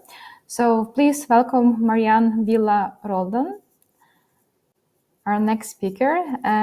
Hello, Marianne. So how are you today and where are you joining us from? Hi, Oksana. I'm really happy to be here in SheIsTech. I'm from Medellin, Colombia, South America, but right now I'm in Singapore, Asia. Cool. So we add new locations to our global presence of our conference. So thank you very much. So today in Marianne's talk, which is titled Closing Gaps, Pioneers Devs Case Studies, Marianne will take us on a transformative journey through the strategic and impactful initiatives driving change in Colombia and even beyond. So let's get ready for the insightful speech. So Marianne, the stage is yours. Thank you. Thank you, Oksana. And thank you for all the team of the conference. I'm really happy to share about Pioneers Dev as a case study. And the name of the main slide is Building Tech Community because I was trying to wrap it up, everything, the lessons we learned in the road. So first of all, I like to introduce a little bit about my country. So Pioneers Dev, it can exist if we weren't talking about the context, the geographic location that we have. So it's Colombia. And of course, right now I'm in Singapore. 22 hours flight I was taking to being here, and is also a very long distance about Colombia. So I just want to situate the map to show you like what is where is my country. So Colombia, our population is near like 46 million persons in our territory, but actually we have other countries near us that have another type of conflicts, and they are migrating, and we are embracing him inside our country. So right now we should talk about 50 millions in Colombia. So the main capital is Bogota, and something important is Spanish is our main language, and I think that's important because that's one of the biggest barriers we have when we access to different documentation about programming languages. Politically, we are divided in 32 states, but the most important thing is these 32 states that would be like boroughs or geographical areas. We have 6 different types of climates, and that would be like you have 6 different cultures inside our own country. So probably, or if no, I really invite you to watch the movie Encanto. And we have diversity even in our skin because we have different heritage, not only Spanish heritage. So we have African Colombians, and also we have indigenous, and that's why we have different types of hair and different tones of skin. And I love this movie because it really represents they run a good job, a good ethnographic job in our country to create this amazing movie. So I really invite you to know Encanto. And about the regions, I like to show a little bit about our country briefly, 2 images. So this is Orinoco, that would be like the savannas. This is the Caribbean sea, because we have islands in our territory like San Andres, and we have also Amazon jungle, we have Andes, and we have the Condor de los Andes, the biggest bird from Colombia to Tierra del Fuego, Argentina, so connecting all the South America. We have Pacific also with a beautiful diversity. We have here whales and jungle near the ocean. Talking about also the heritage, the cultural heritage we also have like the main cities in Colombia that I told, like the capital is Bogota, but myself, I came from Medellin. Medellin is the second largest city in Colombia, but we also have a really well-known cities with a lot of fame, especially for tourists, and the colorful streets like Cartagena and Cali, because they are very famous for the African heritage, and they have something that we call sabor. And sabor means like you have like the flavor, and that flavor translates into a dance very well known that is salsa. So it's the capital of salsa in Colombia. They dance really well. Okay, so now I will situate in the second largest city in Colombia, that is Medellin. For talking about pioneras, first we need to understand Medellin transformation. So probably you heard about Medellin, about our past, because it happened to me when I took a Euro trip in Europe, of course, a trip. Some of the taxi drivers, Uber drivers, etc., they were like, "Oh, Pablo Escobar." So yeah, we were having in the past a really bad image about our city according to the drug dealers, etc. But right now, Medellin and Colombia are well known because our diversity, our cultural heritage, our diversity in our regions and natural biodiversity.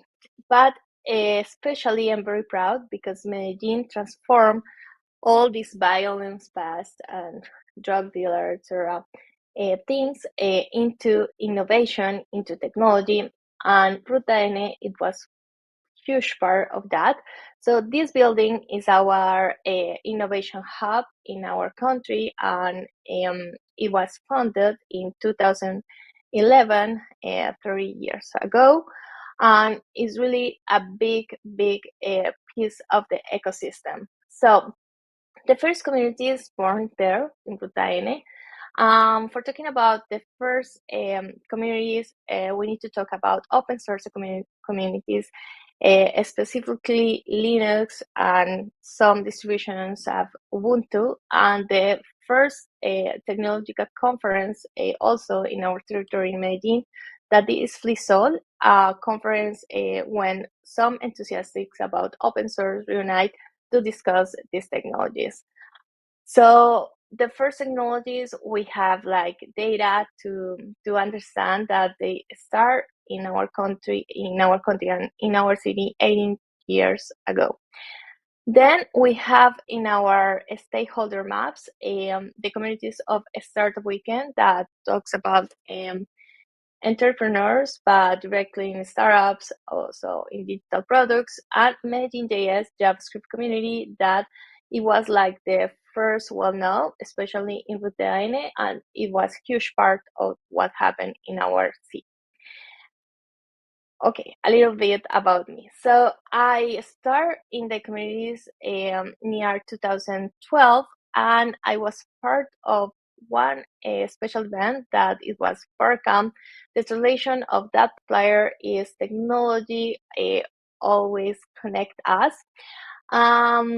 This special event also was supported with other important community, Avanet, in a science park that we have in Medellin. The name is Explora, and I really invite you to explore Explora if you get the chance to visit our country. So then I get connected with Platzi. Platzi is one of the biggest startups that we have in Latin America, also in America region, because they have content not only in Spanish, they have content in Portuguese and also in English. And at the time, the name was Mejorándola, but it's a big edtech that we have here in our region with a Colombia founder.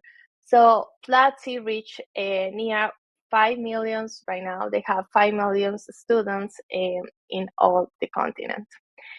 Okay, so talk about pioneras and community creation. So about community creation, the first thing that I was assisting, especially to two really important events for the communities, especially in JavaScript ecosystem, as I told, it was one of the first communities, and the Ruby on Rails ecosystem.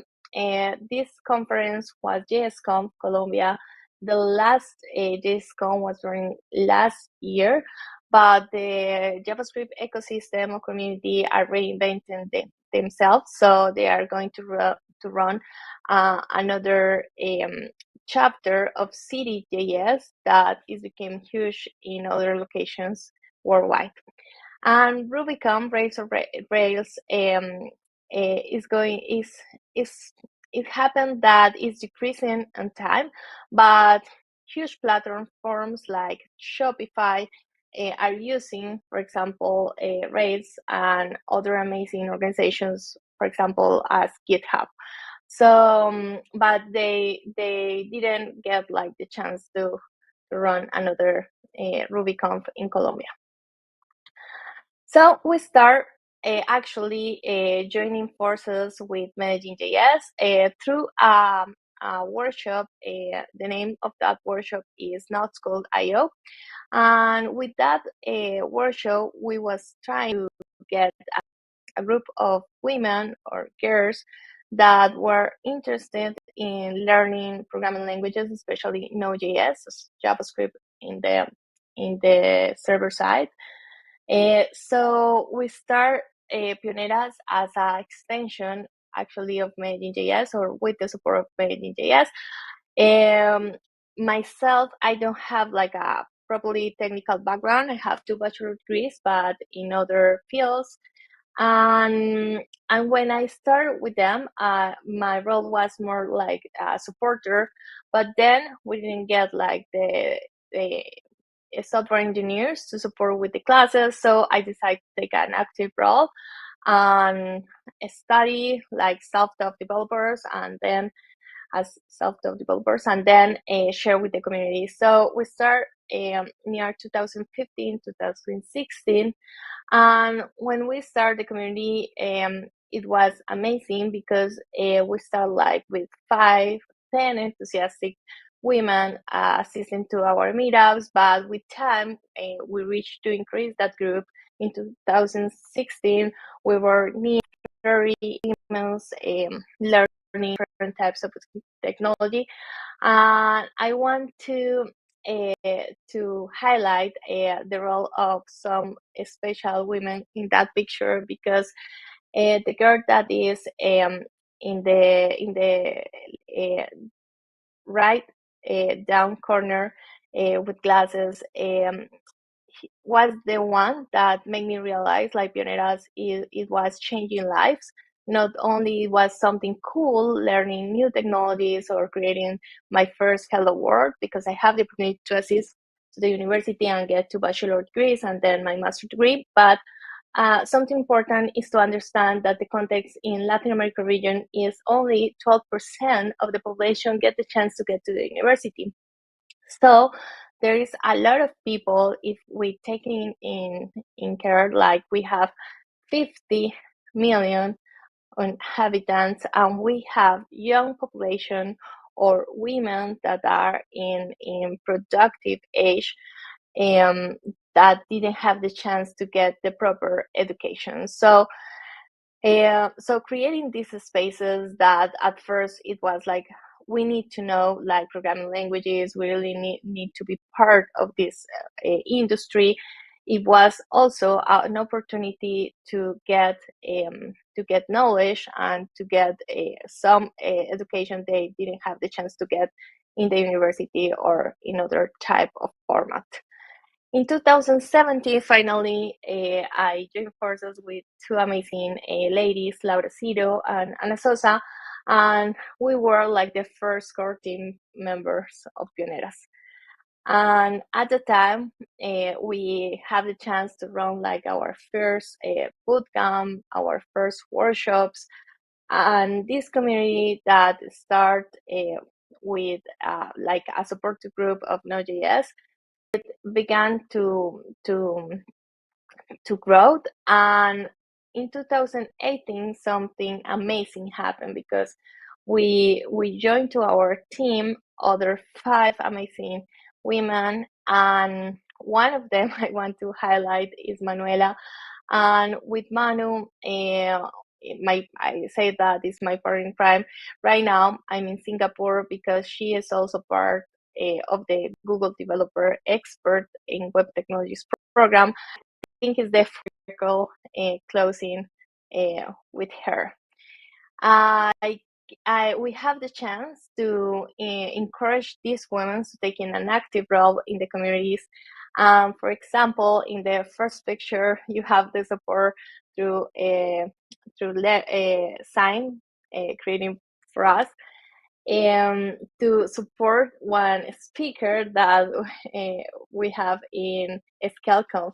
Also, Manu, for example, have the opportunity to visit GitHub through another friend that was a formal employee of this company. We have also Juli being part of different scenarios. There is in California in O'Reilly, and Maria Carlina Maca is someone that I truly admire, was part also of a bootcamp, especially in robotics in Silicon Valley. So, and Maria Paz, and the final picture was part of in Brisbane in Australia, running an interchange of language in English in 2018, happened all this. So we start to think globally and creating connections in a larger scale. That means that other women feel inspired and feel that they want to be part of this that is happening in Medellin. So we're starting to create connections not only in Medellin. I had the opportunity to stay in New York, and for example, get in touch with Lupe from Bolivia. And Lupe was also sharing the way we create like synergies in her own community. She is indigenous from Bolivia, Aymara, and she's someone that truly inspired me. And she shared like the way she got for the first time of her country and get an internship with Pioneras, and that was the story that, for example, inspired Maria Paz to get to Australia. Here's another picture in NGConf where Laura Ciro was sharing about Pioneras. At that time, we were like 50, 60 women in that interval, women in tech, learning technologies, and some leaders from other countries just was taking the door and knocking the door, and saying like, I like to have pioneers also in my city. So we started the chapter in Barranquilla and in Cali. It was more like simultaneous, and right now they are very active, and we're really proud to have a really brave and smart leaders as Kelly and Maria Alejandra in Cali. And something amazing happened because we realized that we were not the only ones, and we connect with other communities, not only in Colombia. We get in touch with Latinas in Computing. That is an amazing community that has presence in the United States. And there are different Latinas that are part also of Anita Borg Foundation, that is a huge organization that support women in tech. So we decide to take part in Latinity, and we run a conference that celebrate Latins women in the region. We run this conference in Bogota, the capital of Colombia.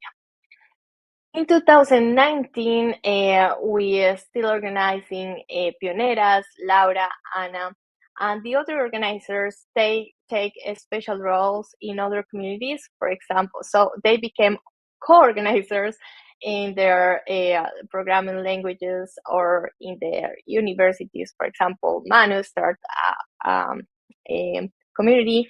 The name was Codex, directly in the public university of Antioquia in Medellin.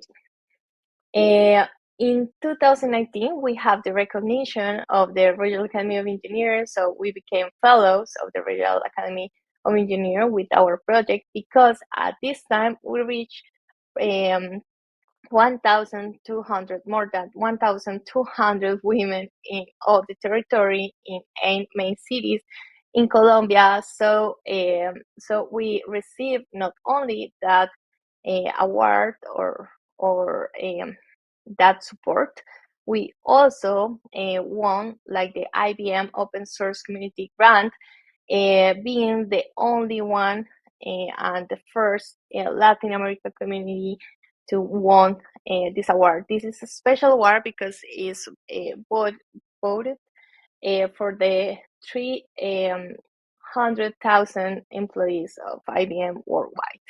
So we receive like that amazing support or endorsement of what we're doing.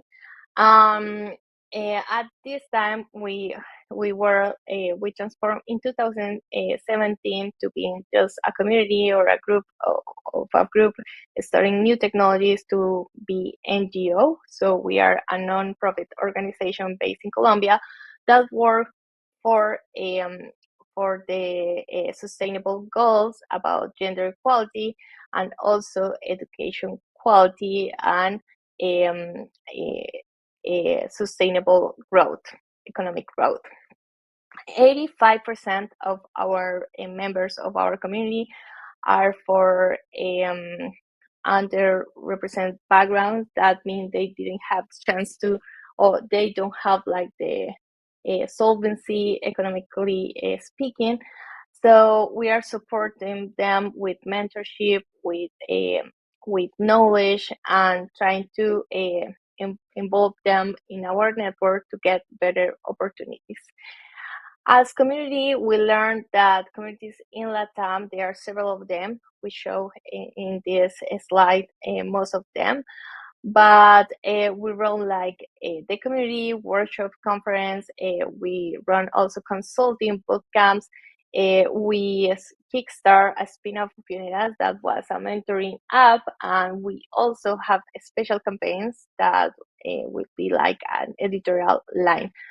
We share projects with all of them, and that's why you saw like the slide presentation deck is built in top of WomenInTech Makers. That is an amazing initiative that Google has worldwide. As I said, in 2020, in COVID times, we kickstart and spin-off of Unidas Women, a mentorship program. And we run this program and have an amazing adoption of our product between 2020 and 2022, receiving also an award, a special recognition for WomenInTech Network, and we have also the endorsement or support of Globan and also of our government in Colombia.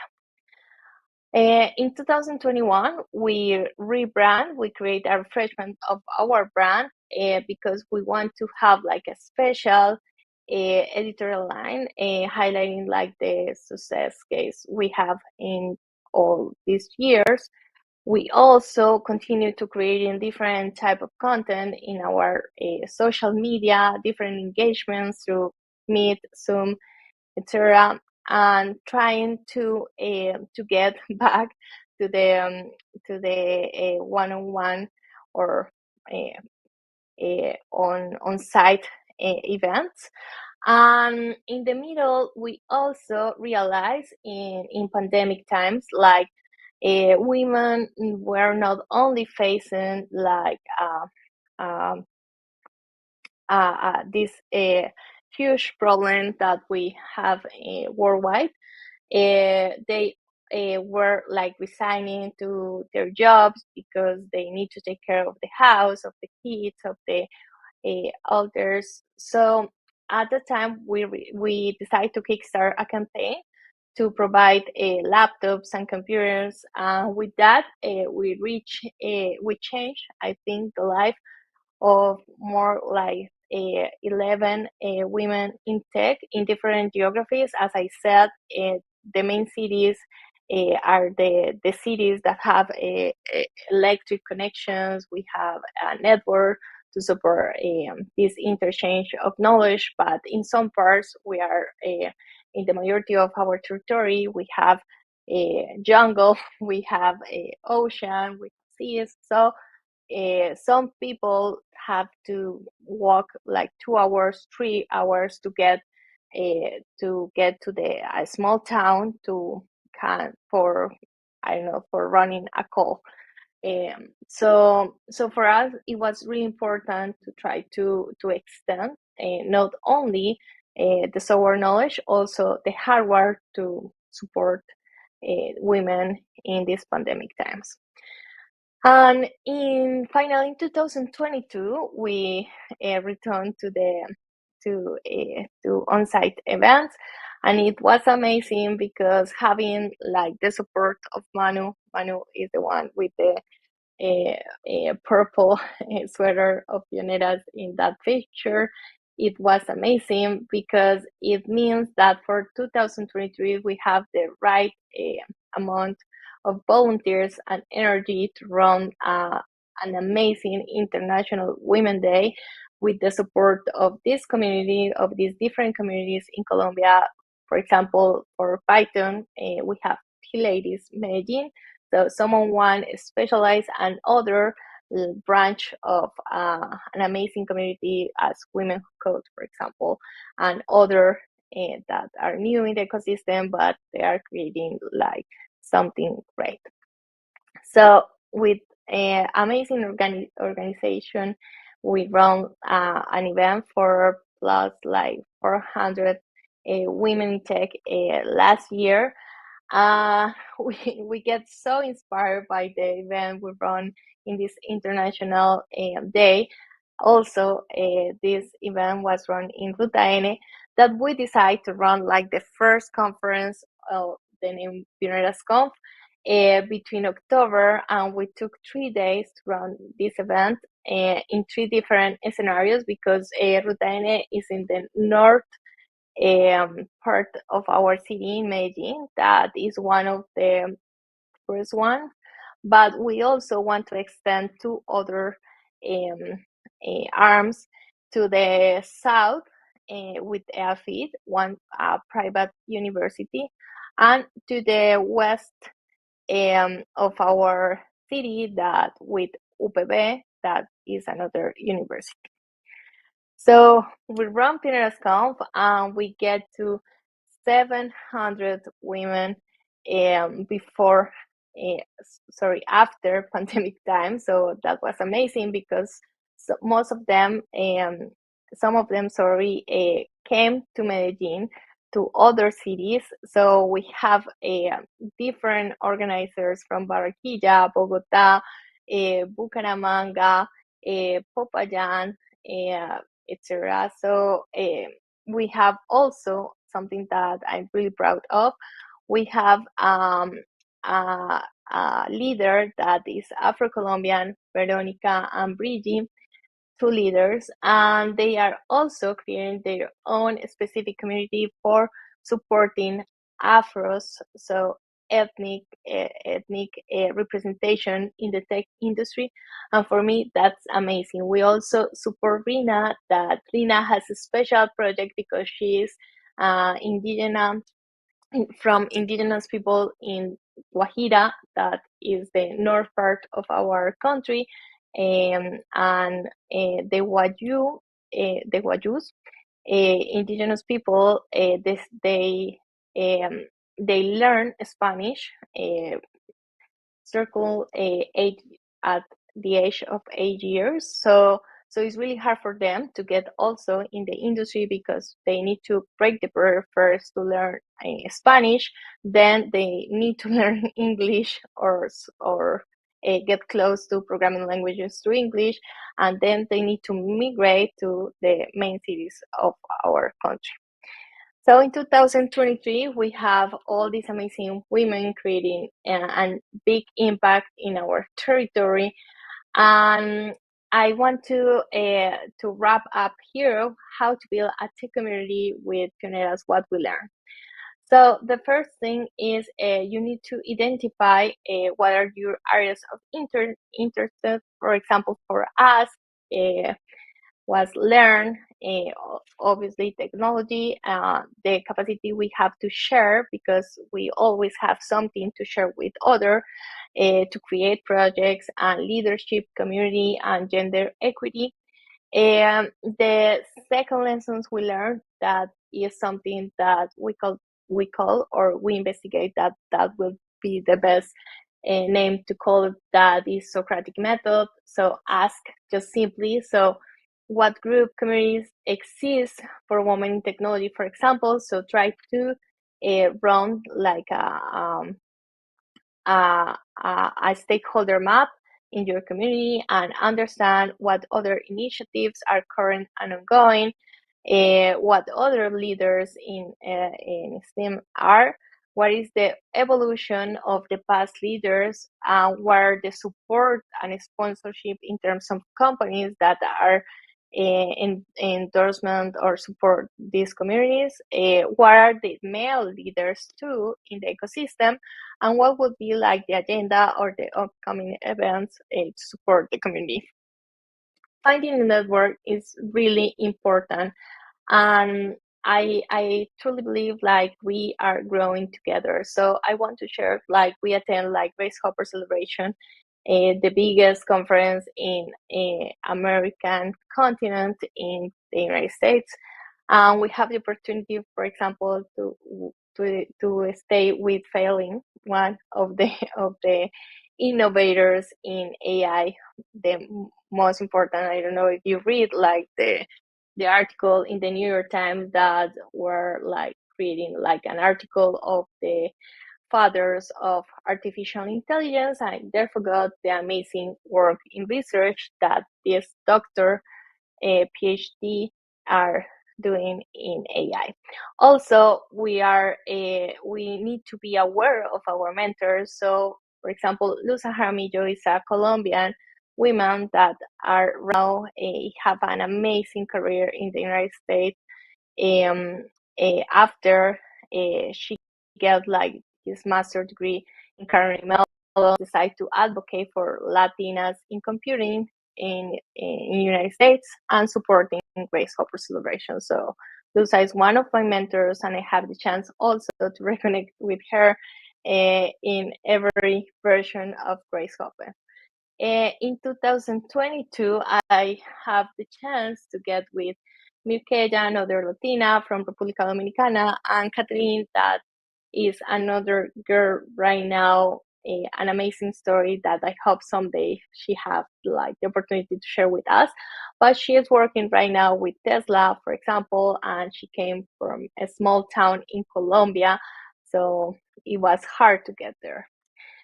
And we have in 2023 something amazing happened, because actually in the previous versions in 19 and 22, we didn't have too many Colombians in a picture or Latinas, because this is a conference that is near 30,000 women in technology from around the world, and specifically in the gathering from Latinas in Tech, we get like 400 Latinas in Tech, but most of them are migrants. They have an immigration status in the United States because they are studying there or they are working, etc. So in this picture, I was really happy because in that picture you can count like 30 Colombian women, but five in that picture we take the chance to get a plane and travel from our own country. So the goal is for 2024, get the support to expand the network, bring the opportunity to share the experience of Grace Hopper and, for example, other conference in Europe as the ones like we already saw, for other women that didn't have the chance to get out of our country, to take a plane and expand their horizons. So when you are expanding the network, you have the opportunity to run other communities in other countries and establish connections. So, for example, I have the opportunity to kickstart a Google developer group in Puerto Rico in 2019. I have the chance to watch Manu to run a meetup in Grace Hopper in 2019 and support her to get this amazing getter with GitHub enthusiasts. And I truly believe like that it will call leadership, and it's because the idea is not being the only one to have the chance to travel far from your country or expand your network. Is when you get the chance to connect with others or support them to get there when you are ready get. So you are creating a real impact. So in 2019, I was the only Google developer expert in the program. And in 2022, I have the great news that Manu was first running this GitHub Field Day in FIT University. That was a special event for leadership. And also, she announced she was joining the Google Developer Expert Program with me and with other amazing women that are there, like Mayra, Vanessa, or Adri. but we still need more Google developer experts. So we are working on trying to get more there from our own community. So the world is our playground, and I believe like when you have the chance to get out, for example, I have the chance to be in New York in 2018 and build different connection with different women in tech. You need to be clear, like have this checklist. So understand what would be like the priorities to get in a new city, for example, or in your country or in your city. Try to co-organize a meetup, establish like the code of conduct, generate an agenda, and what would be like the goals, what would be like the knowledge, language you will share. And it doesn't need to be technical. I want to be clear here because the power skills are really, really important. I don't want to call them soft skills. The way you inspire others to share and the way you invest in your community and find allies. So, Marianne, thank Oksana? you.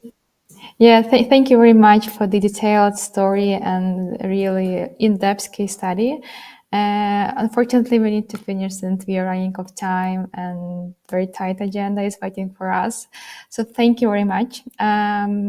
Just for our audience, in case you have some questions for Marianne, I believe, Marianne, if you allow, that our audience can contact you maybe LinkedIn or other social media for some clarification or answer to the question they have. Is it okay for you? Yeah, if of course. You can find me in all social media as Marian Bila or Bija. And I would be glad to share like pioneers, and if you have questions, I will be happy to resolve them. Thank you. Thank you, Marianne, for your experience.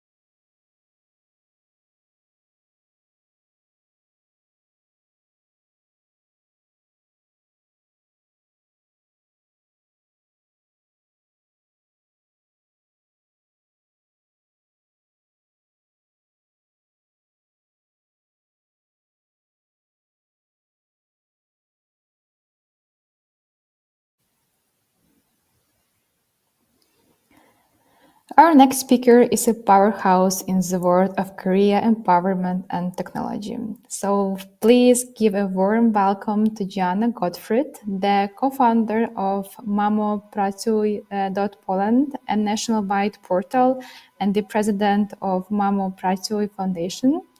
Jana is actively involved in coordinating IT programs, demonstrating that IT industry is a thriving space for women seeking professional growth. Jana, nice to meet you. Hello, good afternoon. Nice to meet you. Hello, everyone. Thank you very much for invitation for this conference. I hope to give you some inspiration, maybe some advice, and tell you how and why we encourage moms to get into the IT sector. As I was introduced, I'm a co-founder of the Mamo Pracuj Foundation. We started with a Polish-wide website, mamopracuj.pl, and actively I'm involved in this Mamo Pracuj in IT program, which means Mommy Work in IT program. We show women that the IT industry is also for them, and it's a place where women can find their professional path, And my second professional activity is Talenti.pl. I'm also co-founder of Talenti.pl, which is a new recruitment platform for women that aims to positively fast the recruitment market now in Poland, but also maybe in the future in Europe. I'm mother of 2 teenage girls, a dog owner, and a mountain lover. And let's move to our program for today. I will tell you in a few words why Mamo Pracuj, or Mommy Work, is existing, why we founded it. Secondly, why we encourage moms to enter the IT sector, what we do and what are our programs. And I will share with you three success stories of women who decided to reskill into IT. And why Mamo Pracuj? This picture shows me and my friend Agnieszka Czmyrka-Czanowska. We have been friends since the university times. And 12 years ago, this picture was taken 12 years ago. We were moms of each of us, 2 small children.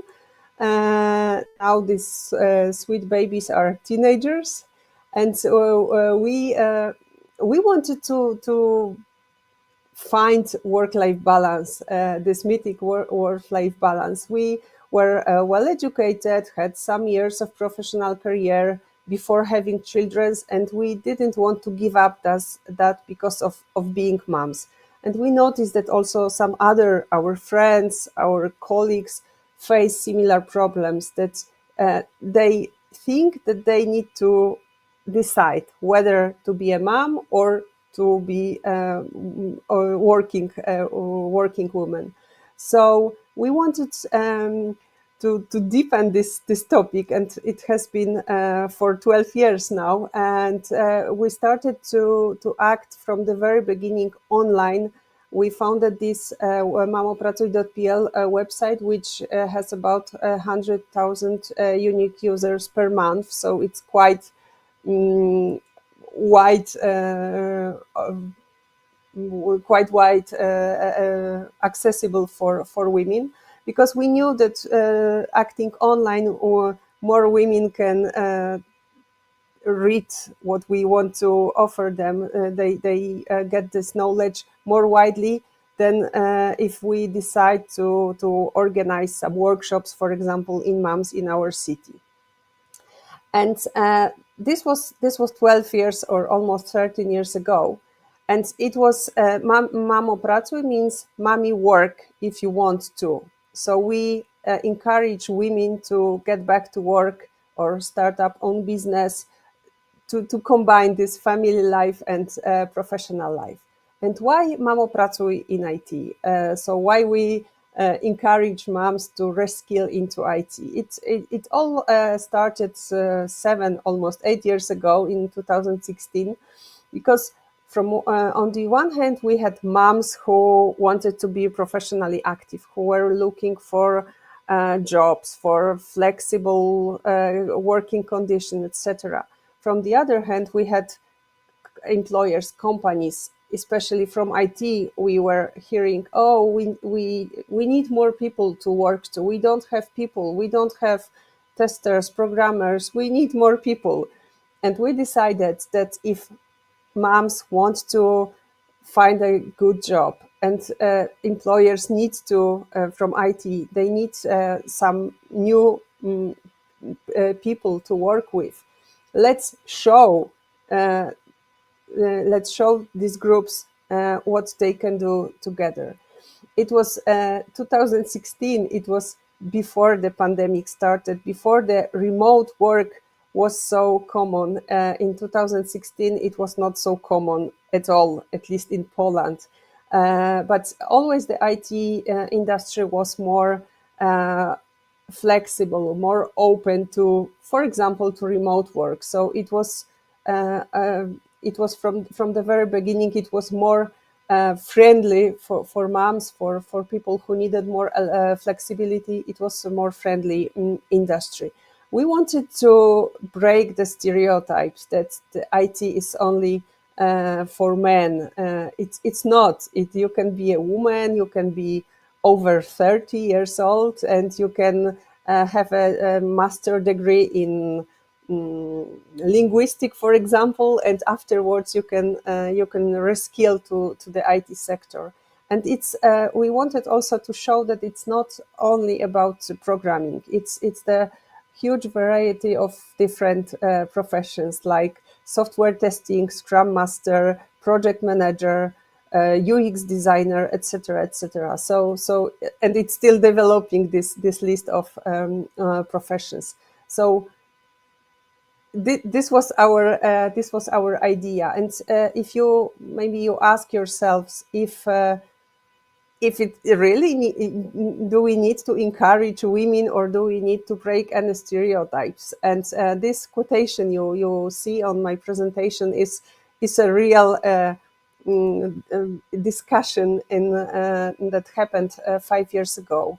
One of our community members, Anna, went to the labor office in Poland, and labor office is a governmental organization that when you are unemployed, it can help you to find a job. It should help you to find a job. Sometimes they have funds to finance you a new course so that you can start a new career and finally find a job. So this Anna went to the labor office and asked for funding to get opportunity to become a software tester. And she heard from the office labor office clerk that, oh, why don't you just become a florist or a cosmetician? IT, it's difficult. It's for men. And when we heard this conversation from Anna, we are very upset that it's still happening, in Europe in 2018. So we know it's very needed. And even if most of our activity is directed to women, to moms, or to employers, but also we also need to teach maybe some clerics, some governmental officials. And what we do as Mamo Pracuj in IT, I would divide it in a few pillars. And the most important, or one of the most important, is our community. It's we are gathered on a private Facebook group which has more than 12,000 members. They are mainly women. And most of them are beginners, or those who think of reskilling, are in the process of reskilling, or some of them just want to look around what IT can offer them. But of course, we have also expert women in our group. And what is the most important in this group, we give a huge support and inspiration. Women can ask without any shame about what should I do, what would you do in my situation. They can ask anything and they will get an answer from other community members. Also within this group we share information about events, conferences, etc., so that it's a safe place for women to start with a new career in IT. And they can, in this group, they can find other women similar to them, so they can inspire each other or maybe motivate one to another. What's another important pillar in what we do are webinars and workshops on basic topics.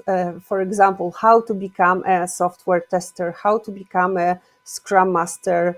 All you need to do to know about the recruitment in IT when you reskill, how to prepare a good CV when you reskill. And these webinars are held with experts, mainly are women role models, so they can also be an inspiration for those who are 3 steps behind them.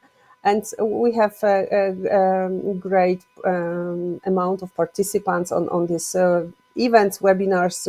For a webinar, it's always at least more than 100 participants. Sometimes it's 300. It of course depends on the topic.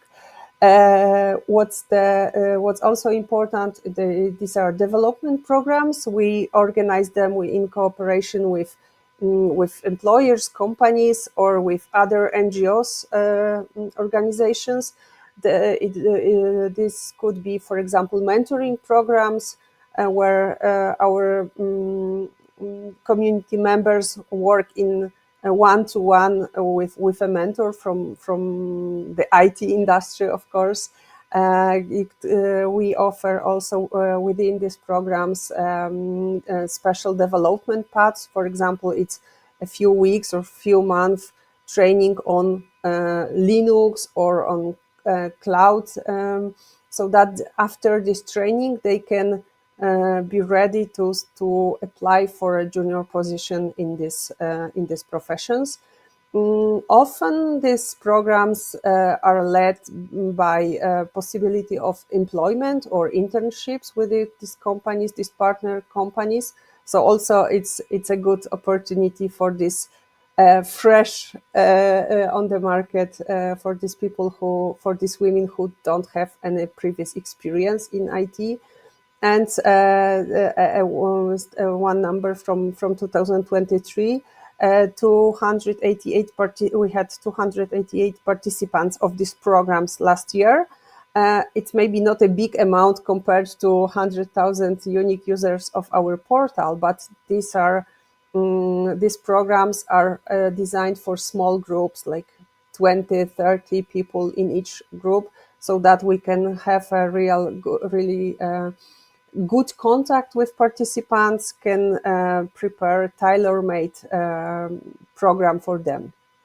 And of course, that's not all. We do online videos with success stories protagonists. We cooperate with IT schools, do contests with them so that you can win a course on software testing, for example. And of course, we cooperate with other communities, IT communities from Poland, and not only from Poland.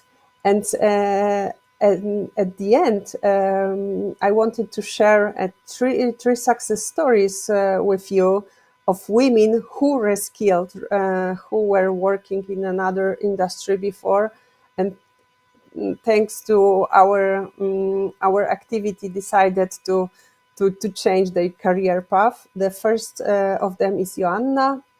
She was working as an HR manager in a big corporation in Poland, and she decided to become a Scrum Master. What's interesting, she didn't change a job. She didn't change employer, but she changed a job. I mean, she was working as an HR manager in a IT company or big company with a huge IT department, and she did some courses, had mentoring with her colleagues, and then she just changed divisions within the same company. The second one, Barbara, she is a mother of teenagers. She graduated from French philology. She had her own business and decided to change her career, and she became a PMO also in a big company.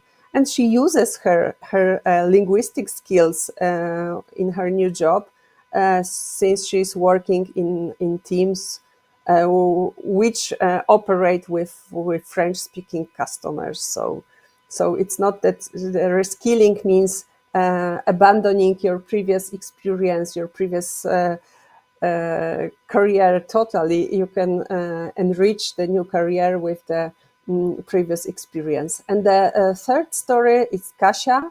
She was the shop owner of a ceramic shop, and having two small children and listening to her husband and to her brother who were in IT, she decided that she wants to also reskill, and she did a software testing course, and luckily very quickly found a job. It was a few years ago, and she worked for remotely, living in a small city in Poland. She worked for a company from Warsaw, but her customers were in UK. So these stories, it's a part what we like very much, because often this success stories protagonists are women who were participants of our programs, members of our community, who, for example, she participated in 2 webinars about programming. Afterwards, she was in mentoring program and she decided to change her career totally. And after a few months, after a year, she comes back and she says that I got support from you. Now I want to share my story because I want to be an inspiration for those who are these 3 steps behind me. So it's really these are real stories. It's they are not stock photos or fake stories. These are real women and real stories. And that's all from me. Thank you for your attention. Here is my contact to my LinkedIn profile. If you have any questions, link to mamopracuj.pl, link to talenty.pl, this recruitment platform for women. It's we say that it's Talenty is a younger sister of Mamo Pracuj. But it's growing, and in a few weeks it will be also available in English. So maybe it may be interesting also for non-Polish speaking women. And this QR code will let you to our English part of Mamo Pracuj website. Thank you. Thank you, Joanna. I was especially interested in your speech because, I'm not a mom now, but still, it threatens me that at some point of time, I will need to make a choice, between 2 very important things in our life: it's job, which gives us money, yes, and our family. And after such success story as you shared, after the programs you are creating, there is a hope that now we can combine all the things successfully and be successful at job and be a good mother for our children. So thank you, John, very much for that you joined our session today.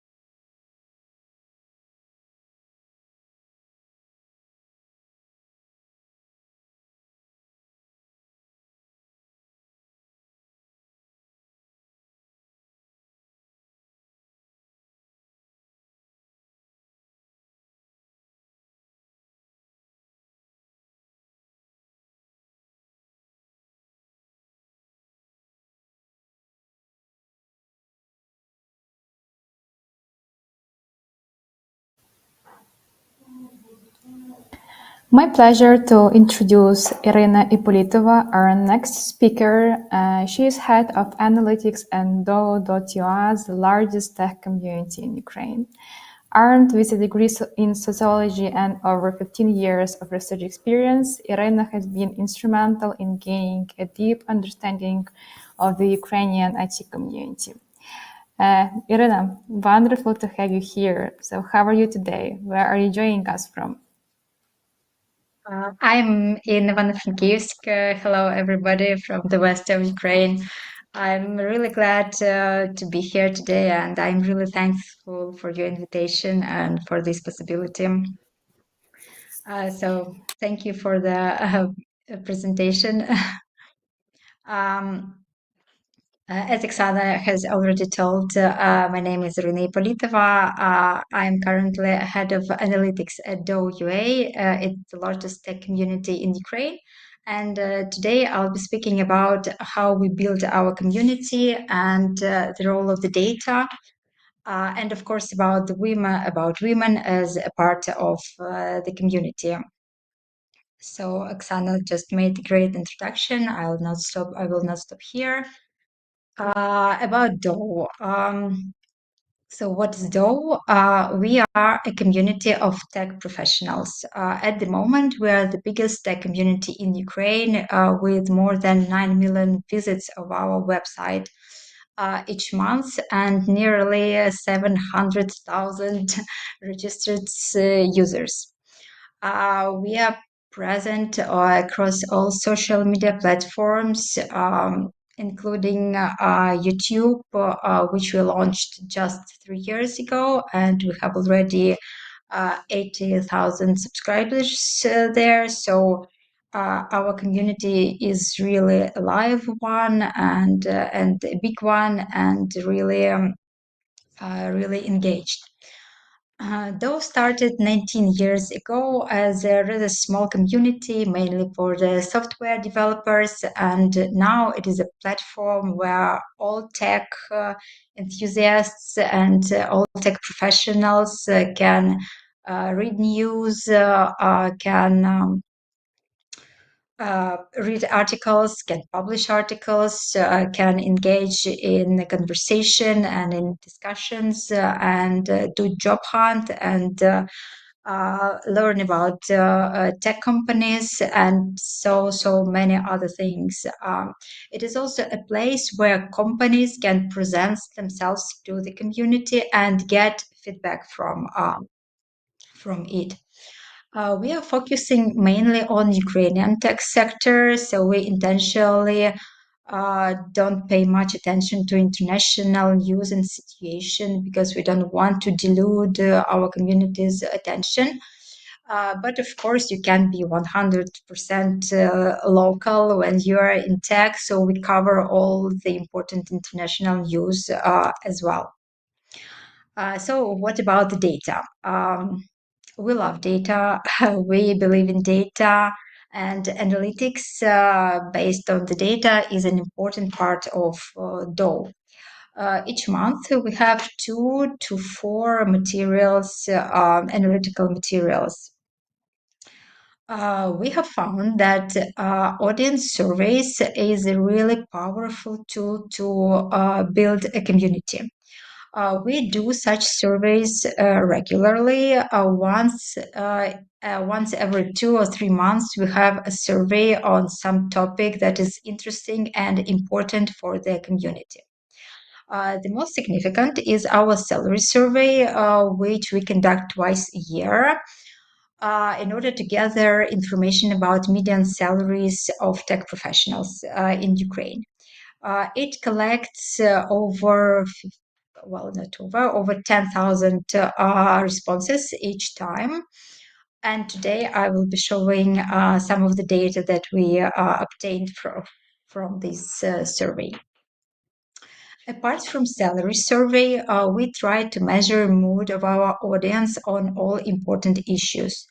That includes rankings of employers, programming languages, professional literature, IT universities, and we even did the research of Ukrainian cities from the perspective of an IT professional in order to find out which cities are convenient for tech professional to live in and which are less convenient.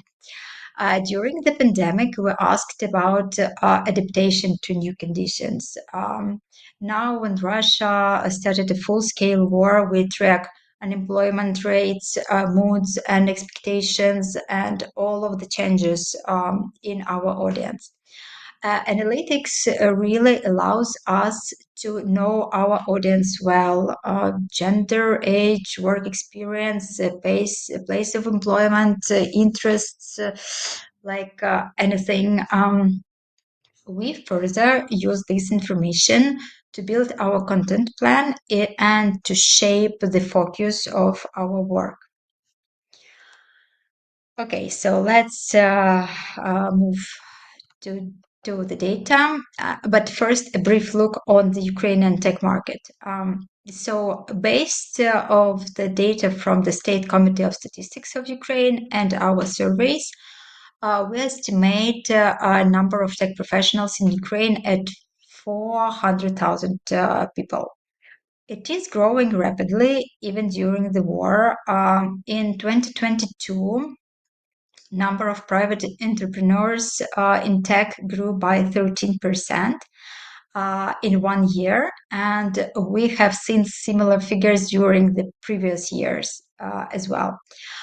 We also know that a lot of people now are looking to join tech. So we assume that number of tech professionals in Ukraine will grow. The largest tech community on our market is EPAM. It's a global service company. Historically, service companies dominated our market, but due to full-scale war, their growth slowed down. Now service companies and product companies are on par in terms of number of professionals they cooperate with. Okay, so moving to our data and role of women in Ukrainian tech. Women constitute about a quarter of tech professionals in Ukraine. Our latest survey from December 2023 shows that 24% of tech professionals are women. State Committee of Statistics reports that women constitute 28% of registered private entrepreneurs in tech in Ukraine. So you see these figures are quite close.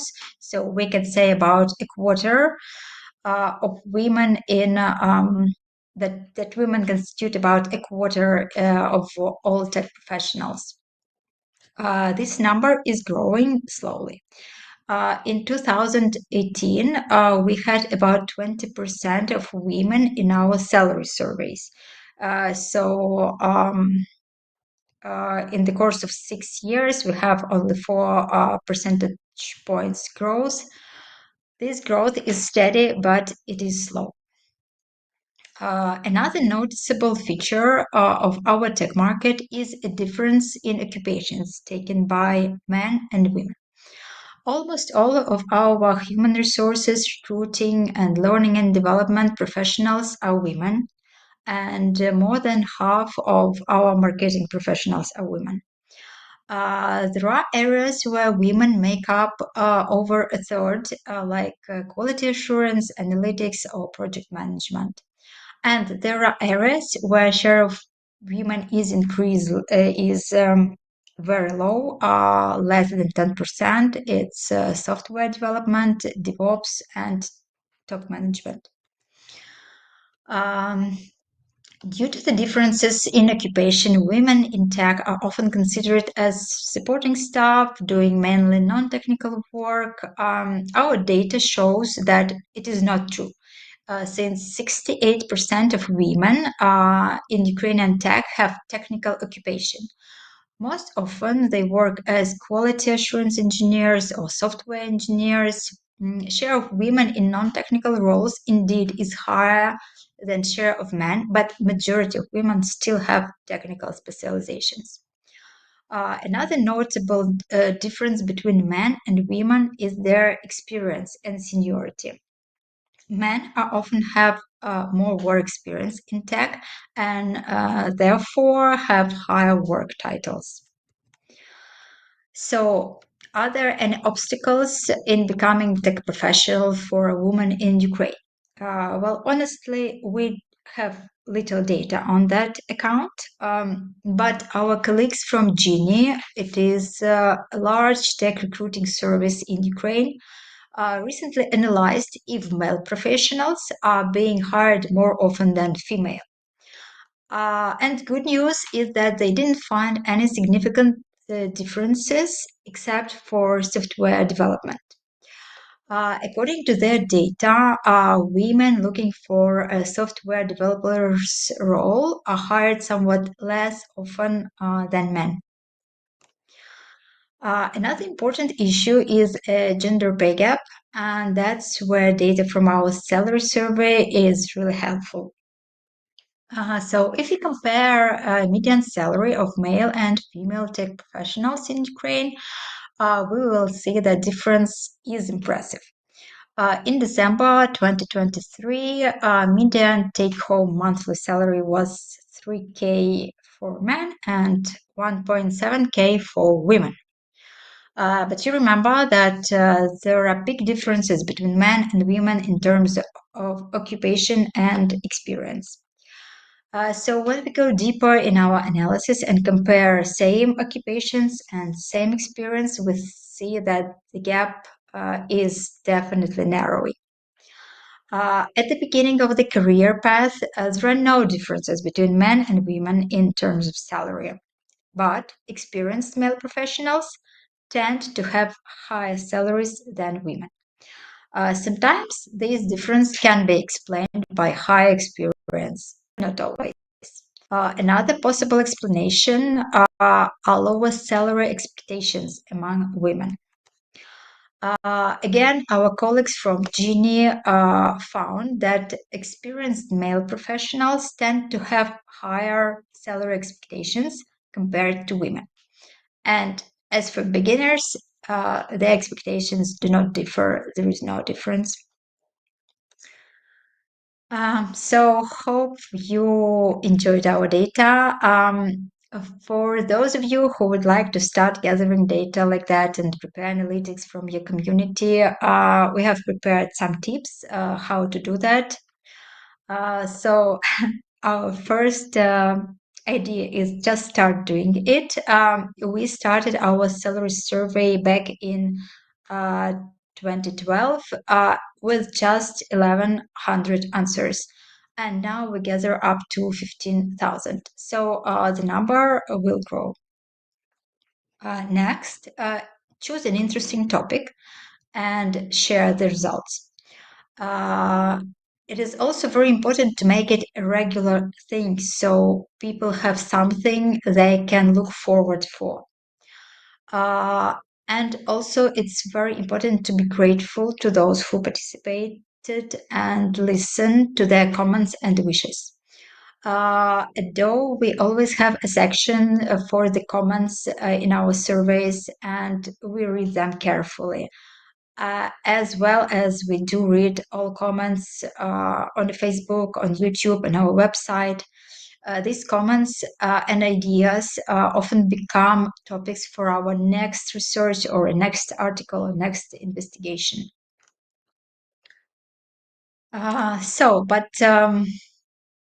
What to do if you still a small entity?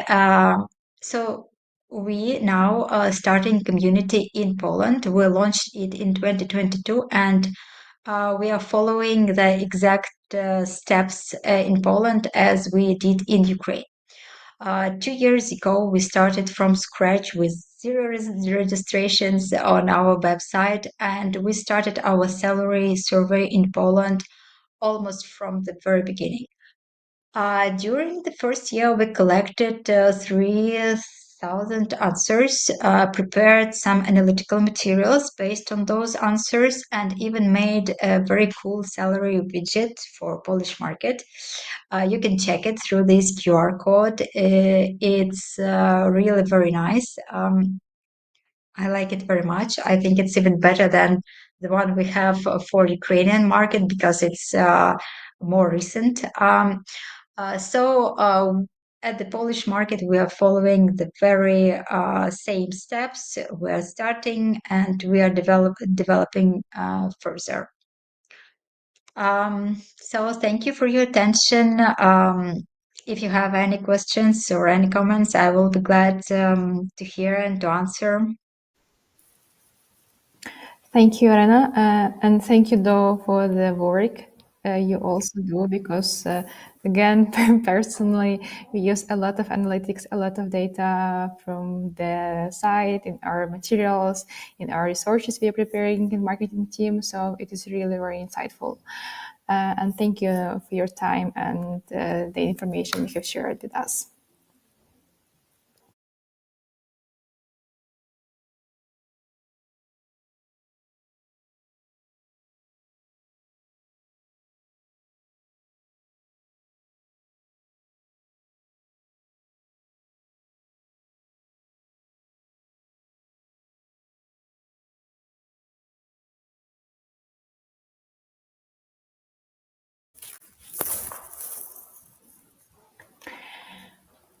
We are to round off our conference with the discussion on the topic Diversity Challenges in the Investment Ecosystem, Insights from European Women and Venture Capitals Community. So our speaker is Martina Maciel, a senior professional and entrepreneurship and innovation leader with a remarkable career on the European VS scene. So let us enjoy Marta's talk and enjoy it. Okay, so hello everybody, and hope you've had a great day in SheIsTech event. Lots of interesting content, a lot of interesting opportunities to get to know speakers and professionals.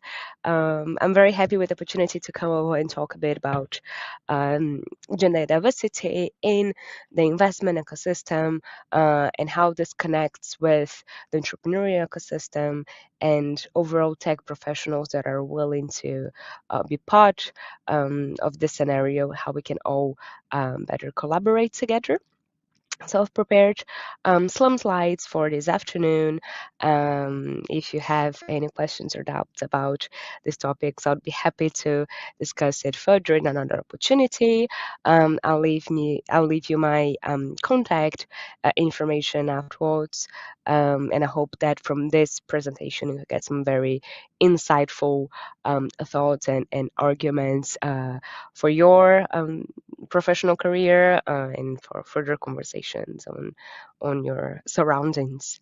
So yeah, with this context, before addressing these challenges in investment ecosystem from European Women in VC network perspective, I just wanted to briefly introduce myself. My name is Marcia Maciel.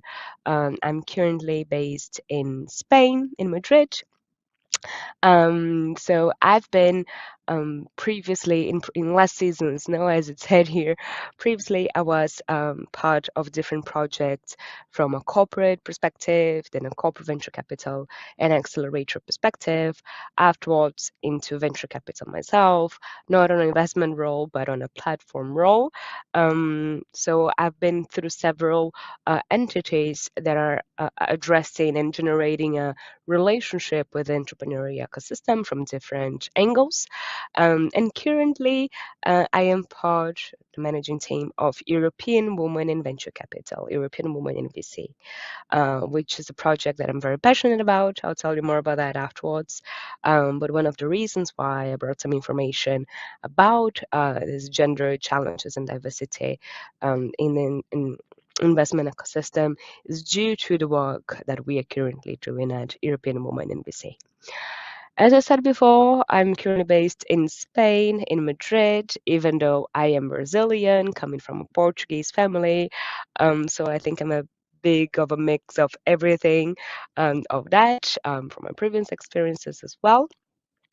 And even though we're going to be addressing gender diversity, which is my big passion in the industry, I've been working and talking a lot about corporate venturing, open innovation, strategy, innovation, marketing partnerships, and all sorts of collaboration tools in this ecosystem on how we can better cooperate and make it a more feasible scenario for entrepreneurs and investors and founders. So with this context, I would like to start talking about what I wanted to share with you today. So this is a piece of data. I'll give you a minute to read. I'll read it with you. So this is a piece of data from 2021 from one of the reports of European Women in VC that says, in 2021, all women-founded startups raised just 1.8% of the investments available in Europe. And as you can see here in this presentation, during the same year, the total investments available for European startups grew up to 136%, which is a lot of available money, and that is very, very, very little going to the hands of female founders. You might have seen data like this in some other places. Again, this comes from a report that we published in 2021. Please make sure to take a look on the reports European Women University has been publishing in this past years. There's a lot of very powerful information there. But this is something that I wanted to address to start this talk, just to we're all on the same page, how this is different.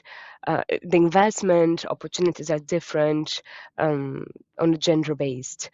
Over here, we can see that funds raised by mixed gender teams, founder teams, are 9.3%, while all men founders teams got to raise 89% of these funds, which is very complicated and disturbing, but it just shows us something that many of us are already aware on our daily experience, and the necessity for us to foster gender diversity in all levels of entrepreneurship, from funding a project to be a founder, to be a tech professional, just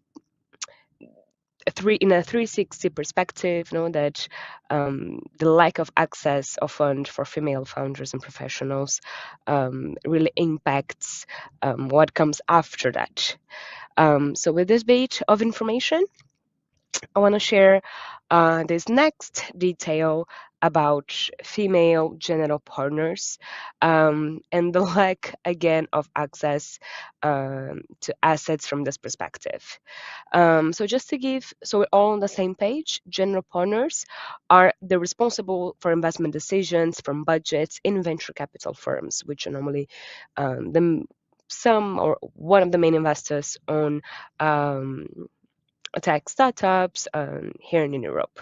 So let's together take a look at that on the information that we have here, which is a balance of female and male GPs in VCs and growth funds, and female GPs, general partner, access to assets under management. So from the GP's perspective, the gender balance in the teams, just 16% of these GPs are female professionals. And even more drastic than that, just 9% of the total raised money are raised by female general partners. This is very, very, very, very little, and this says a lot about what is happening in this ecosystem right now and how we can. Maybe we'll check how, but that this is a valid argument that we need to listen and pay attention to. So over here, I'm resharing these numbers that we just saw previously about the gender balance in female GPs and about the access of funding of female general partners, which is of 9%. So why I'm sharing this information, because as we said before, the disparity that we are seeing in these numbers, it obviously creates an obstacle for female fund managers and for female senior investors seeking to raise capital, to raise money to be invested afterwards in startups. As some of you might know, for the ones that are not very familiar with the venture capitalist ecosystem, this is a space predominantly relationship driven and recommendation driven in many ways. So that's why, as a result of these numbers and a result of this contrast, we can see the impact in the investment decisions automatically in very, very different venture capital firms. Also, this is another thing that I was very happy to get some data and share in this conversation, in this page, about the deal-making decisions and how in these investment committees and how in these discussions about where to invest the money, how to make this accessible to sort of different profiles, how we're still lacking diversity on that. So you can see here, again, the numbers, I'm going to read it with you. 30% only of total investment committees are composed by women. And when we go a bit further on diversity, not only about gender diversity, but overall other minority groups, they just represent 12% of investment committees, which translated means that a third of women make to these investment committees. And when here we're talking about another minority groups, I want just to emphasize some examples, also different ethnicity, sexual orientation, and that by the end of the day, the lack of this diversity and inclusivity in investment committees could lead to some biases when allocating capital. And this is very complicated when we are still fighting for a more diverse ecosystem on projects, on leadership, on representativeness. So this is one of the main reasons why we all should be very aware about this lack of diversity in the ecosystem. So why, again, this is relevant? This is also some very powerful piece of information that we have published in the 2023 report of European Women in VC. So not only we understand that the investment committees can be biased on a specific view when they lack diversity, but also because women investors are 2 to 3% more likely to invest in female-led startups, but also in gender-mixed teams. And this is very, very important. You're going to see a little bit afterwards why this is such a positive information and why this is such a positive, relevant decision guidance for many venture capital firms and the impacts that they will have as firms by deciding to invest in more female-led, gender-mixed teams. So this is why we need to keep on advocating also about this theme in all the scenarios we can. Why this is also relevant. So gender diverse teams with ladies and investors, female investors that have investment decision-making power can have a positive impact in the fund performances. This is also very important from the technological, your professional perspective, you tech expert, you venture capitalist, you business angel that are part of this ecosystem. This is also very important because this spread an end-to-end chain of benefits for portfolio companies who are invested by this venture capital firm, for the market in general, for the limited partners, so the players who invest in venture capital firms in order for them to afterwards invest in this portfolio companies. So this is very, very, very, very, very important for us to understand the reach that that at first could be a small change on the status quo of many VC firms, how they could have such a long-lasting impact and benefit for all the stakeholders involved in this conversation. Again, here, just wanted to address a bit more on the returns of investment, on the returns of the VC for the sake of the investors, the limited partners, again, the players who are investing under venture capital firms, these limited partner institutions, and the returns for the investments. So here, let's read this together as well. The presence of women in senior management teams is correlated with higher returns. We have an example here, exactly talking about numbers, how these two informations, how they're communicating it to each other.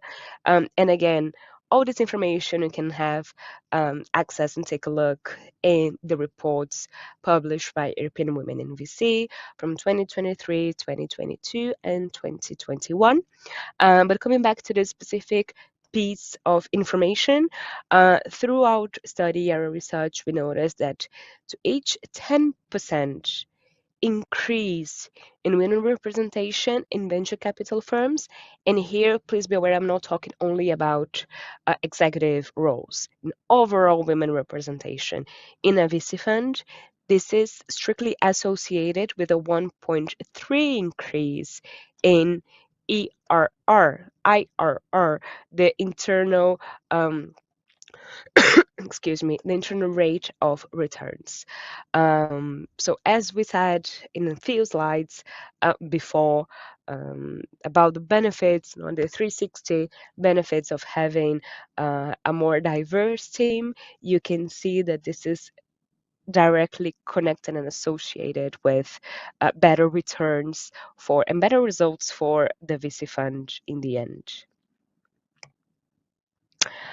This is another bit of information that is very wow in many ways, and this really can help us drive better the conversations that we are having based on real numbers, real arguments. So these graphics, let's check them together. They address the presence of women.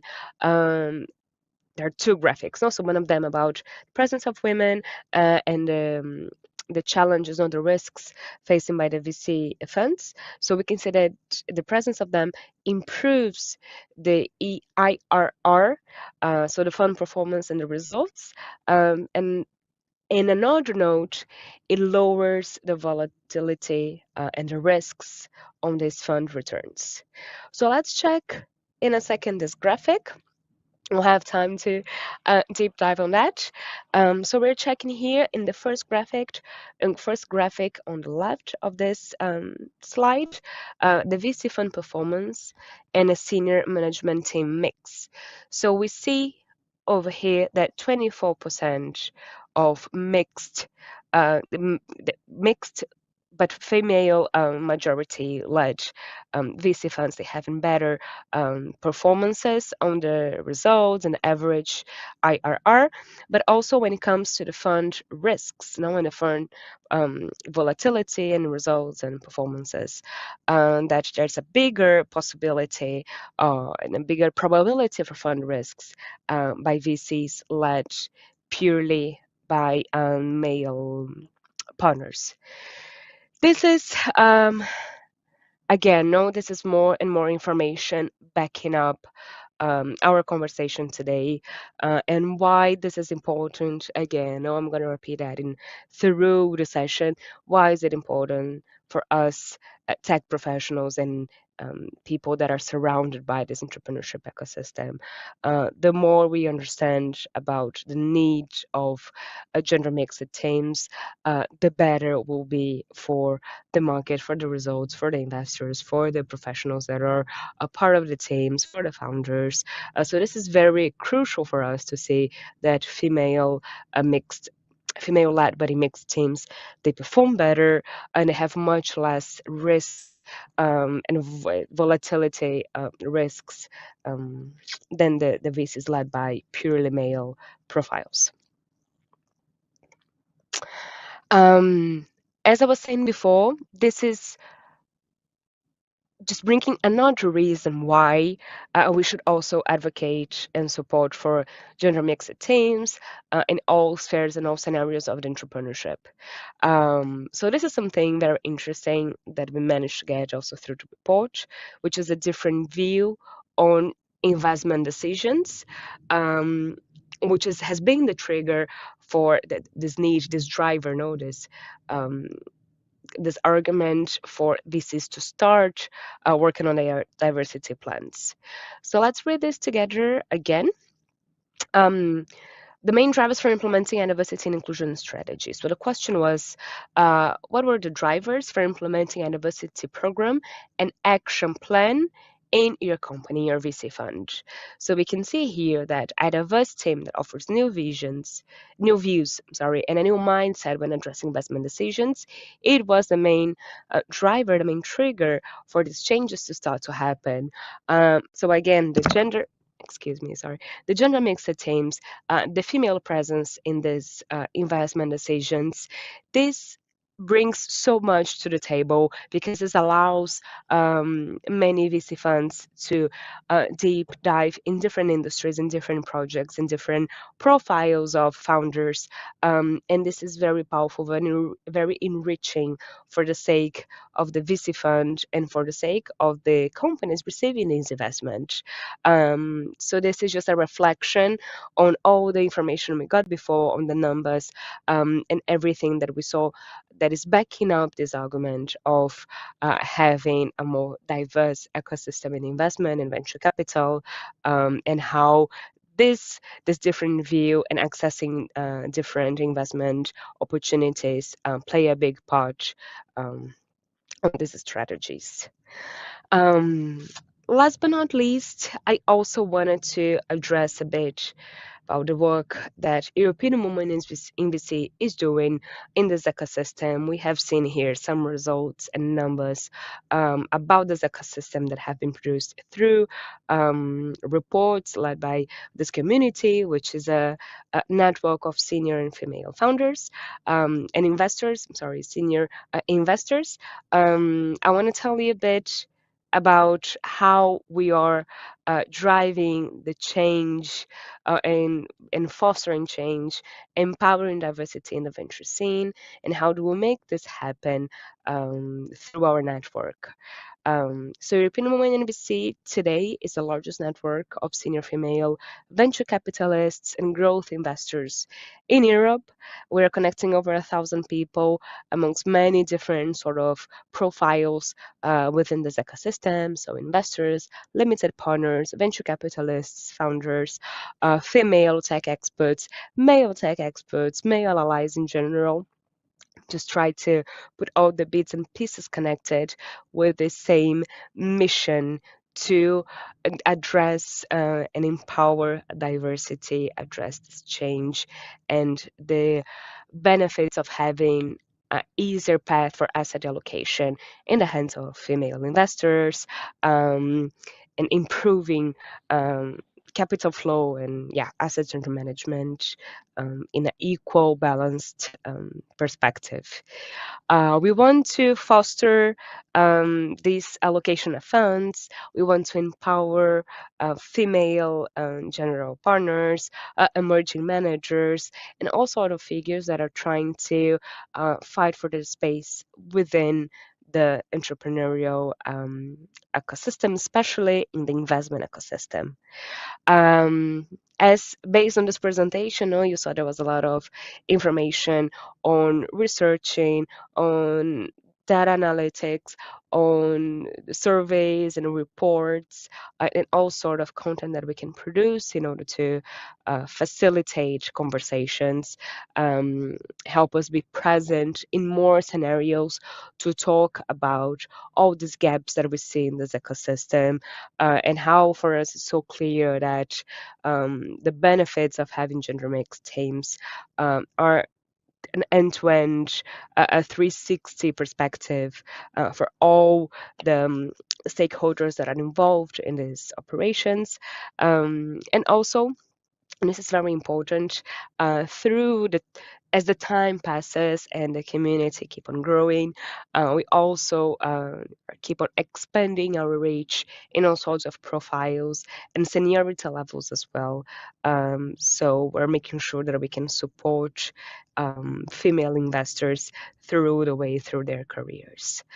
Talking a bit more about the sort of collaborations that we have been working on from European Women in VC, which is quite relevant for this ecosystem, taking into consideration that our assistants here, our guests, are mostly female profiles working in tech in different sort of roles. Let me just change here briefly to cover some of the companies that have believed in us, believed in different projects that were launched by this community. So we have a telecommunications company, banking companies, have banking institutions, we have limited partners, we have institutions from the European Innovation Council. Anyways, this is a bit of the partners and supporting partners that have helped us through these years, that are still helping us in many different projects. And this, last but not least, and there's a specific bit over here just to give you some flavors of some sort of the venture capitalists that are committed with this cause, that have been supporting us in our mission, and that have their female founders or female GPs or female managing partners. And we're very excited to keep on seeing. This is just some of them, but we're very excited to see as this network keep on growing, and we have many, many more VCs committed with this change, with this mission, and that are able to have the sensibility to have a more diverse eye when it comes to investment opportunities and mixed teams. This was a very brief conversation, but I just wanted to thank you all very much for this opportunity. I hope some of the information was relevant for you and important for you in your conversations when you're talking with your colleagues about the quality of opportunities and inclusion in your company. When you're talking with your investor, with your potential investor, let's just make sure that we're bringing this message to as many profiles as possible, as many scenarios and conversations as possible, because we still need to make a lot of noise about this and making sure that in all levels of investment entrepreneurship, we have the same opportunities and access to drive this change that we're really much looking forward to happen.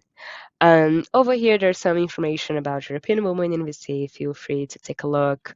Subscribe to our newsletter, send us an email, check webpage, LinkedIn.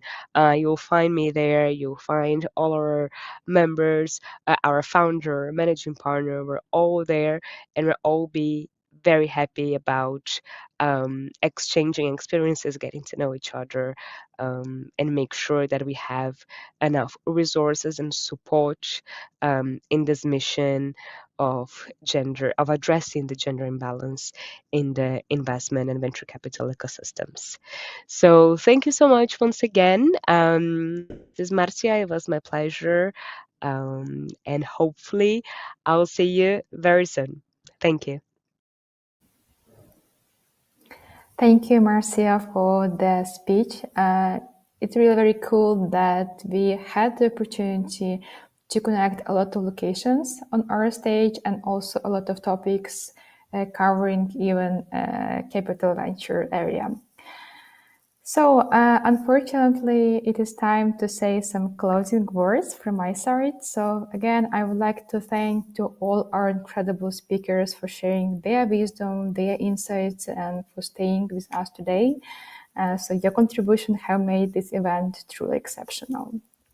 As we conclude this inspiring event, the discussion doesn't have to stop here, so please use our Discord channel to continue the conversation, to connect with the participants, and further explore the topic of women empowerment in tech.